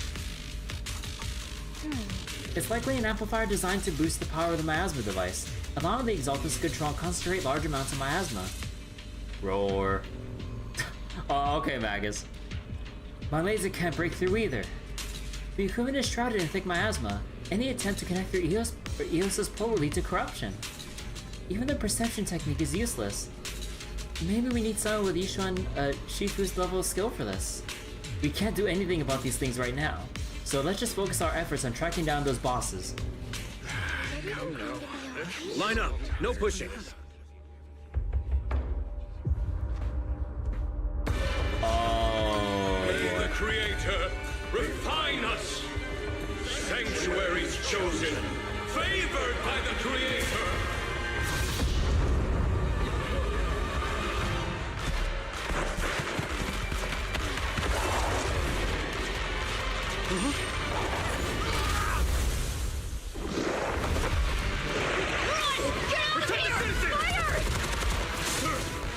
The box is in the city! They're just abandoning the... Jesus. And the civilians, too. Okay, you should just aura farm it just for this moment. Okay. Look at that badass entrance. The monsters have swarmed the entirety of Phylum Heights. Be sure to stay vigilant. Bell, we have an emergency. Exalted priests and sacrifices are attacking Wi-Fi Peninsula. They're pouring out of the Obscura, and there's a lot of them. Our attack on the base in the Hollow led to chaos in the city outside. Are they using the attack as a cover to escape? The city is under attack? Do we keep pursuing or fall back to assist? A rather obvious and sloppy scheme. Our comrades from Obsidian Division are stationed in the city, along with the mystics of Yunquay Summit. The city should be in good hands for the time being. Yishun Sifu and the other disciples are helping suppress the sacrifices in the main district. But there's a gap in the defenses on the mountain road above Phylum Heights. The mountain road? But according to the distribution map we received, there shouldn't be any Obscura in that area. Which is why we didn't deploy heavy defenses near the mountain road. Oh no, there are many residential areas near there.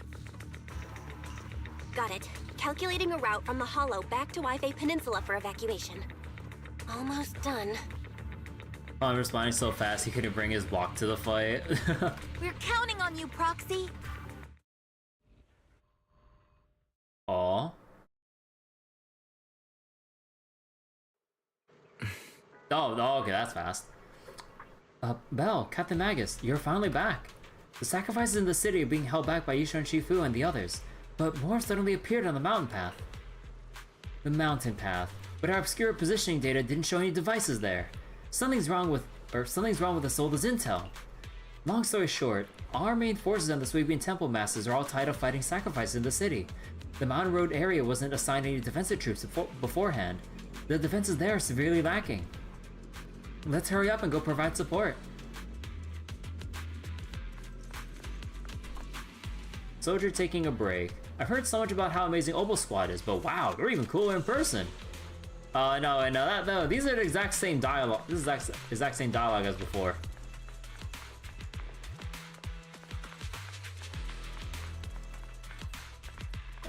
No extra dialogue with Wise. Okay. Well, what about these two? Nah, okay. Thanks to the support from Yunquay Summit, the sacrifices in the main district have been suppressed, and the civilians in the city are safe.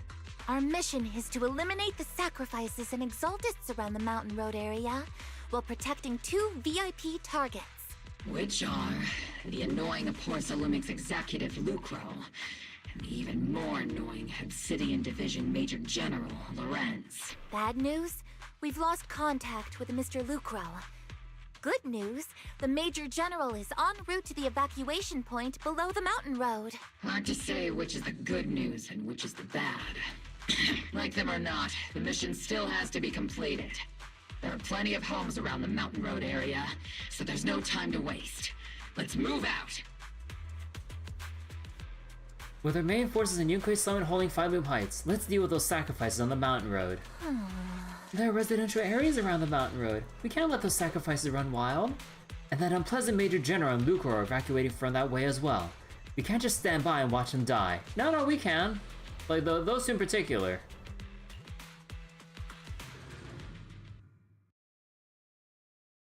Although it would be better to expose their crimes and then bring them down to public eye so they don't get hailed as, like, heroes and unfortunate casualties in, like, this situation. So sadly, we can't just kill them.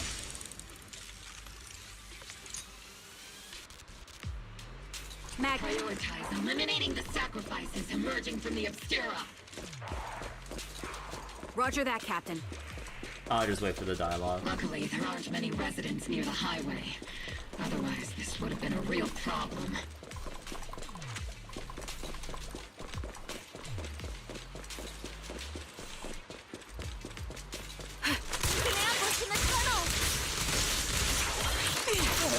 What an ugly bunch! The people on the ground seem to be members of Porsalumex.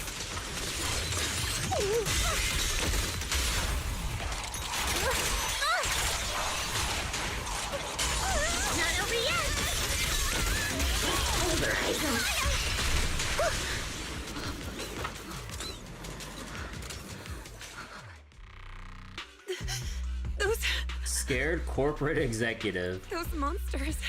Ethereals. Calm down, ma'am. No. They weren't ethereals. We're from Obsidian Division. You're safe now.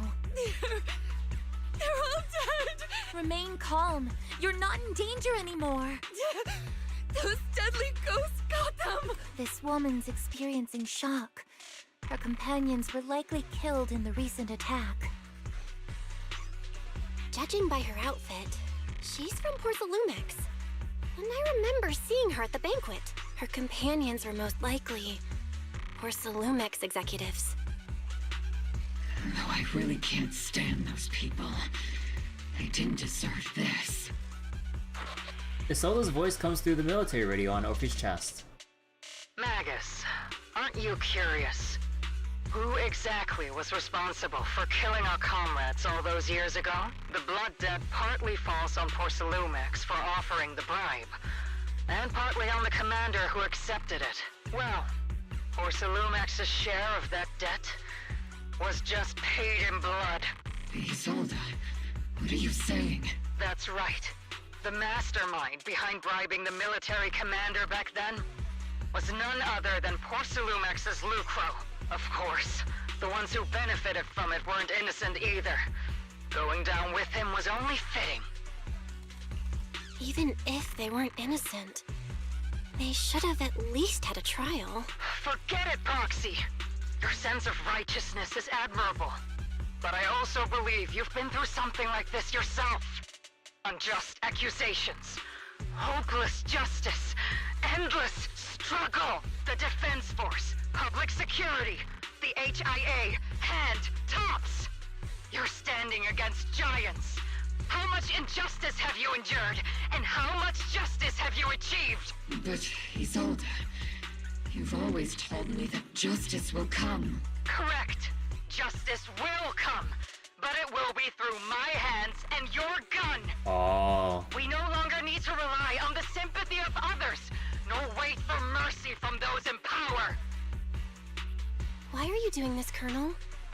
Why, of all times, reveal this to Magus now? Your goal isn't just to let her know the truth, is it? Magus, don't you want to know the name of that commander from back then? The one who sent us into the jaws of battle, just to secure that huge check from Porcelumex? The one who deliberately withheld support from our unit to cover up the bribery? It was Lorenz. Yes, Colonel Lorenz, 11 years ago. The very same Lorenz who has now risen to Major General 11 years ago. He colluded with Lucro. And now, 11 years later... Lorenz. Oh. The lives lost. My years of suffering. This ridiculous body of mine. Is it all because of him? Lucro is already dead. And Lorenz stands right before you at the end of this road. Oh. I've already made my choice. Now it's time to make yours, Magus. We're the only ones walking this road. Don't let me down. Isolde's call ends abruptly. Isolde. Isolde. Colonel Isolde. Commander Lorenz. How could this be? The only way we can know is by finding Lorenz and getting answers from him directly. Magus, this is the moment when you need to keep your cool. Isolde hasn't given us any evidence to back up her accusations. Evidence? Don't tell me you want to start preaching about procedures and justice, Proxy. If there were any justice in this world, my teammates wouldn't have sacrificed themselves 11 years ago. Seriously, think about the timing. Why is she dropping all this drama now? She's trying to steer you somewhere. She wants me to join in her revenge plan. Is there something wrong with that? She was right about one thing. I'm the only one walking this road with her. With all due respect, Captain, that was a real kick in the gut, you know? Remember when we first joined the squad? We signed up because we felt the same pain. We carried the same scars. We were here for justice. Maybe even a little glory. For the ones we lost. The ones we loved. And now you're saying that we're not your companions? That you're all she has? Seed would like to teach that meanie a lesson. But I can't shake the feeling that something really bad might follow. If Seed Sr. were here, I think he'd be all gruffy and say, "Nope, not happening, Captain." And "Nope, not you either, Seed." Oh well, I was never good at comforting speeches anyway. If you made up your mind, Captain, I'll follow your lead, no matter what. You think you're helping, saying all these useless things, but you don't understand. Captain! You don't understand what I'm going through either. Huh, Orphe? Open your eyes, Magus! You and Isolde walking the same path? Come on! Without me, you wouldn't even be able to walk! If anything, you and I are the real companions here! And the others, the squad, Proxy, we've been in this together from the start! We've all lost people we love. But you were the one who brought us back, who pulled us out of that whole mess of grief and revenge! And now you want us to just stand here and do nothing? All so you can feel that we understand you? Sorry, Captain. I didn't mean to snap like that. We're still on a mission here. Whatever personal stuff we're dealing with, it doesn't outweigh the lives of all those citizens depending on us. You with me, Captain Magus? I agree. Let's move out. We'll clear out the ethereals as we go. Obol squad, gear up and get ready.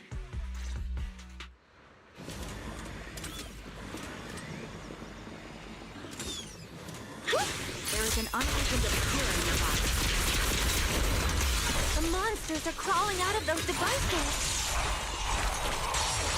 Eliminate the nearby obscura to cut off the source of the threats.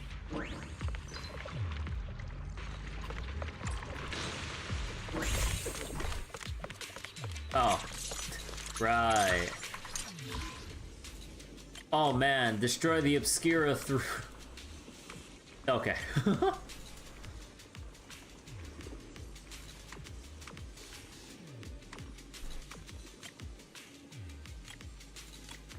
We did it! We destroyed the obscura. Oh shit! The obscura have been confirmed to be deactivated. The locations of these obscura don't appear to be included in the Colonel's intel. There might be gaps in the intel. Roxy, can you help search for nearby obscura? Villains in the air. Oh, what?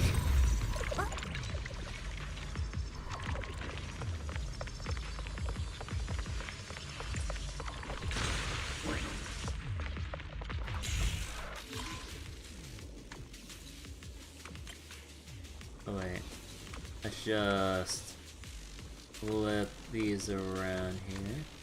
Oh wait. Okay, there we go.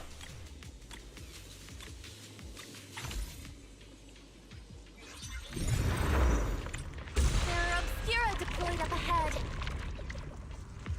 Clear out these filthy things!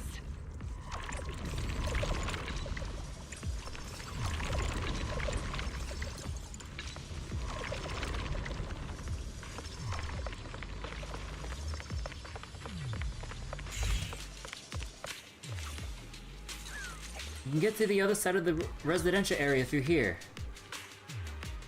Oh.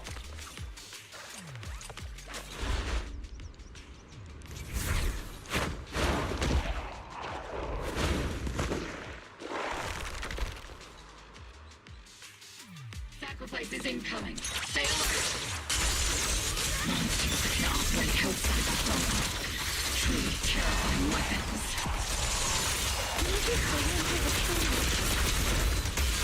We won't let that happen.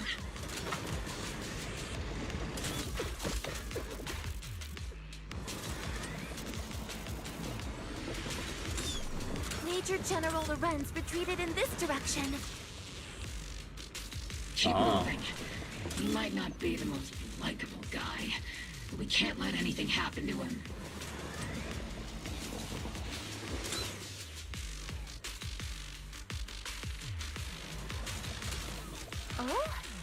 these bodies couldn't be... They're from Port Salumex. Wait, that body... Is that Lucro from Port Salumex? Oh no, don't tell me that the Major General is... Pick up the pace. I have no intention of explaining myself in a failed op report. Oh? Oh wait, this actually repeats the whole dialogue. Okay.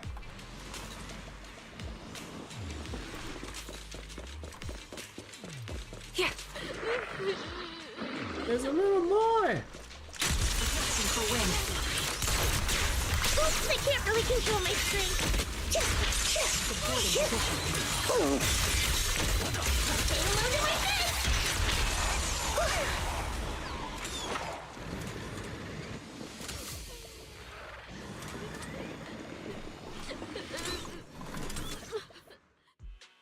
You're the ladies from the Defense Force. There's a little kid here. Maybe he got stranded when the sacrifices suddenly appeared on the mountain road. You're not hurt, are you, Dante? What are you doing all the way out here? Is your mom okay? Belle, you're here too. I was just playing on the mountain path with Mello and Ayu, like we always do. It was hide and seek, and I hid inside that empty grocery store by the road. But then, monsters started crawling out of those boxes. The ones that make the sighing noises. There were monsters inside. Mello and Ayu ran down the mountain path back to Siloon Bay, but I got stuck here. It's all right, Dante. The Defense Force is here. You're safe now. You know this little one, Proxy? His name is Dante from Siloon Bay. His uncle used to be a Defense Force soldier, just like you all. He used to be? Just like your old comrades. Dante's uncle also died in the fall of the old capital 11 years ago. Oh. Zoe's family have one of our old comrades, huh? Old comrade? Is this gun lady one of my uncle's friends too? That's right, kid. Your uncle and I, we fought side by side. Whoa. You must be a super strong soldier. My uncle was really strong too. But he never came back. I hope you and your team all make it home safe. I'm sure someone's gotta be waiting for you at home. Home, huh? We will, Dante. Don't you worry. Hey, Dante, tell me something. If you had the chance to get revenge for your uncle, would you take it? Get revenge? But didn't Uncle give his life to protect us? Like, if I found the bad guy who killed him, or the monster that hurt him, would you want me to kill them? Would that make you feel better? Feel better? I want those monsters gone too. But that won't bring my uncle back, right? It's always the wise words of the children that we're protecting. I think Uncle became a soldier because he wanted to keep people safe, even if he had to face scary monsters. So instead of fighting to hurt people, I want to be the kind of soldier who protects everyone. I want to be strong and take care of Mom. That's why I hope you all go home safe. You shouldn't get hurt and make your moms or your kids cry. Yeah. Dante, you should go home now. Your mom is probably worried sick about you. The Defense Force and Yunque Summit will keep you and your mom safe. Oh, right! Mom's probably waiting for me. I'd better get home fast. How the hell is he? I mean, we cleared the way, but like, how the hell is he gonna navigate here, or navigate back home on his own with no escort? Oh, okay. We actually call in support. The squad calls in support over the radio to escort Dante back to Siloon Bay. Dante's such a sweetheart. He's a good kid.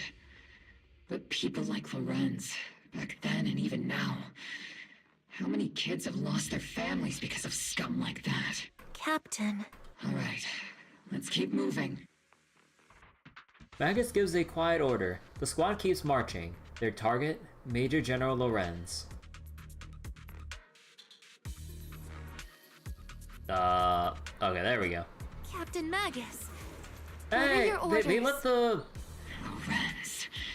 I need to question him face to face and get to the bottom of this. Captain Magus. Please don't do anything reckless. Magus, I know how much you want revenge. But remember, we're here with you. Man, that kind of sucks. We missed the first line because I was still transitioning from cutscene to loading back into the holo here. Oh, that sucks.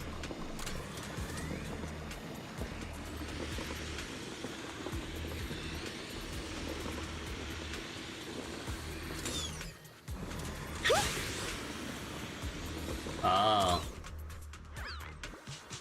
That's the direction Lorenz evacuated in, right?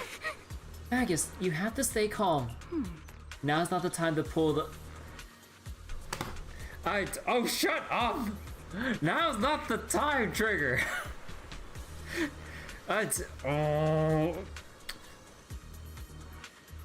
Oh my god.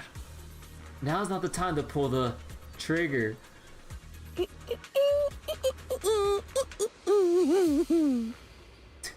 I stand behind the captain. With both the truth and my enemy right before my eyes, how could I? The truth and hatred are too heavy to bear, but don't forget about us.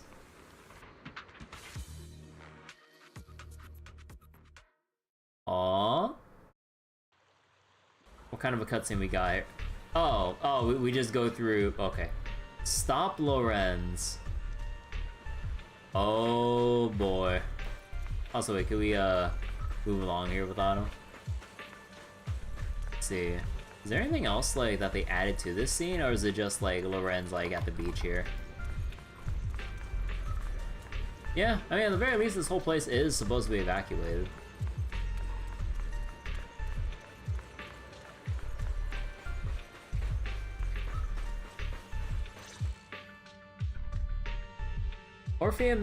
Orphe and Magus stand before Major General Lorenz, confronting him with Isolde's accusations. Who filled your head with such baseless claims and slander, Captain Magus? Please, General Lorenz. Well, I can still hold myself back. I just need you to answer me. Yes or no? Such groundless accusations are enough to get you court-martialed, Captain Magus. Or is this all just an attempt to stir up trouble and cover up your unauthorized attack earlier? Answer me, Lorenz. Yes or no? 11 years ago, countless squads under my command were lost when the old capital fell. You think it was only the frontline soldiers like you who had to shoulder the pressure? Do you know how many questions I faced because of your crushing defeat and your incompetence? Do you know how much blame I have taken? How many concessions I have made to appease their greed? War, politics, and the survival of this city are not problems that can be solved merely by you all pulling your triggers on the front lines. I don't expect your brain, if there's anything left of it in there, to possibly comprehend such complicated matters. But I want to remind you of one thing. You're not here alone. Isn't Obol Squad standing with you? That's an outright threat, General Lorenz. As the mayor's representative, I won't just stand here and let that slide. I must say, naive fools really seem to get along well together. If you're that set on burning everything to take me out and won't consider your own future, then perhaps you should think about theirs. Don't be so selfish, Captain Magus. Even if it was me, so what? I didn't get where I am today by being noble and playing by the rules. Before Lorenz brushes past Obol Squad as he finishes speaking, Magus's trigger quivers, but she never pulls it. Captain Magus. Captain Magus, I understand how you feel. Even though it might sound kinda cruel, I think you made the right call holding yourself back. He made a fair point. I have my squad members and the proxy counting on me. Acting recklessly wasn't an option. But I and Isolde wouldn't just stand around while he makes things spiral out of control. There must be a reason why she has revealed all this now. Where could Colonel Isolde be? Accusations without evidence are just baseless slander against your superiors. We'll settle this later. After this operation, no one will be able to stop the defense force from staying here. You're right, sir. Oh. No one can stop you from staying now. Isolde. Why don't you come with me, Colonel? We can't leave our big hero behind. Aww. Hero? All the soldiers who never made it out? The ones you abandoned? Weren't they also your stepping stones? Your heroes? Oh. Oh.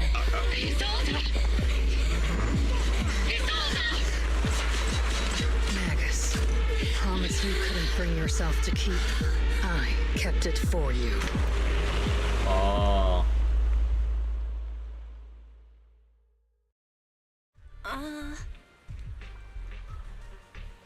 Well, okay then. You know how earlier I said I really hope we get like playable A rank Isolde or something like that? Yeah, no, I don't think that's happening anymore. I don't think that pipe dream is even a reality, or would even have a remote chance anymore now. Okay. I mean, especially with the way she was talking just earlier. I mean, no duh. But man, I had my doubts about Colonel Isolde's behavior all along, but still, I didn't expect her to go this far.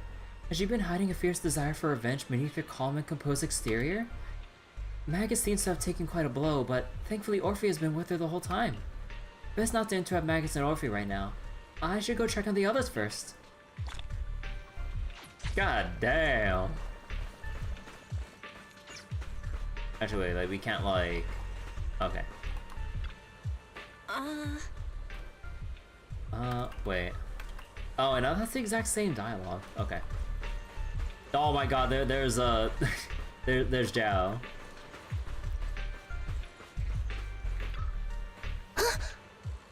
God, why is like the sound effects from characters you talk to in hub towns like so much louder than like the regular dialogue?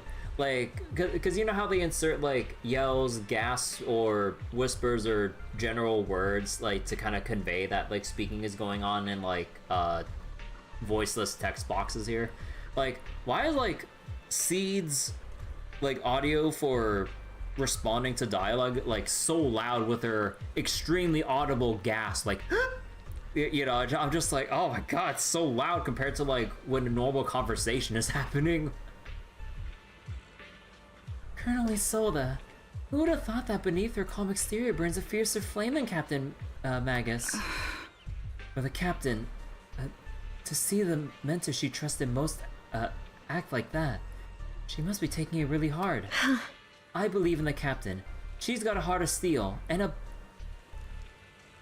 a body to match.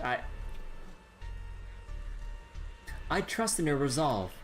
Yeah, Captain Magus will pull through. For now, let's just wait for the captain's orders before making our next move.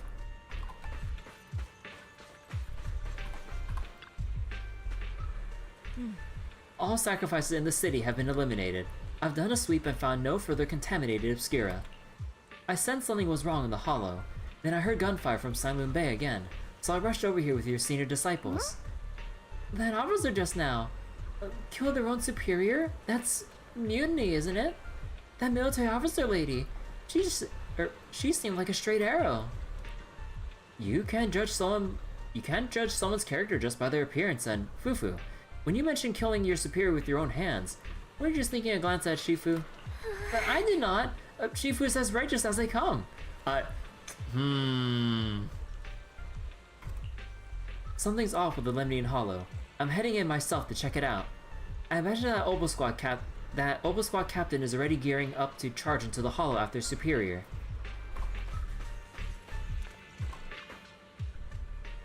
Lucro, the executive officer of Porcelumex, has been confirmed dead after a sacrifice attack. Did you show and eat Fufu's pudding? Maybe it wasn't an accident.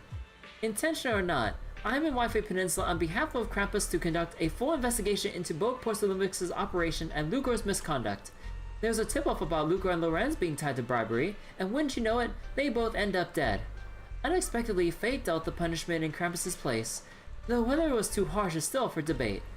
But right now, the bigger concern is that Porcelumix needs a new leader, one who won't let the round table down.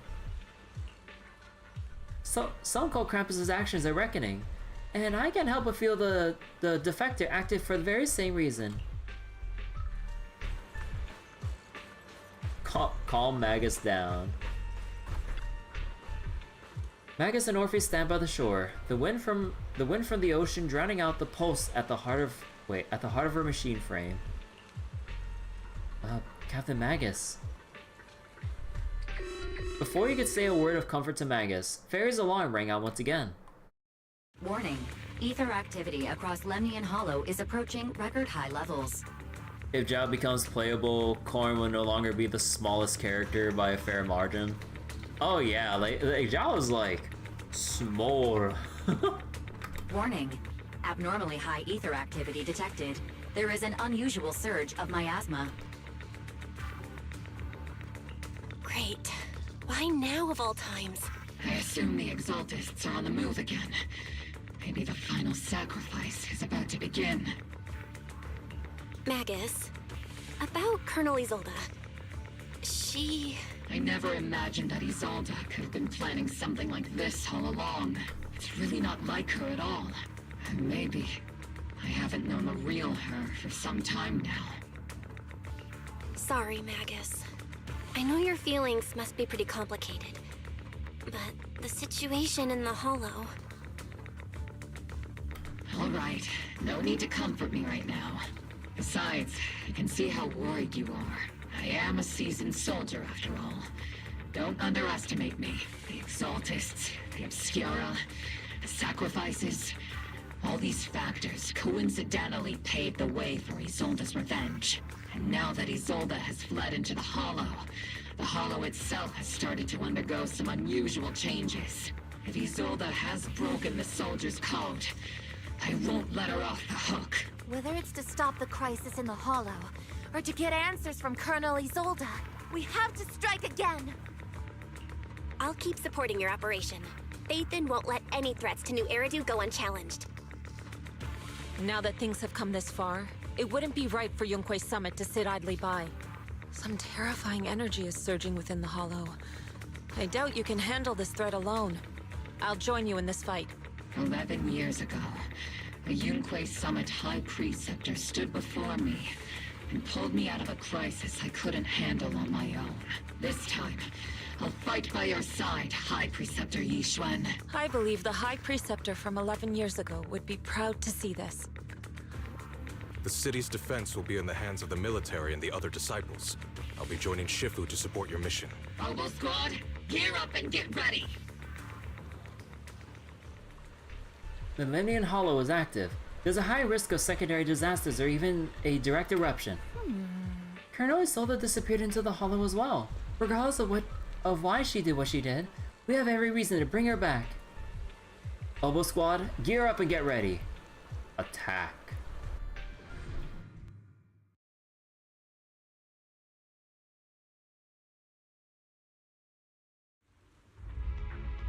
The miasma inside the Hollow is gathering around that tower. Oh, now this is a cool shot. Oh. Hold on, I want to save this picture. This looks so badass.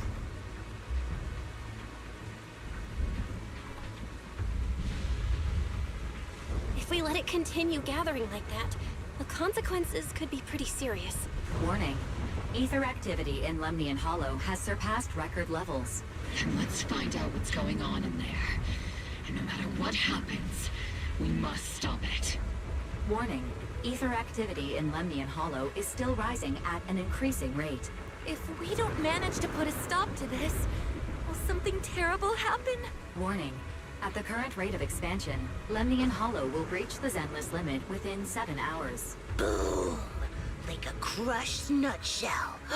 Like a popped balloon. See? I won't let that happen. Yunque's summit will not back down. It's like a scene straight from the underworld. Where did Isolde go after taking this path? And why? Let's Let's move forward. Whether it's to find Isolde, to stop the Exaltists, or to prevent the worst from happening. Obol squad, gear up and prepare to move out. Oh. Now here's our new area for the patch.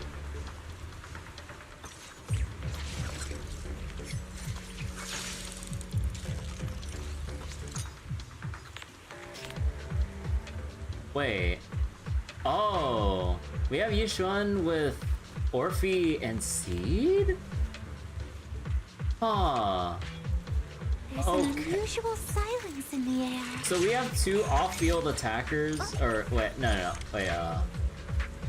Seed was Seed off-field as well? Okay, I'm having remember. I need to like read up her kit again, but yeah, they won't even let me bring in my own Yishuan. Oh, come on! Please, I already have her built. Let me swap her in.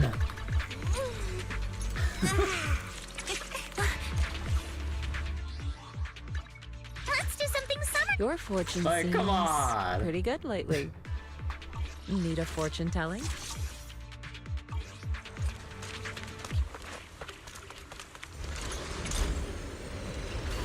I'll get this unbuilt Yishuan and I'll like it. There's Sarah running. These devices are converging the miasma in a single location. If miasma of this magnitude gathers in one place, the consequences would be catastrophic. Try to destroy those devices.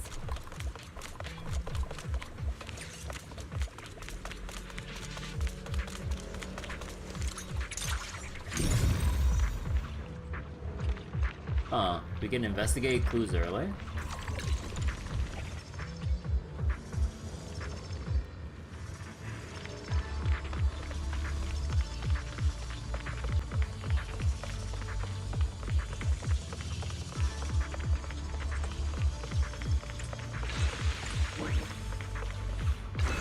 These marks on the wall. Let's investigate them using the perception technique. 32. 3,752.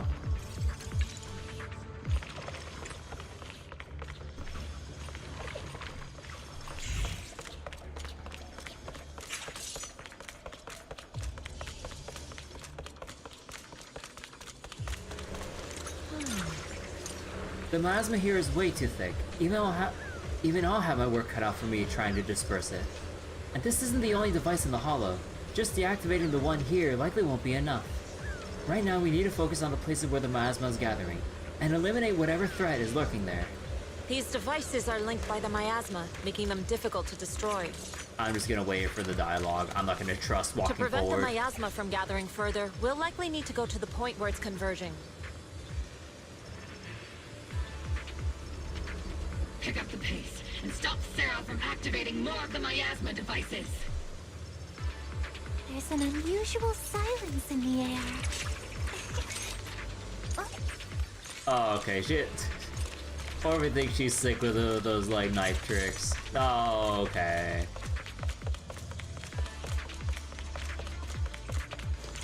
Oh, hello.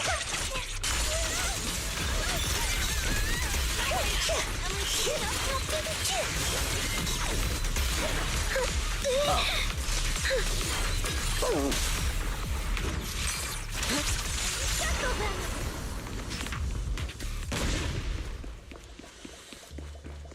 It took some effort to find the code.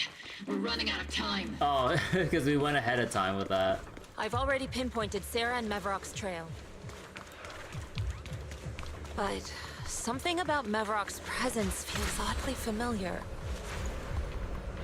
Whatever scheme they're planning, we have no other option but to press on. So wait, there's a couple of frames in her idle animation where the knife actually clips into her ankle. Oh god.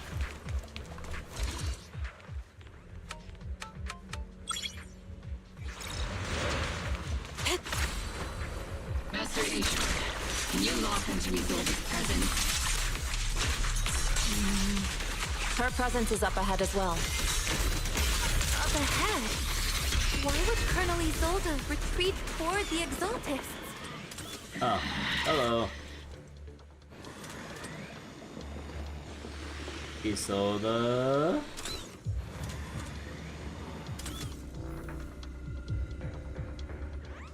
Oh, come on. Surely, okay, time out.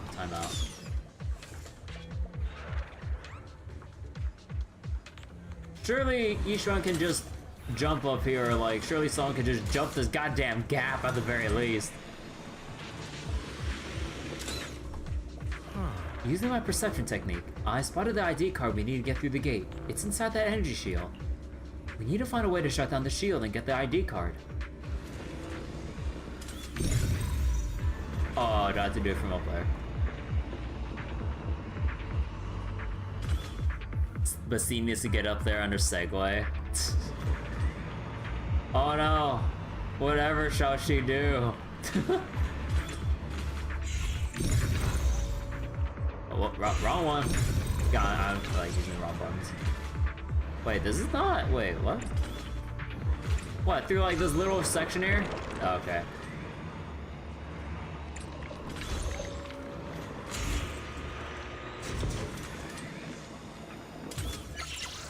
Use the device to deactivate the shield.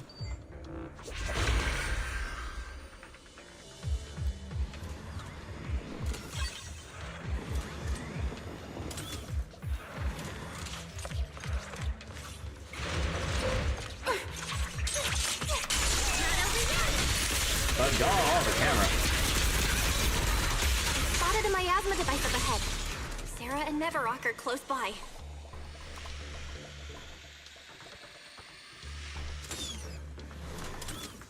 The Exaltus higher up, known as Sarah, escaped from the platform above.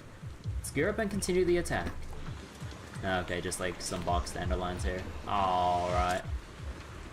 She's still running. That way. Oh. It's a beam from a miasma device. Oh, hello.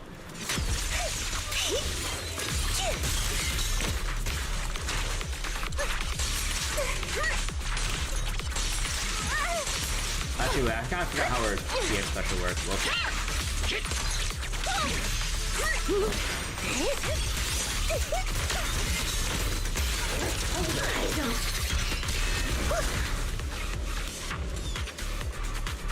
Oh, the new one did.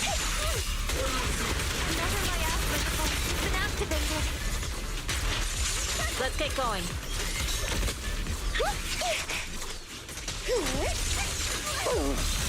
I'm not like. Oh, whoops. Oh, right. So it expends all of your gauge, like, the instant you go into that. Oh, okay. I thought it, like, I didn't pay attention to how quickly the gauge depletes here. I thought that when you go into, like, the mode where Mega starts firing her, like, laser and everything, I thought this would, like, rapidly drain. No. It uses up the whole chunk. Scouting? Oh, okay. Oops. It's okay, that's not interactable. Also, wait, can I read up on... Would you like to take a stroll on the beach with me? I don't remember how... Orpheus... They're activating the device! This time, don't let them get away. Because, like... What was it? Like, you hold the EX button when the gauge is, like, at the threshold, but what about her regular energy? You just press it, right? Or do you hold it?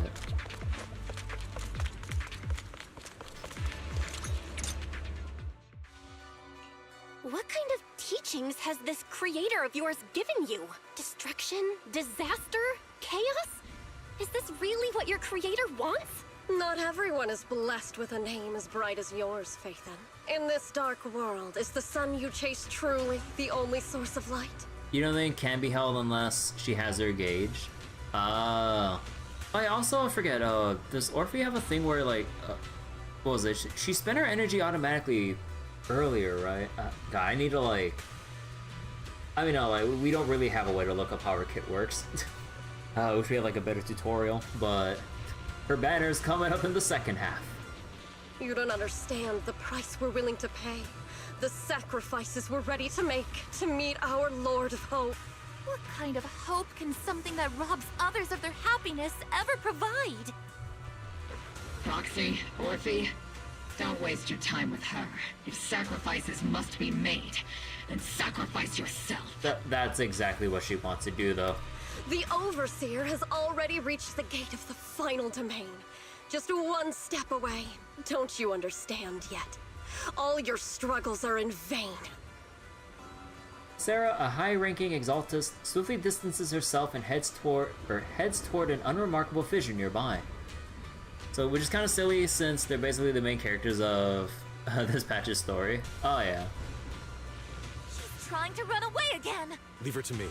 Everyone else can keep moving forward. Are you sure you can handle her on your own? She is very cunning. Shiryen is a highly skilled mystic. Leave it to him.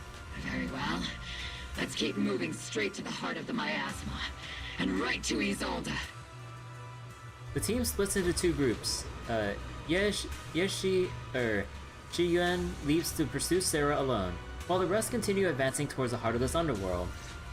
Aww. Okay, no dialogue?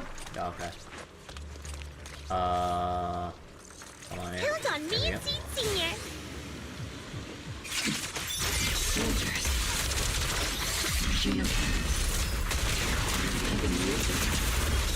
They're just illusions formed by the miasma. Pull yourself together, soldier.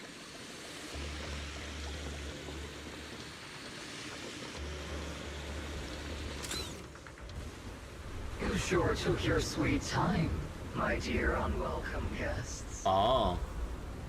Surrender now! Mavarok! If you keep resisting, I'll blast you to ashes! Are you going to shoot me, Magus? Then why didn't you pull the trigger before? Aww. There it is.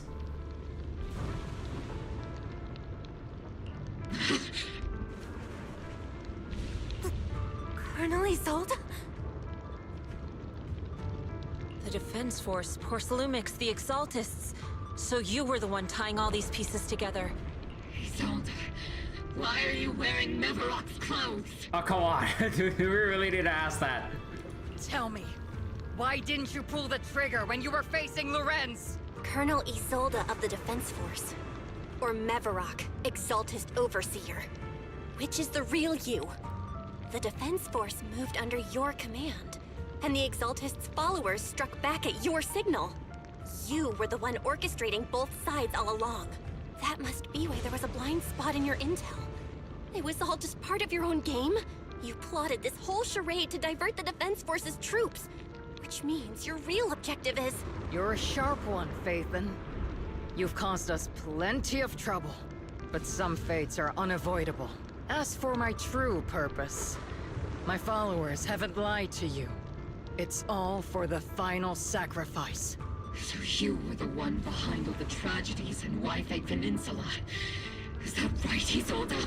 And tragedies? I only ever sought to avenge our comrades.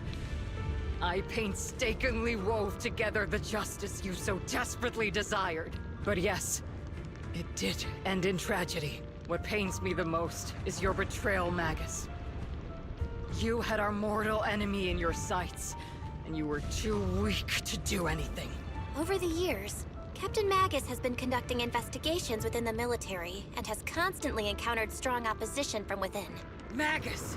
Why didn't you pull the trigger when you were facing Lorenz? I am a soldier of Obsidian Division. I cannot shoot anyone who isn't an enemy combatant. I am a citizen of New Eridu. I have no right to take the law into my own hands against anyone. And I am the captain of Obol. I cannot let my own hatred put everyone behind me at risk. I'm sorry. I forgot you'd forged new bonds. Then let me mourn alone. For the souls no one else remembers. The sacrifice is about to begin. You are welcome to witness it. Stop her! A surge of violent miasma flares up around Isolde, forcing Yishuan, who is casting techniques, and Obol squad to retreat.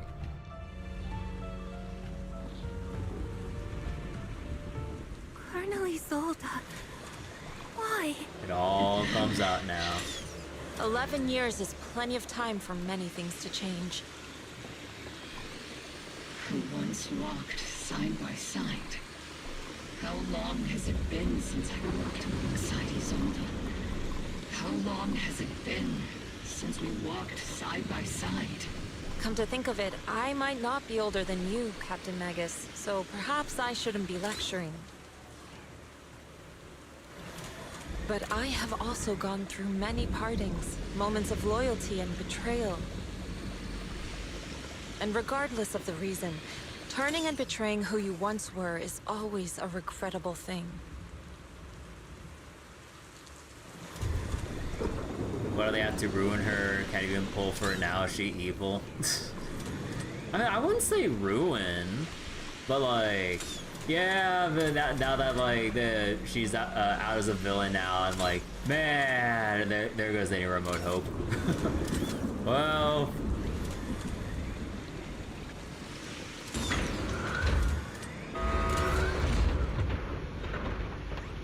The second Pompeii, if evil, why hot?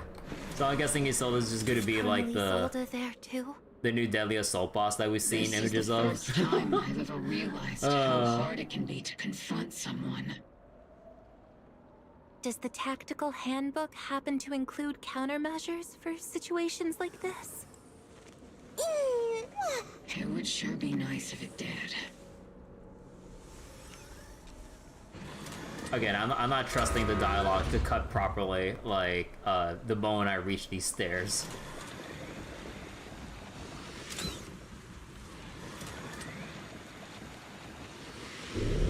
Magus, Isolde has most likely committed some unforgivable crime.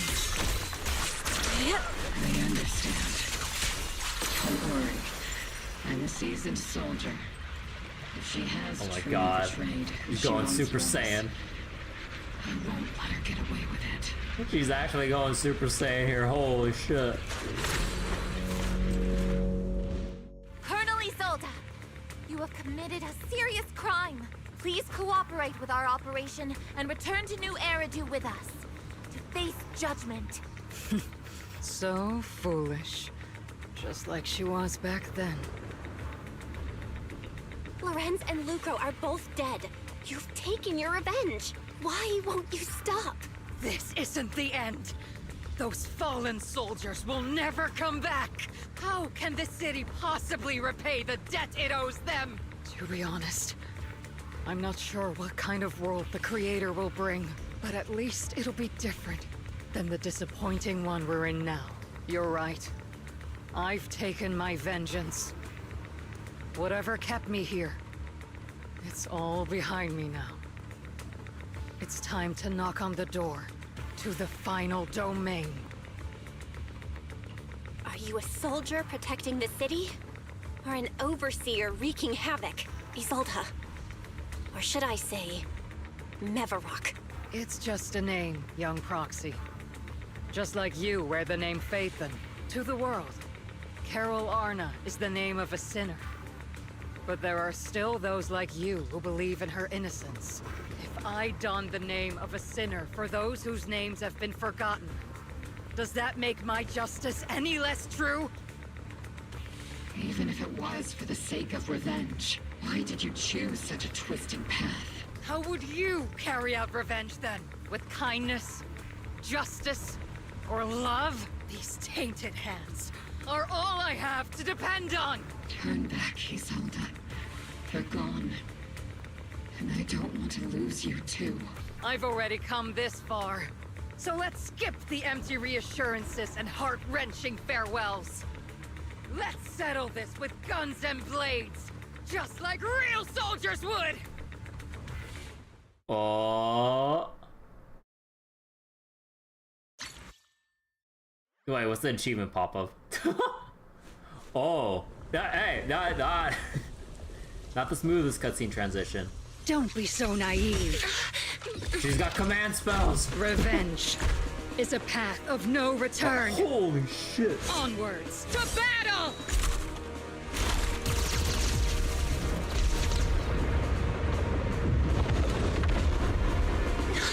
Careful. position. Keep the proxy safe.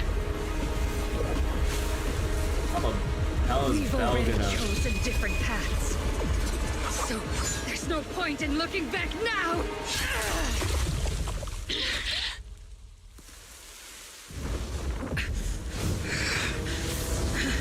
Oh, right through the flower. These ether fluctuations.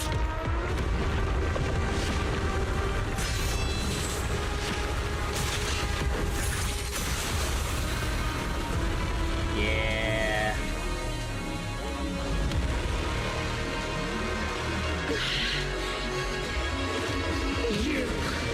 You're not the same flame you once were.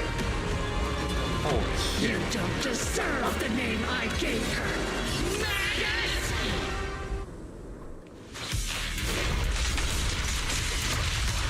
Creator of all. Oh, Jesus Christ. That dialogue volume is so loud.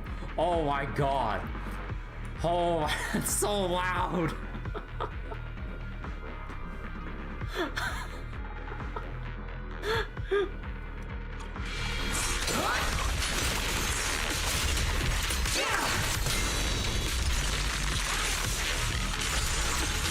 Give him a full salvo, Senior!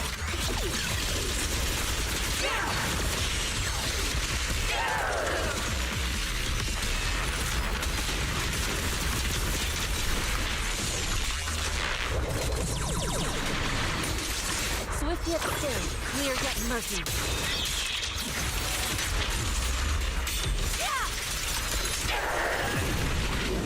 Well then, be washed away by the great rain! Right, the This massive... hatred is boundless! Oh. Oh, shit. Swift yet still. Resistance is futile! What? My Asmus shield broken! The enemy's weakened.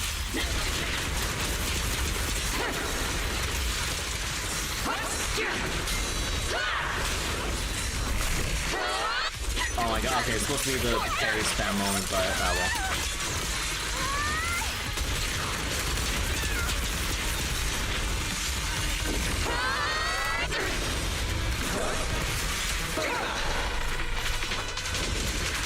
Oh, come on! Soldiers, Why do you have the ice ring right to the here? mortal realm! Fight for me! Obsidian Division!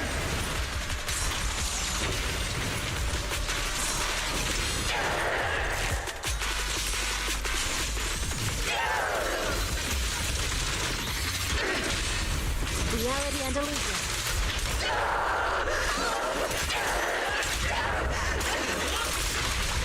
Sorry, I might have to get a little rough with you. Definitely not my type. Just trying a little harder won't hurt.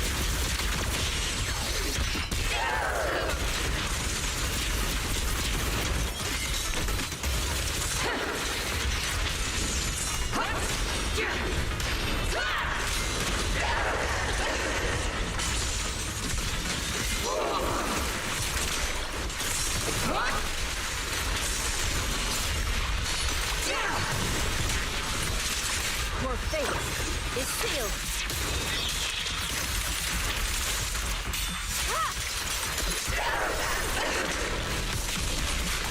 Maximum firepower! Yeah, I don't think this is gonna hit.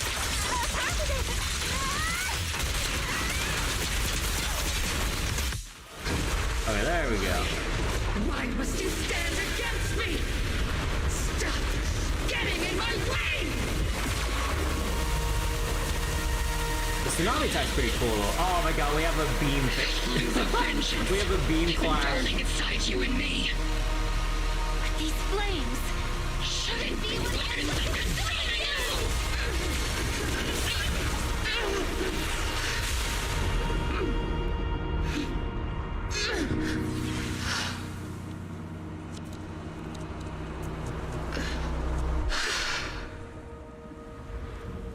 The miasma's clearing.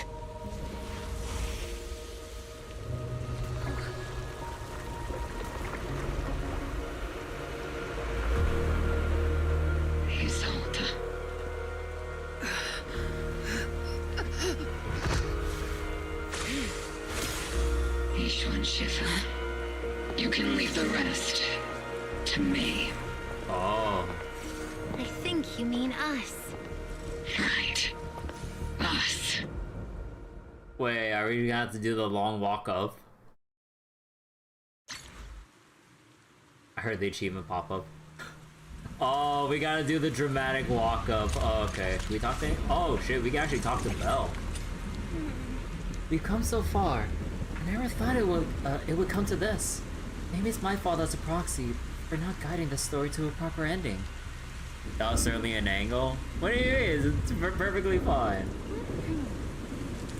You haven't failed us, Proxy. I believe you've led us to the right place, just as promised. Don't you agree, Magus? It might not be a proper ending, but I still believe this is the right place. Had Isolde found a proxy to lead the way, could she have made it to the right place too? That's not what a proxy is for. Whoever grips the guiding rope always knows, or already knows exactly where they're headed. Can we talk to Eos? Man. That was a tough fight. We only managed to defeat... Wait, we only managed to defeat... Wait, to defeat so easily? Oh, whatever. Because of Yishuan Shifu's help. Rather than defeating her, you prefer to save her though, right? But just like she said, she's gone too far down the wrong path to turn back now. Irreversible regrets have a way of sticking with you to the very end. I've always had a question I wanted to ask you, High Priest of the Yishuan. I never found the right moment. Go ahead, just don't let your doubts affect your battle with her. My memories may have grown blurry with time and my hardware's age, but 11 years back, that Yukoi summoned mystic who stepped in front of Isolde and me to save us. Her white hair and silhouette looked just like yours, yet somewhat different. And if I remember correctly, she was also the High Priest at the Yukoi Summit back then. Uh-huh, that's my sister, Yi Jiang. The 12th High Priest at the Yukoi Summit. 11 years ago, she took a team of cultivators to Zero Hollow, and died fighting to protect the city. She saved so many people. And if you were among them, then that's a blessing in itself. Your sister. To be honest, I've always felt some resentment toward High Preceptor Yi Jiang. I blamed her for not saving my comrades, for leaving me to survive in this broken body. So much so that I've taken it out on you at times. I was being selfish.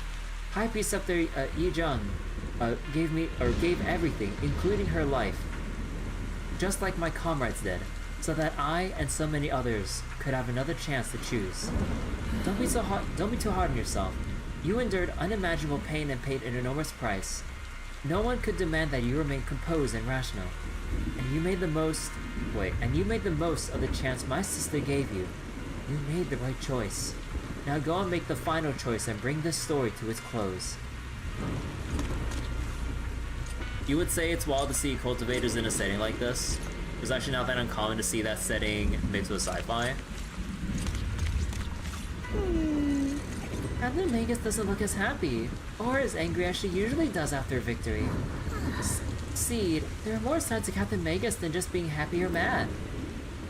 Sometimes I think Orphe and Captain Magus' relationship, might be just like me and Seed Sr. But it's not quite the same. Seed Sr. never laughed smugly in, or got as angry as Captain Magus. And I never had to comfort Seed Sr. like you do with Captain Magus, Orphe. So I'm a troublesome superior who laughs smugly all the time or needs comfort from my juniors, huh? Sometimes I wish Seed Sr. would need me the way Captain Magus needs Orphe. What's the deal between Commander Isolde and Captain Magus? The connections between people are so much more complicated than the ones between metal and electric current.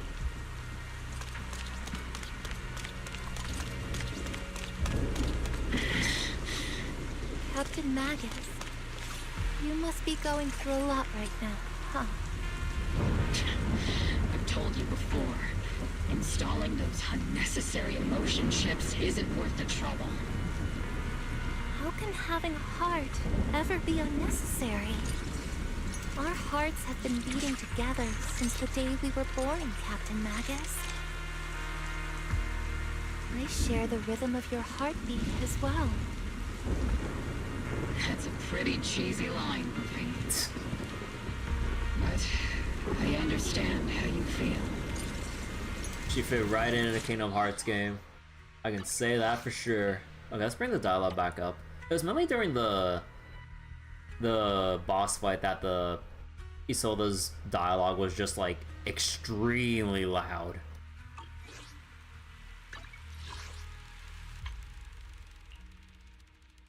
While fighting the Defiler, knock them down twice using defensive assist while they're floating in the air. Huh. Wait. Use defense assist against Pompeii when he uses his hook to make him fall in both phases. Huh. Dodge all attacks from Bringer while using the knife. How do I not have... What?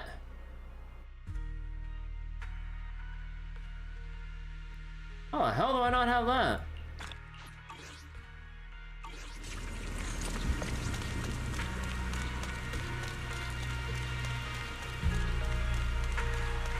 Colonel Isolde is just up ahead. Thanks for being with me through all of this, Orphe. It's time to teach this arrogant fool a lesson. Tactical strategy. Fateful duel. Fateful duel. Defeat Isolde in the fated duel. Do we see this? Miasma, the Exaltus, Isolde. Every looming threat and mystery is brewing within the Lemnian Hollow. We have to go back and... oh, no, that's for, like, the very beginning. Okay. I thought it updated for, like, this very moment. Back in the day, you never managed to beat me during training. I hope both of you have grown since then. I might still be stuck where I was. Orphe. I'll do my best.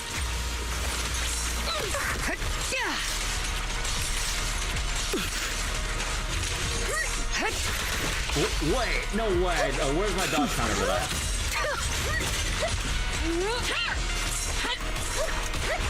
Wait, did I dodge too early all those other times?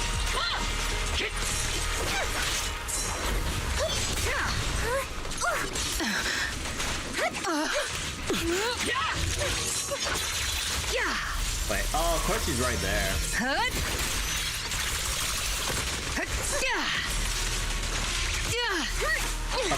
Okay, what is with the volume mixing here? Like, oh my god. Like, why is Isolde's volume dialogue so goddamn loud? Holy shit. Like, everyone else is alright, like, at this volume setting, but Isolde is so much louder. God damn.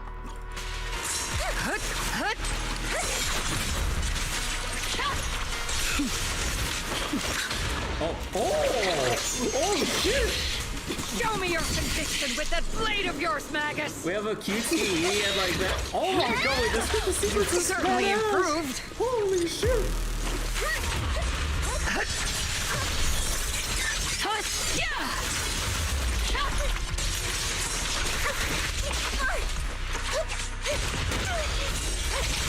One still stuck in the past. Might be me. You the one who pulled me out of my stubbornness. Tactical strategy, like you were the one who saved me from despair. It's my turn to wake you up.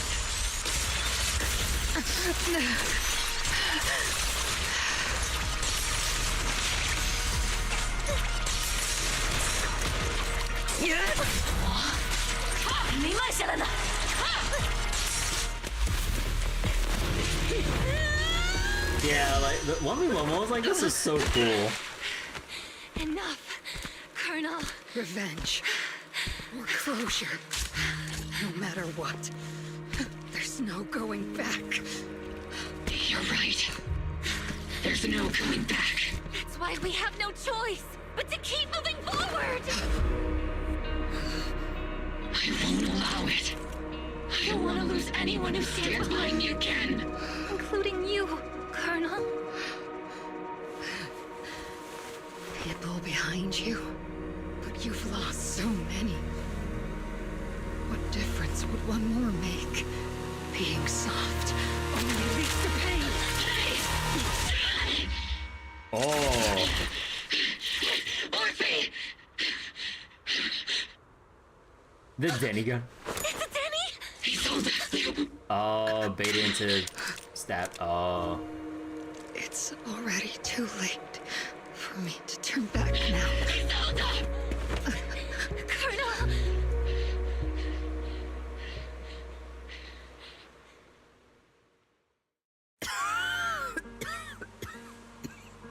Oh. Man, she really baited with the Denny gun to essentially commit suicide, huh? That. Oh, okay. Let me take a picture of this. Although, obviously, I wouldn't use this as a thumbnail. Jesus Christ, like, I love fucking spoilers. It's too late to turn back now. And I've always hated dealing with court-martials. Okay, so now it's confirmed 0 chance that Isolde will be playable. Okay. Isolde, why didn't you ever tell me everything that happened? Because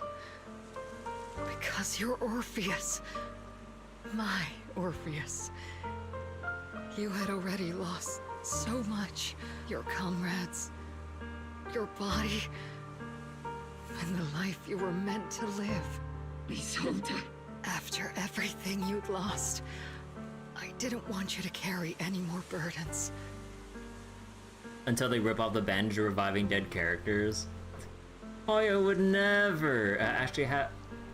I forget. Has Hoyo brought back dead characters? I mean, my only knowledge at this point, aside from Zenless, is just Star Rail. I don't know shit about like Honkai Impact. But if I had known sooner, maybe you wouldn't have everything I've lost. You've lost too. There's no turning back, Orpheus. My hands are stained with blood and guilt. I know. I'll pay your debts for you. Me too. Orphe? I'll stick with Captain Magus, and we'll make up for your mistakes together. I'll stay by Captain Magus's side. I won't let her lose her way like you did, driven by anger, loneliness, and despair. I know you're in pain, just like me. But you're also very lucky. Orphe is a good kid. Don't let her down. Don't disappoint your younger self, Orpheus. Your younger self. I won't, Isolde. I believe you. I'm the only disappointment here. It's been so long, Orpheus. I've missed you so much. Please, forgive me. Isolde, corrupted by the miasma to the point of near complete crystallization, shatters in the air in the hollow. Wait, whoa, what's that like? What's that little sound like the moment we exited the scene?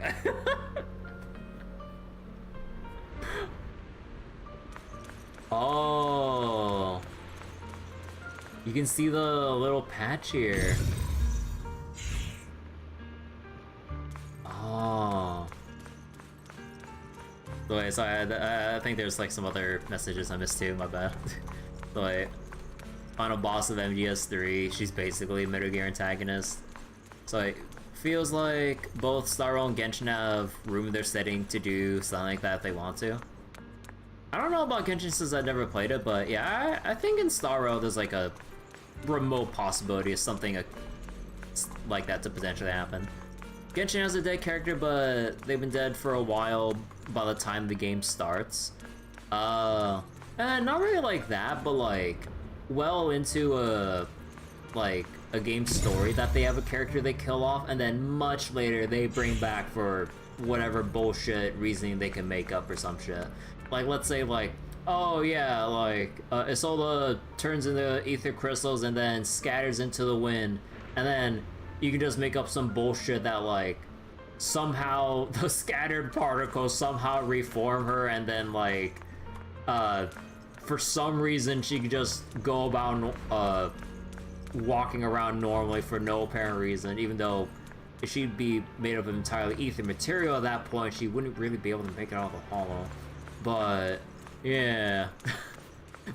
maybe they'll write some nonsense to justify that, but no, that's like, that's basically zero chance of happening. That'd be such bad writing. Isolde's committed an unforgivable sin. So wait, the thing that gets you most about... Wait. Somehow Palpatine returned is that he did come back in Star Wars extended comics and novels multiple times? Really? Oh. I never really read, like, pretty much any Star Wars extended universe stuff. And at this point, like, heck Disney for essentially, like, declaring that, like, extended universe is all non-canon because they just don't want to bother with it.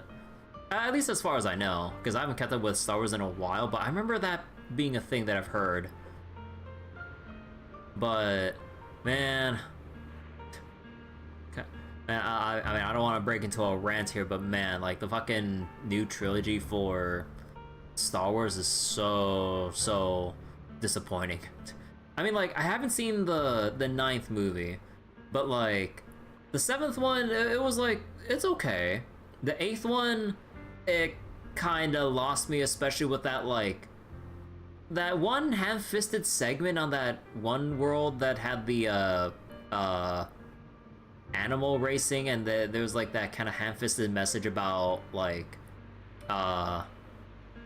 animal cruelty and releasing the animals and some shit during that whole little sequence. It felt really out of place for Star Wars. Like, it'd be fine if it was like a different kind of story or movie, but that really felt out of place given like what was happening during the 8th movie. I'm like, what the hell? It felt so out of place writing wise. So like, Palpatine might as well have been Satan and given off, then they brought him back. So they tried to do each movie in half the production time with zero forethought or consistency on who worked on it. Yeah, like, I just try to, for the most part, pretend like the latest trilogy doesn't exist and just try to preserve, like, the sequels and prequels as just their own thing and ignore any other, side series of, like, the TV shows and other movies beyond this point. Although, you know, like, the games, though, they're fine. But, like, when it comes to everything else, yeah. Although there was the Cartoon Network Clone Wars that I really liked. Or there's, like, 2 attempts of it. Like, the one where it's just, like, you know, 2D and everything, and then after that was, like, the other Clone Wars that was, like, I guess rebooted with like 3D animation, whatever. I don't remember too much of the 3D one, but man, like the 2D one was really cool, but then they just stopped with it. Was it just not popular, or were there production issues, or did like LucasArts or something have like some different plan in store for the Clone Wars TV series, that they went from like the initial 2D debut of or releases of it, and then they went to like a different version of the Clone Wars with like the 3D animations? Oh wait, it was supposed to be a teaser for the movie? Oh, was that really it? Because like, I mean, like when I saw it way back when it first came out, like I thought it was gonna be its whole ass like series or whatever, so I wouldn't really know like what was meant to be just a teaser or setup for the other parts of the franchise or whatever. Oh, man. But yeah, like the initial Clone Wars like TV episodes were really fucking cool.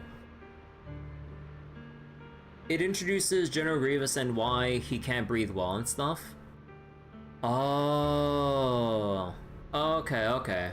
Cause like, yeah, for the longest time I didn't realize it was supposed to be a teaser setup kind of a deal. I thought like, you know, little me thought it was just gonna be its whole thing, but then all of a sudden like they showed it then, and then it just like stopped. I'm just like, wait, what? Like, there's no more? What happened? You know, like that was literally my reaction way back when during the Clone War show. Cause like, I didn't know any better, but now I do. But man. Okay, let's continue. But I think when she left, she felt some relief, but also some remorse.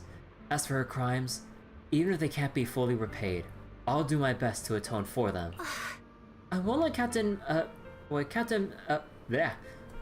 God, like, my mind is still, like, tripping up, like, over Magus for here and Magus in fucking Gramble. Like, every time I read the name, like, my mind, like, my brain skips a beat and then just, like, tries to, like, remember which pronunciation it is. Like, goddamn it, Gramble. I won't let Captain Magus carry this burden alone. Master, an abnormal ether fluctuation has been detected nearby. Wait, I already... Oh my god. Abnormal fluctuations? It's just a fluctuation in the miasma. I don't sense any hostility. Guys, you know what I just said earlier?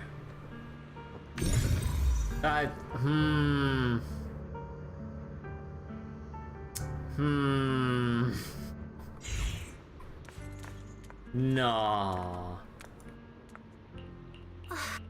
Master, an abnormal ether fluctuation has been detected nearby. Rip hot evil lady. Abnormal fluctuation. Why do I feel like it's resonating with me? Wait. Watch out, Proxy! Is that teacher? Teacher? Oh. Also, I kind of forgot with, like, they probably showed it at some point with, like, some of the past cutscenes, but I forgot that she has horns. Is this just a hallucination caused by miasma? Belle, Wise. Belle.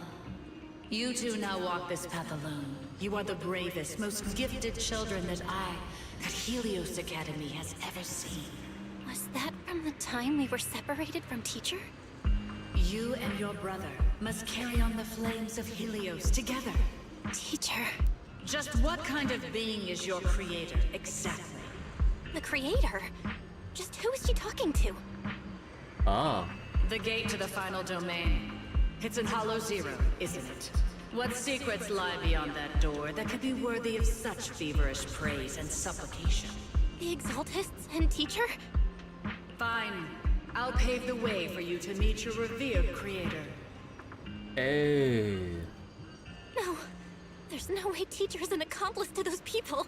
At the end of that path also lies something that I'm seeking. Something that teacher is seeking? Just what in the world could that be? Even if one has to pay such a hefty price. Even if I have to pay such a hefty price. Even if one has to bear such guilt. Oh. Even if I have to bear this guilt. Oh. Even if it means leaving us behind? Is this really what she wants? This path may not lead to a happy outcome. I don't know if Eridu will fall into the abyss or find salvation from the brink. But I believe in my dear children. They are the brilliant faith. Huh. A miasmic illusion in the air shatters and fades. However, miasma, the Exaltus, and where exactly teacher is, these suspicions still remain unknown, lingering in the hollow. On the path which miasma retreats, you evacuate the hollow alongside Obol squad.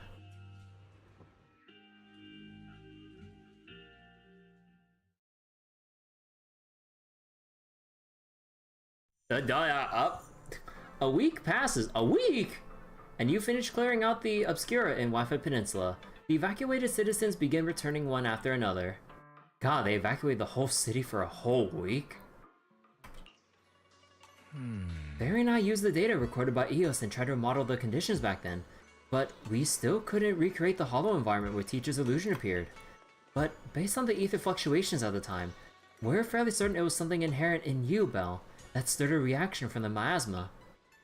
Our teacher and the Exaltus. We still don't know how the illusion was created, and just because it sounded like her teacher doesn't mean those were really her words.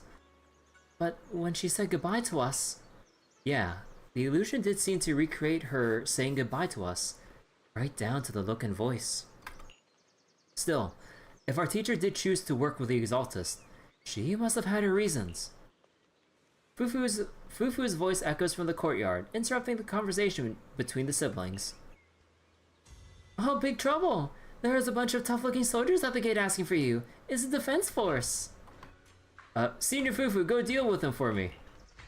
I'll terrible at dealing with aggressive people. I'll leave this one to you, Junior. Wow!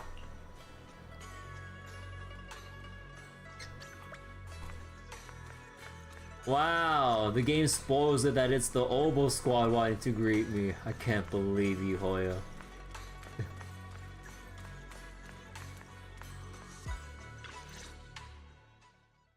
The noisy visitors outside turn out to be Obol squad. Proxy! Proxy! It's been a while. Captain Magus, Orphe, it's been a while. How have you been? Actually, I'm curious, in Japanese, like, do they pronounce Captain Magus's name as Magus instead? Now I'm kind of curious. Absolutely terrible! Our desk is buried under a mountain of paperwork. So wait, Trigger had another gold line in one of the idle pop-up bubbles there? Oh, I didn't catch, I didn't like take the time to look at the pop-up bubble. The worst part is, after finishing my own stack of papers, I still have Magus's pile to deal with too. Hey, Magus's work is her own, that's her own business. We share the same desk, don't we? Why bother separating our paperwork? Yeah. I didn't get a good look the last time I was here. No! That was what Trigger said? Oh my god. I see. The good news is, I don't have to share a desk with these two. So wait, Magus likely lacks the dexterity for writing. She sure has the dexterity for like slicing and stabbing people. She even has like a little section like under her chin, like. Also, wait, time out. I just realized. Is this part here supposed to be like a tie? It kind of looks like they give her a cheeky little tie for her like appearance.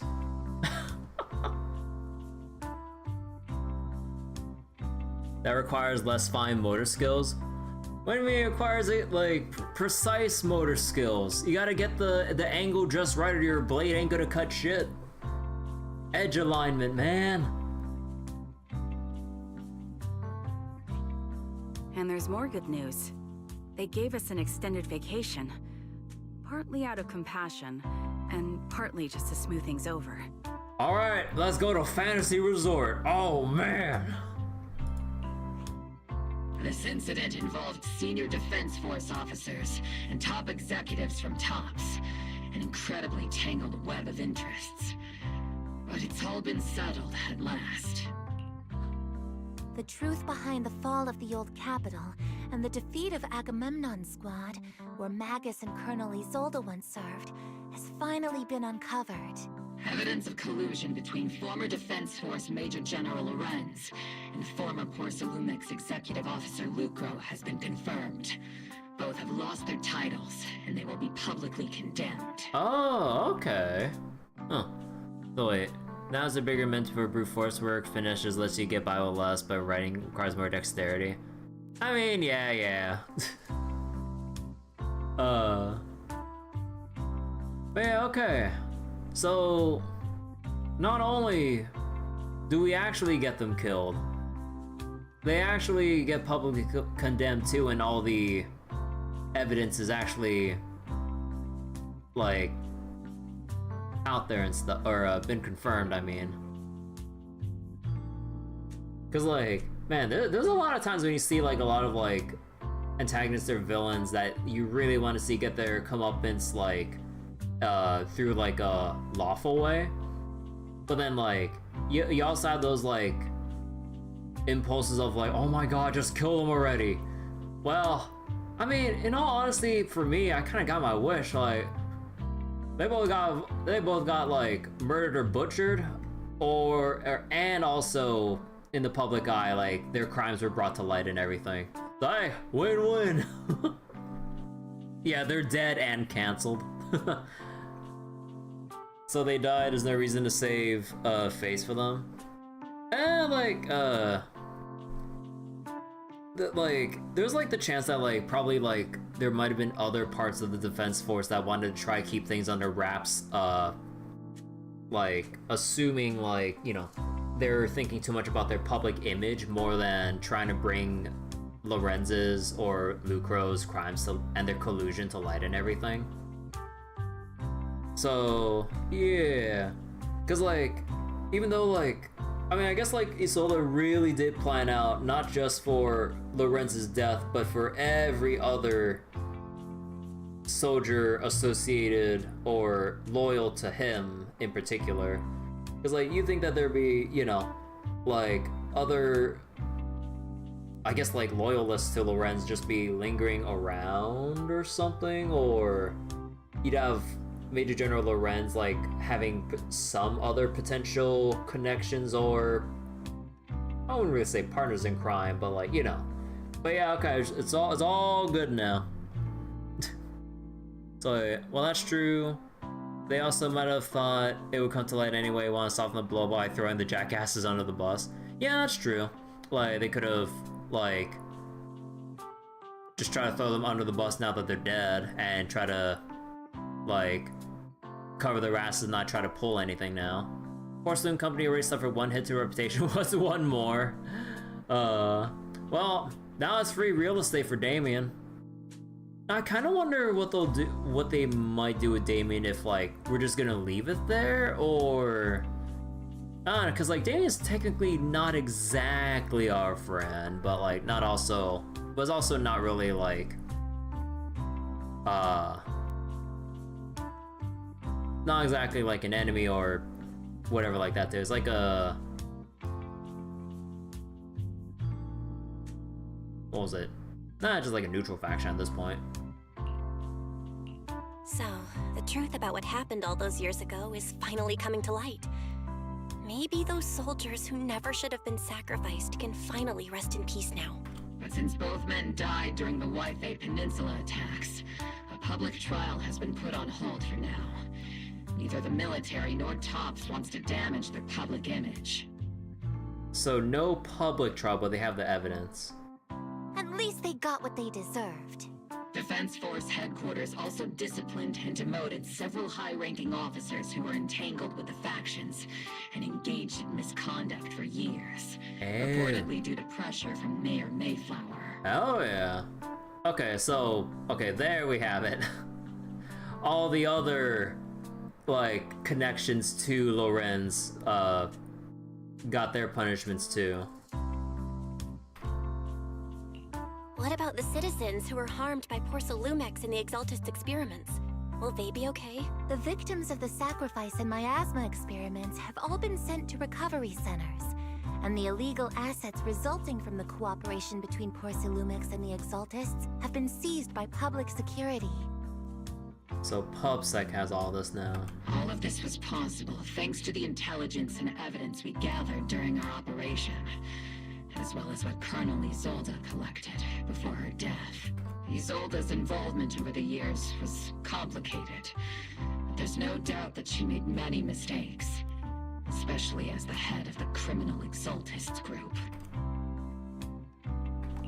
A lot of what the Colonel did was driven by the hatred that blinded her. I imagine you must have mixed feelings towards her, Magus. Of course. That arrogant fool, fueled by anger and loneliness, made so many grievous mistakes. Captain Magus often keeps her anger to herself and acts on impulse. What? Promise me, Captain Magus, in front of the proxy, that you won't make such grievous mistakes like she did. With the proxy as my witness, I give you my word. With the proxy as my witness. Whoever lies has to wear a pink weapons holster. Is this how they, like, dole out punishment in the military?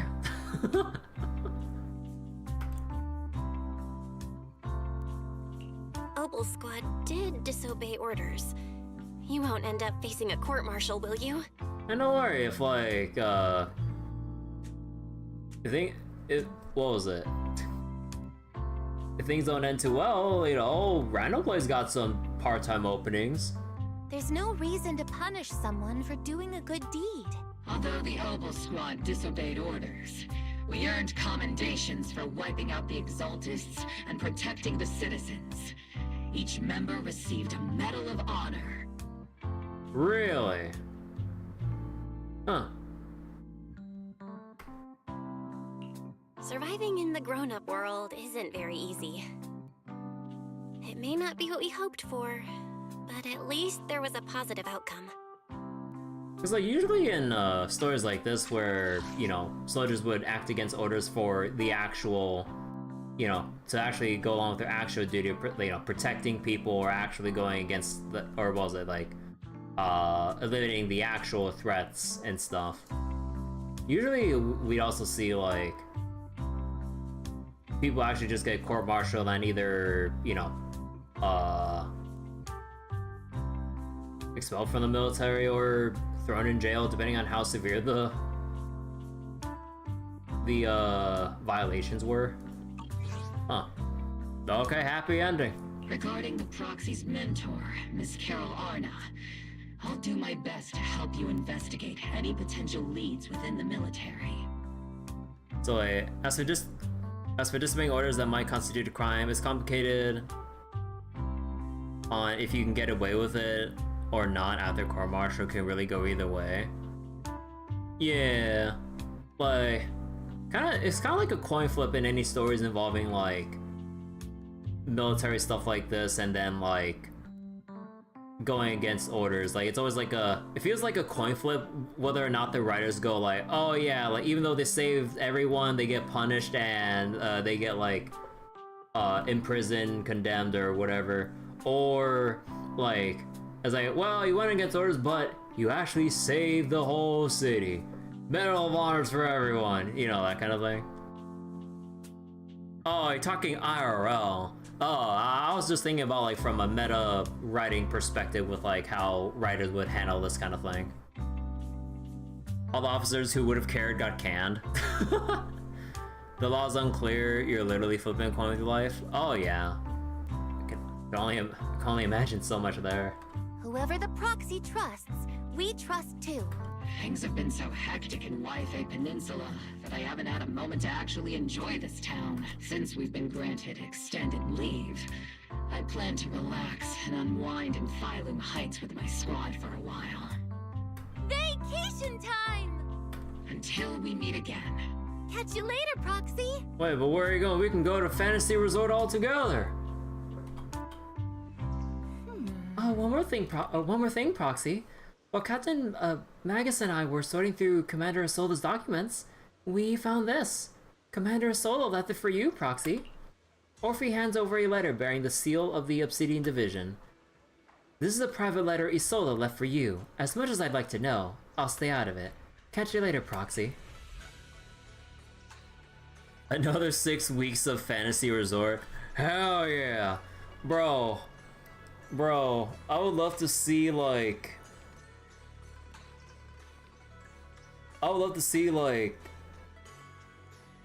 Trigger on the surfboard. That'd be fucking kick-ass. Or Seed and Orphe doing the shooting gallery minigame.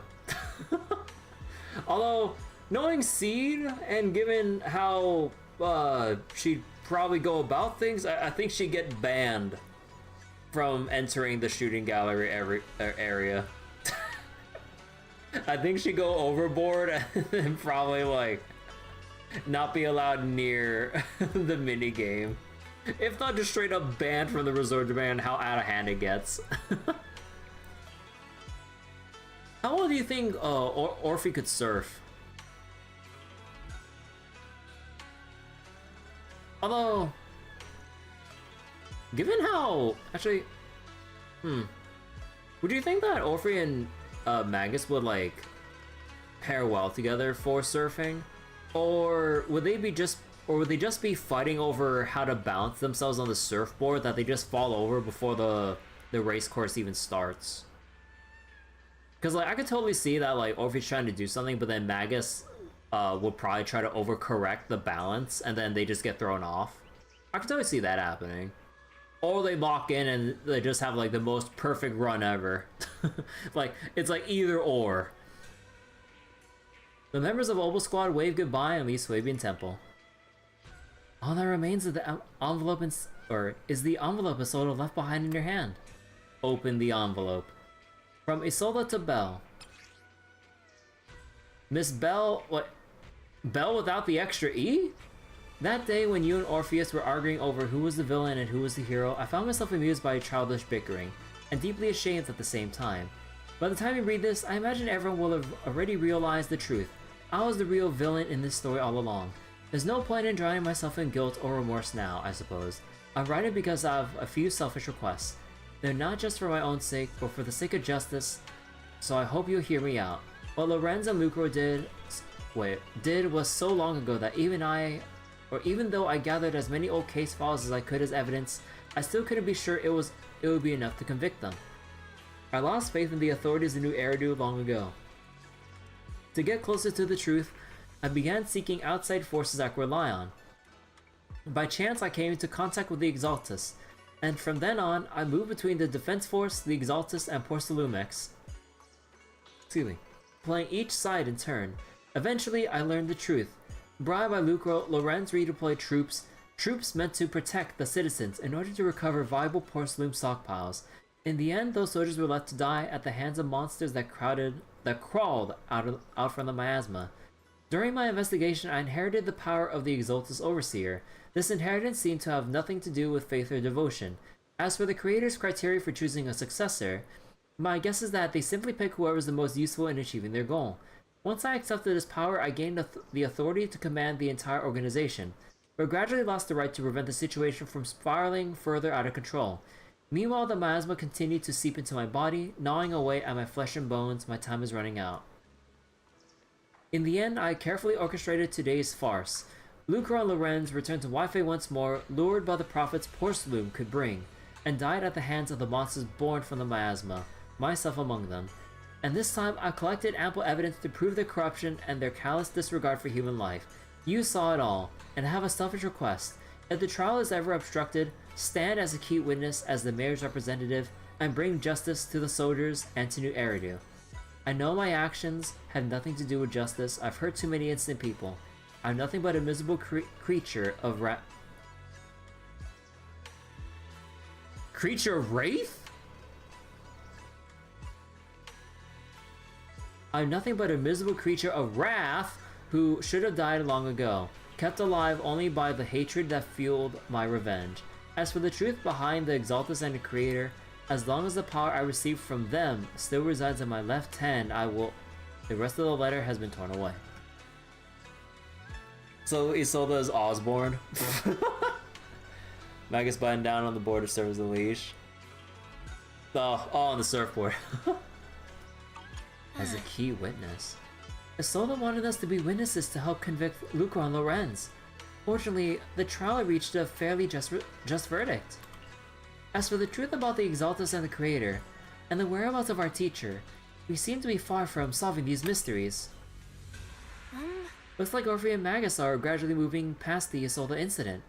Everything turned out fair in the end. My conversation with Wise was cut off. Better head back and talk with them and Fufu about what to do next. So wait. It either should have been Creature of Wrath or Miserable Wraith. So you think they just combined two possible thoughts? Yeah, understandable. I've had moments like that too. Blending two sentences together but not deciding on which one to commit with.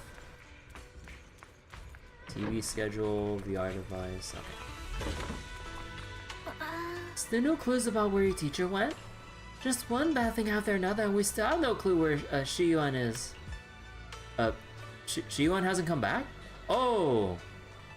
Oh, right, he's not here. He went after Ser... Oh.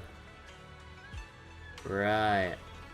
And Shiyuan also mentioned that he's been having nightmares or bad dreams lately. and having trouble sleeping. Right. And yeah, with the time skip too, yeah, he's been missing for a whole ass week. Right. Oh shit. Shifu's already searched every corner of the hollow. About the only thing left to do is wait. About the only thing left is to wait. About the only thing left is to wait. Is to do?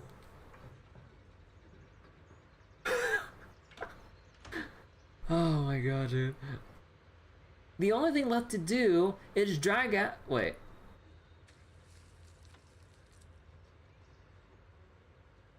The only thing left. Oh, whatever. Give the creator a good beating.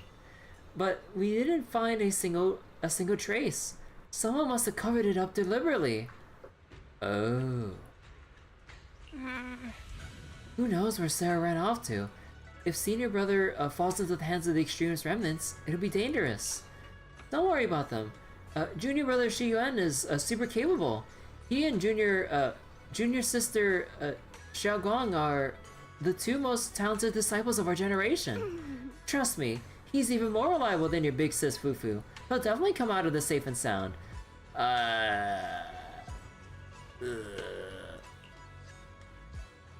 You're right, Fufu. The most senior brother of Yunkai-sama won't go down that easily. Why am I seeing death flags? Why is the text turning purple all of a sudden? Nah, I'm just kidding. The Knight of Sola fell in a different corner of the hollow. The Overseer has fallen. Oh, now she has the brand.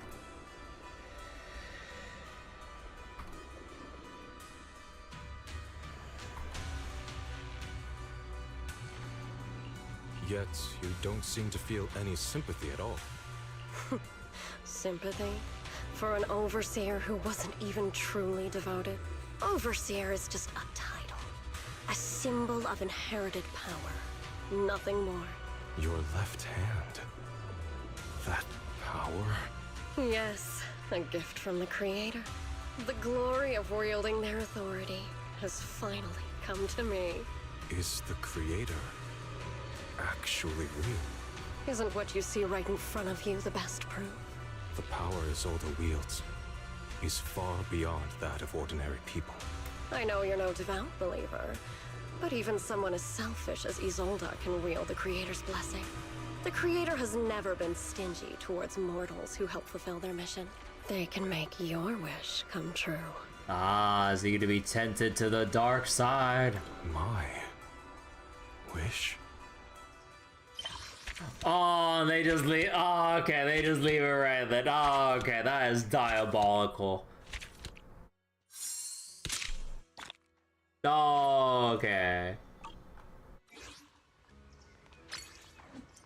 Seed Agent Story Flora of the Blooming Valley 1 has been added to the video archive.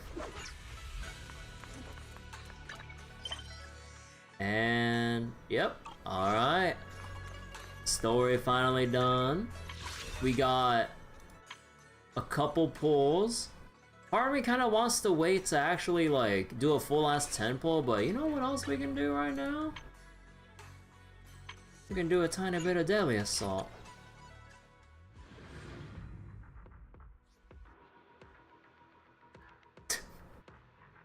Man. Like, seeing the boss art like this, like, god damn, they gave her the thickest fucking thighs and fucking chest ever. Wait, so what's her weaknesses again? Electric, physical, alright, for Seed and I guess Alice at this point. So wait. Whole squad gains a thingamabob. Knockdown, Defiler standing in the air 6 times, true, reset the duration, everything, increases crit damage. Defiler. Wait. The Defiler receives 25% less attribute anomaly damage? Oh. Oh, so they don't want anomaly to do this fight. Oh.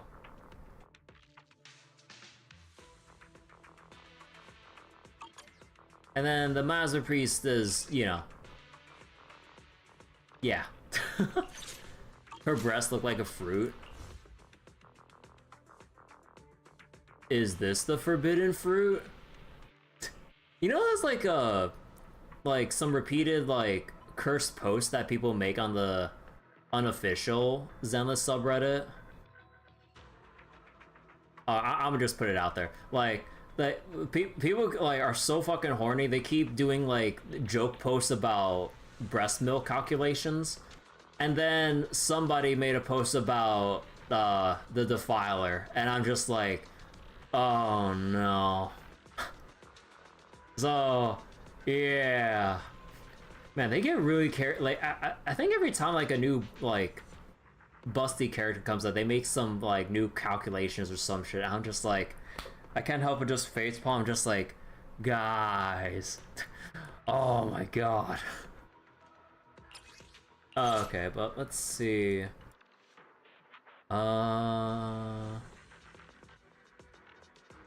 Actually, what do I take here? If do I just go for ultimate damage if I want to do this with Ishvan? A few weeks ago, the Grand Blue subreddit was doing calculations on how much Narmaya weighs. I bet the calculations would be wacky just given like the usual nature of female drafts just being, you know, short stacks and everything. I'm sure they'll have a field day doing the trying to make the assumptions for the calculations there.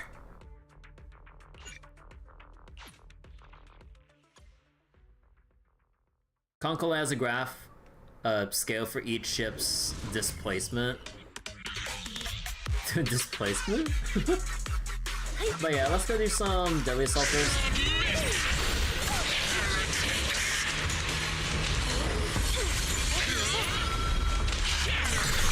Great.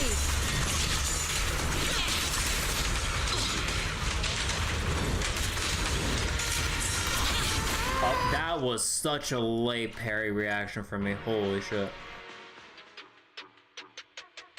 Oh, for their water displacement? Oh, right.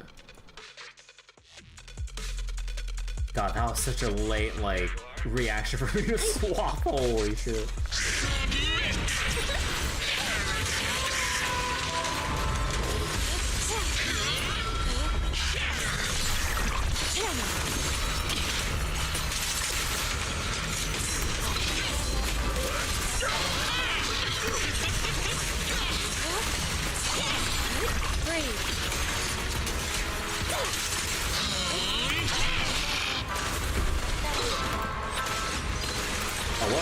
God damn, you know what? God, I swear I keep losing track of like the internal cooldowns on some of these assists and stuff. Oh my god. Okay, that was super sloppy.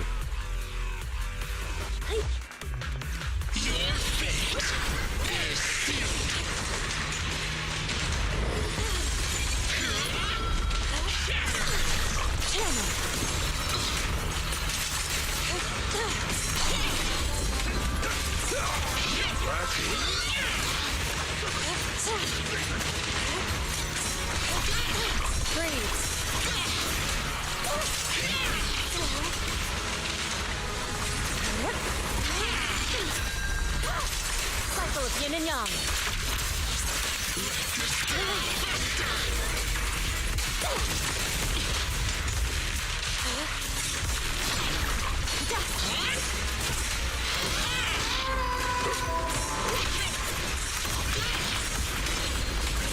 God damn it. The whole point of the performance points is to get the parries off, but then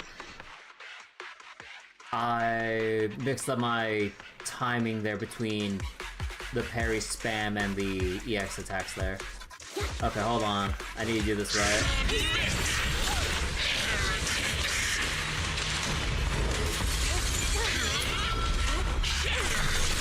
What? How did that count as a deflect? You managed to FOB Lobelia last night? Has one of the most entertaining exchanges with the world? Oh. But yeah, nice. Okay, hold on. I want to get this opening right. One of the few times the world gets caught off guard. Oh.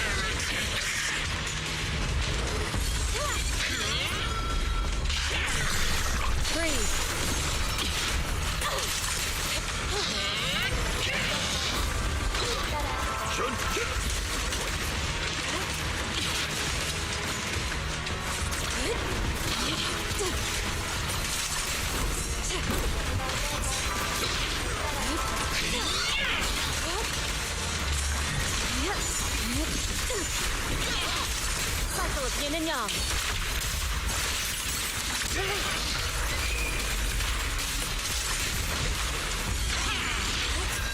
Your life is here.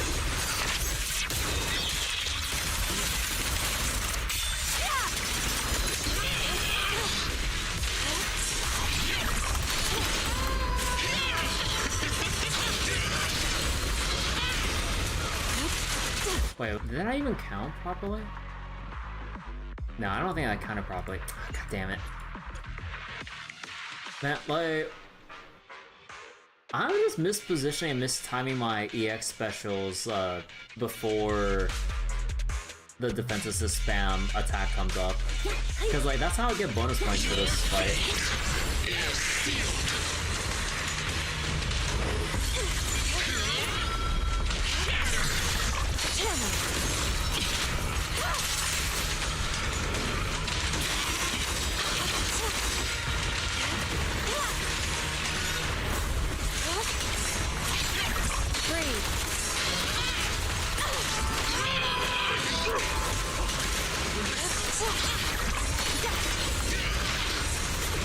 Wait, what? Oh, is it because I ran out of defense assist because Astra was... Because Astra's currently singing and not able to... Okay, hold on, wait. Because I remember having a smooth interaction with this during the earlier times I fought the priest. That's weird. Hold on. Wait. Do I even have... Wait, hold on. Did I accidentally swap off some shit? Hold on. Something's not right. Even though the drive this have nothing to do with the Masma Priest fight, but wait, hold on real quick. We really harmonize. And yeah, oh, right. Yeah, I had this swapped when I was doing something with Yuzuha. There we go. I knew there was something up. I was like, wait. I was like, why is Panyan who's like energy not recovering fast enough for me to swap him in to do his thing? Also, I know that I'm running double Astro Voice, but I haven't had enough time to farm up the other sets for Panyan. Because like it's at this point it's either like, you know, Protopunk or the new set that's out right now. Actually, let me double check that real quick. Let me verify. When support character and uses EX Special Ultimate, increases all damage out. Yeah, so I should be having this on Panyan. But yeah, the problem is I need to farm that.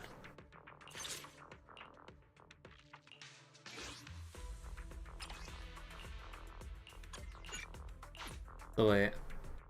So like, Lobelia and the tower just straight up overpowering the world, even tower kills a mid cutscene at one point. Oh god damn.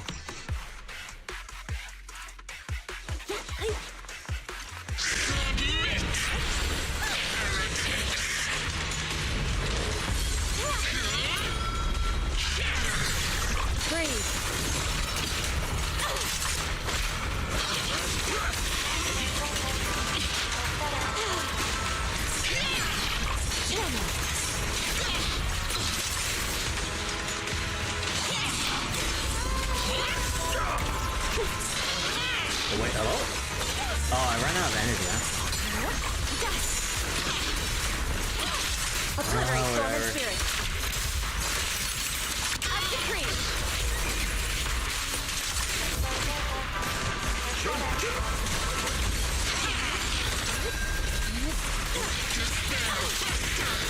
Evil shall return to dust.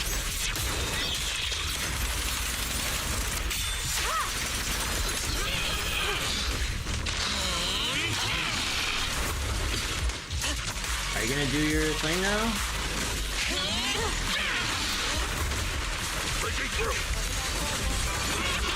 Oh my god.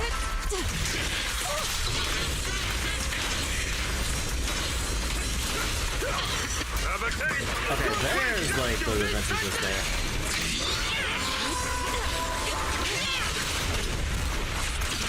I'll take charge. This song is dedicated to the world.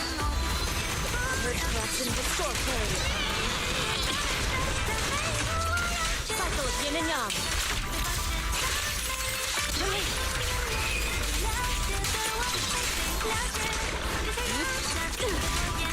Surrender now. The weak spot is here. No, I was kind of hoping for a catch.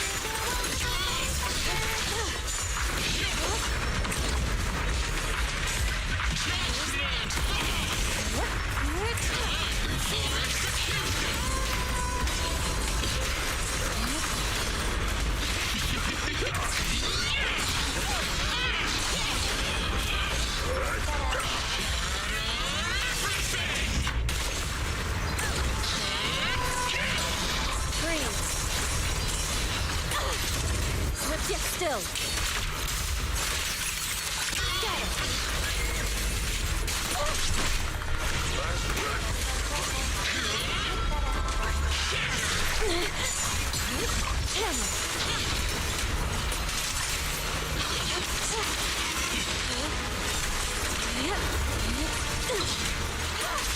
Time is right. Break up the heat.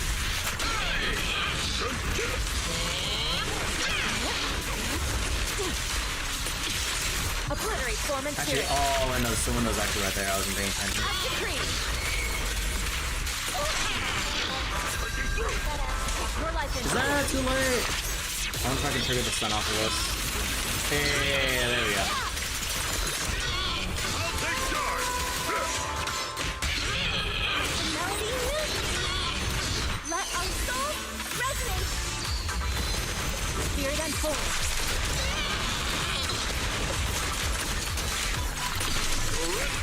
No, that was like the final. I wasn't keeping track of the timer.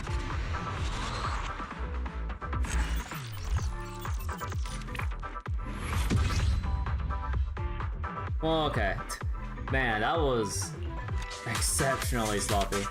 That and like the buff didn't really. What was it?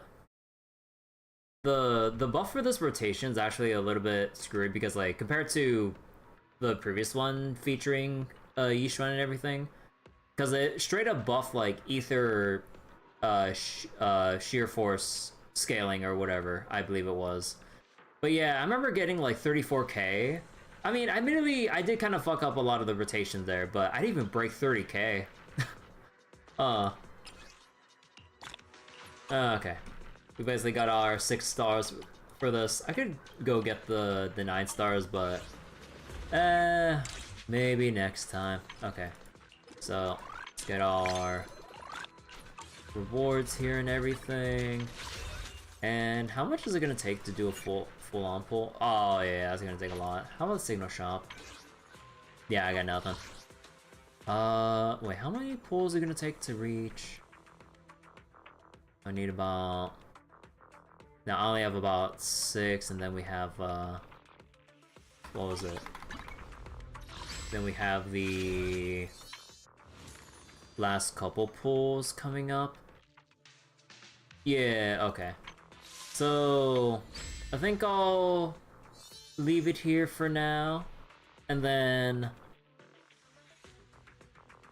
next time we'll get around to doing the agent story and also grab Excalibur. Alright, I still have stamina to spend, right? At this point I might as well just wait for reset, so. Alright, I'll just do that all off stream and everything, but yeah. FGO. yeah, I have FGO set up for tomorrow, and then I'm not sure how long the story scenes are, but yeah, assuming we do that all in one sitting, then what was it? Assuming we do all that in one sitting, then we'll come back to Zenless so that we can go do the agent story and the Excalibur event and stuff. It's not a dense event. Oh, okay. And depending if like I get through it fast enough, whether or not I want to do extra farming on stream or not for FGO, we can kind of use that. We can kind of use like whatever extra time to segue into Star Rail to do the bartending event. Because I do want to do the bartending event, but because of how short I hear it is, relatively so, that it'd probably line up if I finish FGO stuff in a short amount of time, and then we can just, I could kind of quickly just set up Star Rail and everything. But yeah, so that'll do it for me tonight. Hope you all enjoyed Zenless tonight. But yeah, like this 2.2 story update was pretty neat, especially with the cool ass like 1v1 sequence there, like pure cinema during like the certain scripted sections right there, and the sudden QT out of nowhere. Like that was like a little cherry on top there. Metal Gear, the boss. But yeah, okay, I'm gonna go close it here. Thank you all for watching.